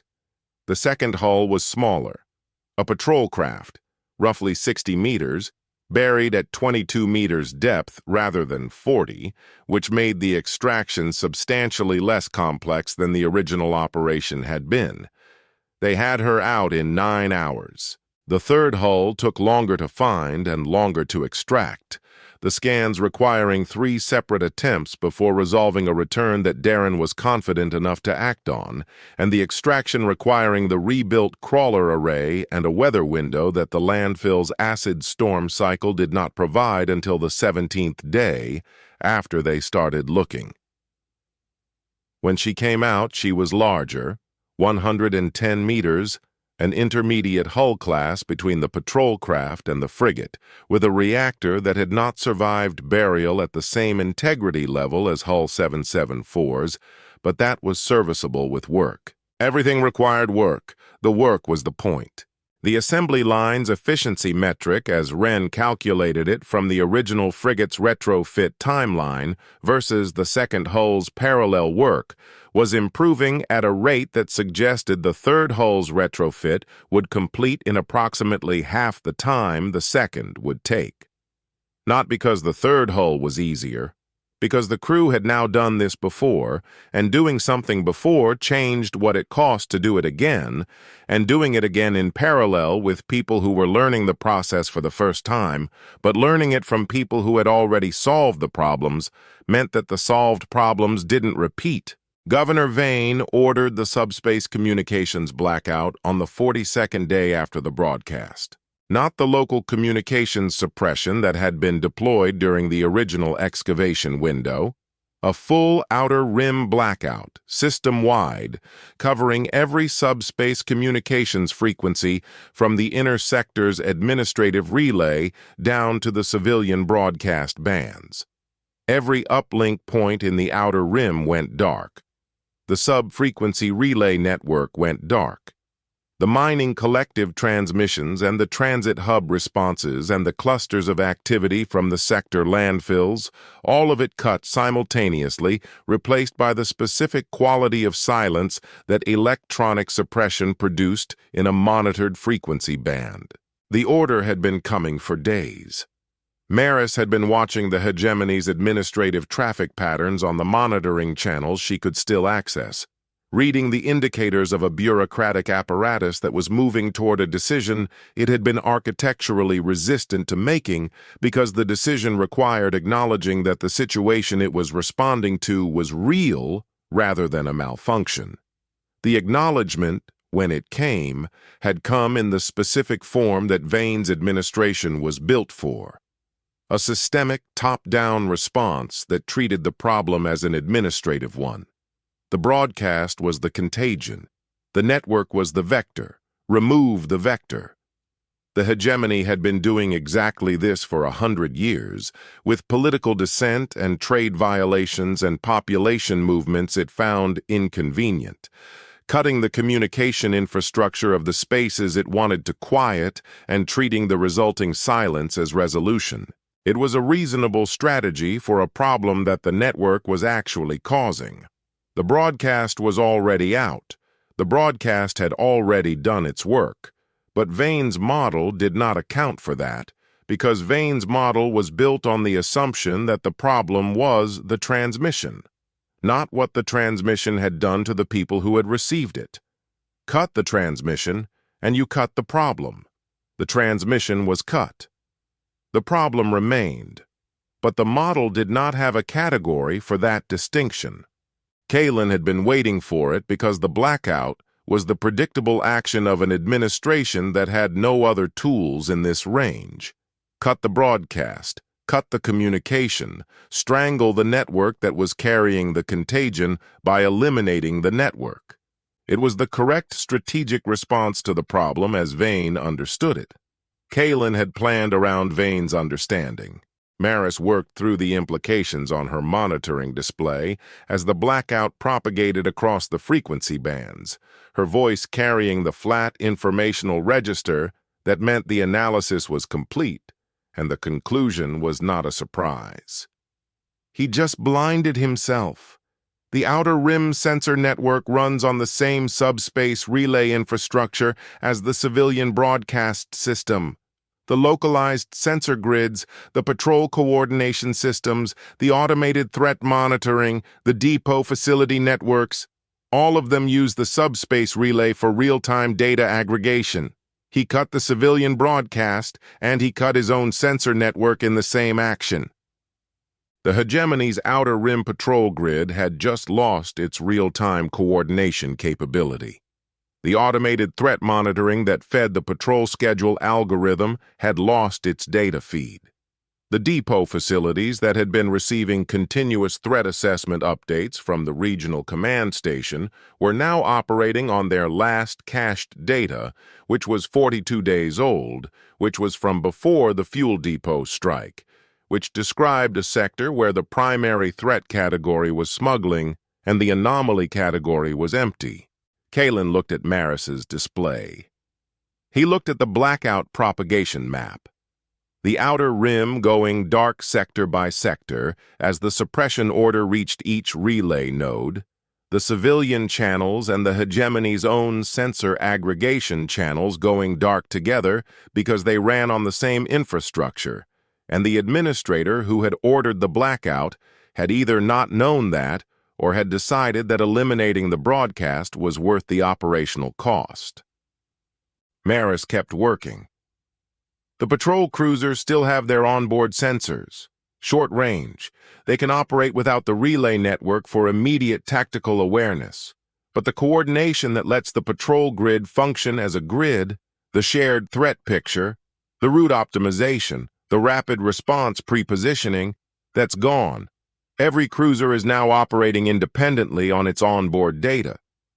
Independent cruisers on 42-day-old threat assessments operating in a sector where the landfills in 3 separate locations were being actively excavated by populations who had watched the broadcast and drawn their own conclusions.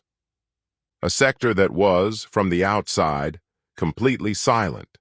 No civilian traffic, no sub-frequency chatter, no monitoring returns, just the electromagnetic quiet of a blackout that looked on any sensor system trying to assess the Outer Rim's threat environment from outside exactly like nothing happening. Kalen looked at the blackout map, the dark spreading across the Outer Rim's communications infrastructure, the Hegemony's blind spots multiplying in real time as the suppression order propagated from node to node. He thought about the landfills already being excavated. He thought about the patrol cruisers running on 42-day-old data. He thought about what the blackout looked like from outside the sector, the electromagnetic quiet of nothing happening, concealing everything happening. They didn't just throw away ships, they threw away armies. We just gave them the activation code. The monitoring display was quiet, the anvil's working sounds, The welders, the coolant systems, the footsteps of 47 people building 3 separate warships in an asteroid that the Hegemony had logged as non-viable, filled the absence of the sub-frequency traffic that had been running for 42 days and was now gone. Gone from the Hegemony's awareness, not gone from the sector. In the Sector 12 industrial waste zone, someone with a ground-penetrating radar unit was reading the same kind of dense return that Darren had found in the Sector 7 landfill below the consumer electronics layer, too uniform and too massive to be conduit. They had watched the broadcast twice before going out with the scanner. They knew what they were looking for, and they had found it, and they were now doing the math on what they needed to get it out. In the Keller Reach disposal site, a crew was rigging crawler units into a configuration that would have been familiar to anyone who had been on the surface of Sector 7 during an acid storm 11 months ago. The same configuration arrived at independently, because the physics of extracting a buried warship did not offer many solutions, and the people who had done it first had published exactly how they had done it. At the edge of the Outer Veil transit corridor, people were digging with the specific focused energy of people who had been told, for their entire lives, that the landfill was just a landfill and had just learned otherwise. The monitoring display was quiet. The anvil's working sounds, the welders, the coolant systems, the footsteps of 47 people building 3 separate warships in an asteroid the Hegemony had logged as non-viable, filled the space where the sub-frequency traffic had been. The silence where the network had been was not the silence of nothing. It was the silence of a space that had been occupied and was now waiting to be occupied again, in a different configuration, by something that the blackout had not been able to reach because the blackout had come 42 days too late, and the thing it was trying to silence had already left the frequencies and taken root somewhere that radio suppression did not touch. The Hegemony had cut the broadcast. The broadcast had already told everyone who needed to know. The blackout had cut the broadcast. The broadcast had already done its work. Chapter 17. The Trash Armada. The Hegemony strike fleet dropped out of slipspace over the Sector 7 landfill at 0400 local time, which was the hour that military planners selected for operations requiring the maximum psychological impact of arrival. The hour when the target was most likely to be in the deepest phase of rest, when the response time from alert to operational would be longest, when the sheer mass of a pristine strike fleet emerging from slipspace overhead would produce the kind of capitulation that saved everyone involved the complexity of an actual engagement. The fleet was 9 vessels, a command cruiser, 4 destroyer-class escorts, 2 rapid deployment troop carriers, and a pair of electronic warfare platforms whose function was to establish sensor dominance over the operational zone before the first boarding action. All of them gleamed. All of them were current generation. All of them bore the Hegemony's administrative insignia on their hull faces in the clean, unweathered state of ships that had never been asked to do anything that left marks. They took up formation over the landfill in the standard containment pattern, the command cruiser high, the destroyers flanking, the troop carriers positioned for insertion, the EW platforms spreading their sensor coverage across the target zone in the overlapping grid that was designed to make anything within the operational radius visible, trackable, and inescapable. The sensor coverage resolved the Sector 7 surface. It resolved the debris field. It resolved the debris belt. It resolved the asteroid that had been logged in the Hegemony's administrative database as a caved-in, non-viable former smelting den. The anvil was empty. Not recently emptied, thoroughly, deliberately, carefully emptied, in the way that a facility is emptied when the people doing the emptying have had weeks to consider what they are leaving behind and have concluded that the answer is nothing. The secondary cavity's excavation was visible on the sensor sweep, the rough walls of new digging evident against the older smelting residue of the main chamber. The mounting brackets where the frigate's support cradle had been bolted to the chamber floor were still present, the bolt holes still visible. The scaffolding had been removed. The equipment had been removed. The power connections had been disconnected and capped.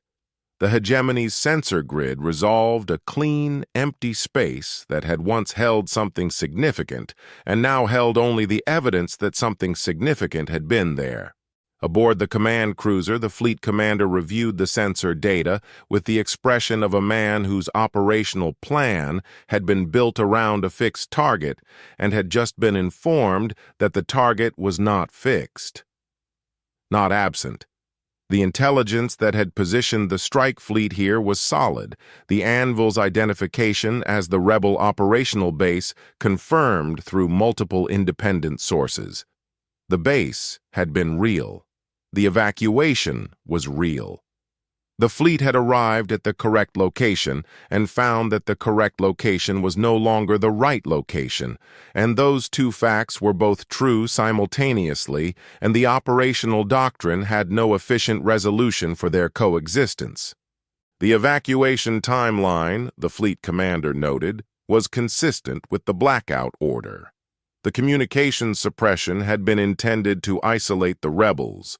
Instead, it had been the signal, the specific, unambiguous indicator that the Hegemony had identified the location and was preparing to act, interpreted correctly by the people it was intended to trap, used as the trigger for a relocation that the strike fleet's arrival was now confirming had been completed days before the fleet transited. The base was empty. The fleet was here. The target was somewhere else. 300,000 kilometers away, in the adjusted stealth position that Aegis had calculated from the command orbital's defensive grid parameters during the weeks of preparation that had followed the fuel depot strike, Hull 774 drifted in the dark behind the Hegemony command orbital's unprotected rear quarter. The command orbital was not a military installation in the architectural sense. It was an administrative facility. The sector's governing hub, positioned in high orbit for logistical convenience, its defensive complement designed to protect against smuggler incursions and civil disturbances rather than against a military approach. It had 3 turret clusters on its forward face and 2 on its lateral flanks. It had no turret coverage on its rear quarter, because the rear quarter faced away from the sector's populated zones and toward the outer debris belt, and administrative logic had concluded at the time of the orbital's construction that threats arrived from the direction of populations rather than from the direction of debris.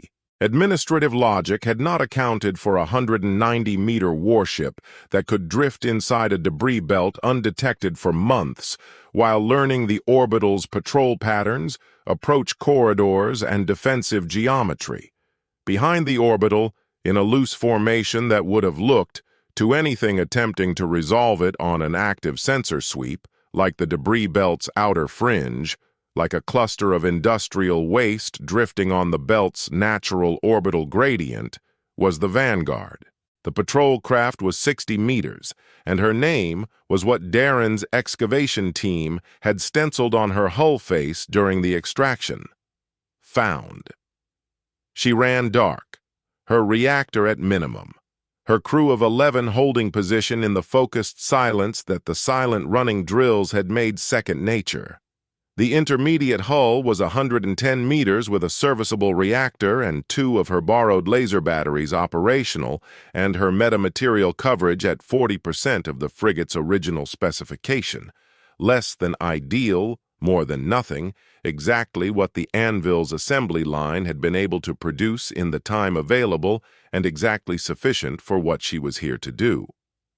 Both Vanguard ships had been in position for 40 minutes, drifting in the belt's orbital gradient, patient in the way that the belt had made everyone who operated inside it patient. Kalen stood at the command position and watched the sensor feed showing the strike fleet over the landfill, their formation lights visible even at this distance on the passive optical array as a cluster of points moving in the precise, coordinated geometry of ships that were currently discovering that the thing they had come to destroy was not where it was supposed to be. The fleet commander's next action, Aegis projected, was a sector-wide active sensor sweep attempting to locate the evacuated vessels. The sweep would propagate outward from the strike fleet's position in expanding concentric arcs, the fleet's combined EW platforms providing sensor resolution sufficient to detect active power sources at significant range. Active power sources.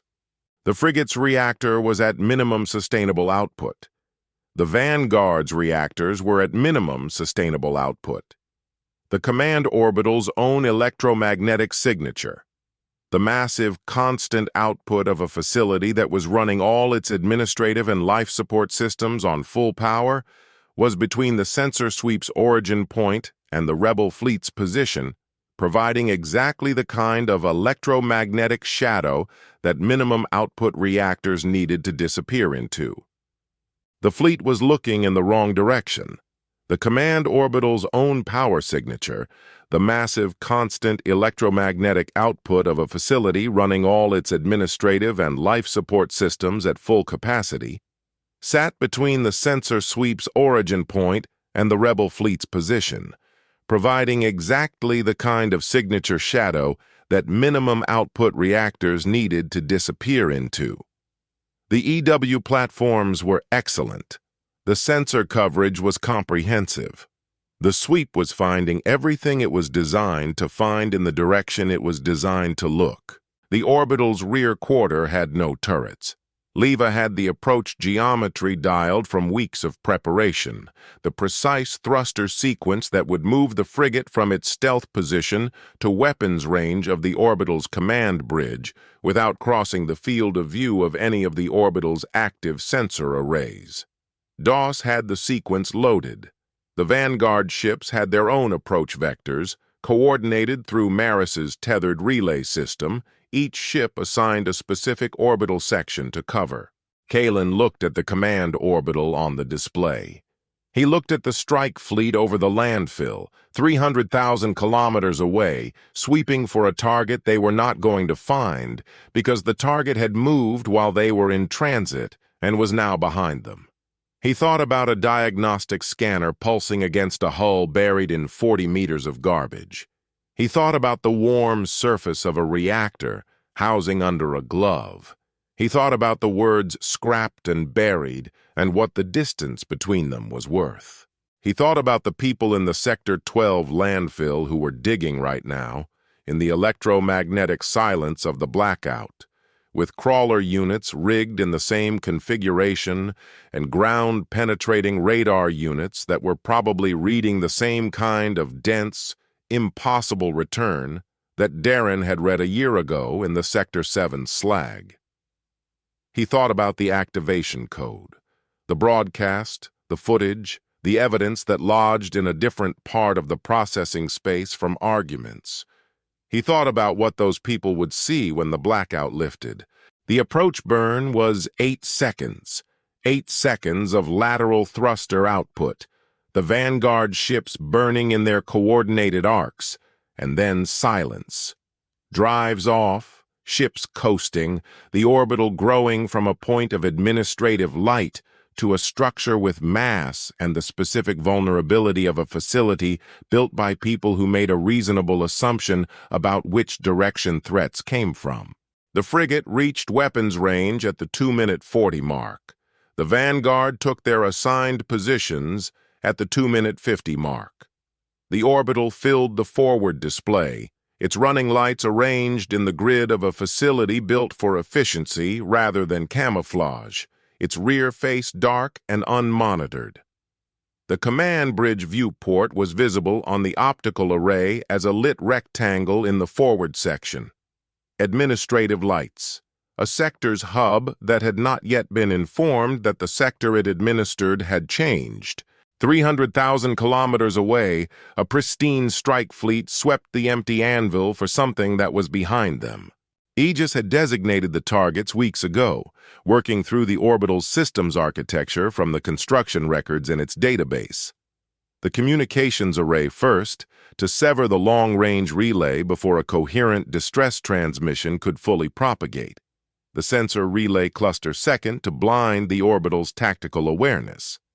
The power distribution junction for the forward turret systems third, to disable the defensive complement before it could orient on a threat it had not been designed to face from this direction.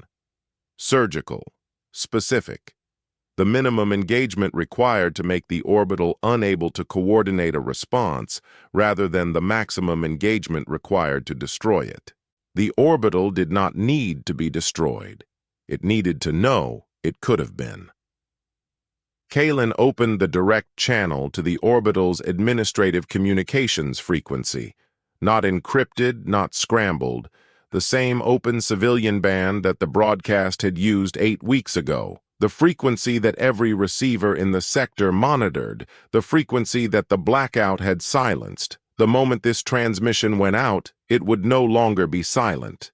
Governor Vane received the channel request in his office.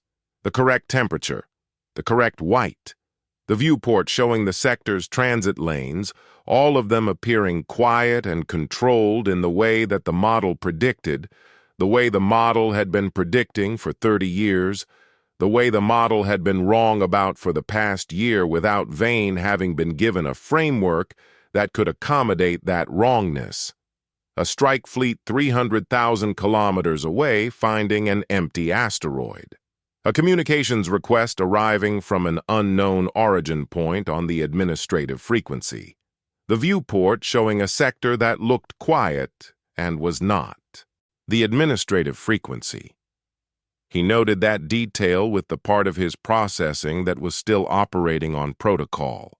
Not the military emergency channel, not the distress band. The administrative frequency, the one that required acknowledgement, the one that the protocol said to answer. He had built his governance on the protocol. He had governed a sector for 20 years through a model that processed incoming information into categories and applied the appropriate response to each category.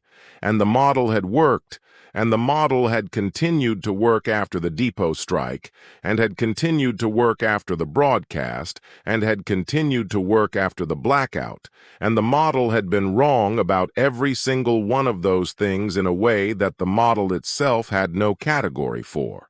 He accepted the channel because the administrative protocol required it. The channel opened. Kalen looked at the orbital on the display.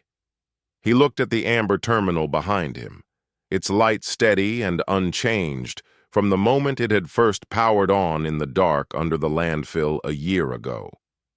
He thought about the diagnostic scanner pulsing against a buried hull. He thought about the word scrapped and the word buried and the word found. He thought about Vor's weld passes holding through the turret impacts at the fuel depot, the repair work from months in the anvil tested and confirmed and holding. He thought about Leva's first assessment of the starboard section on her first day aboard.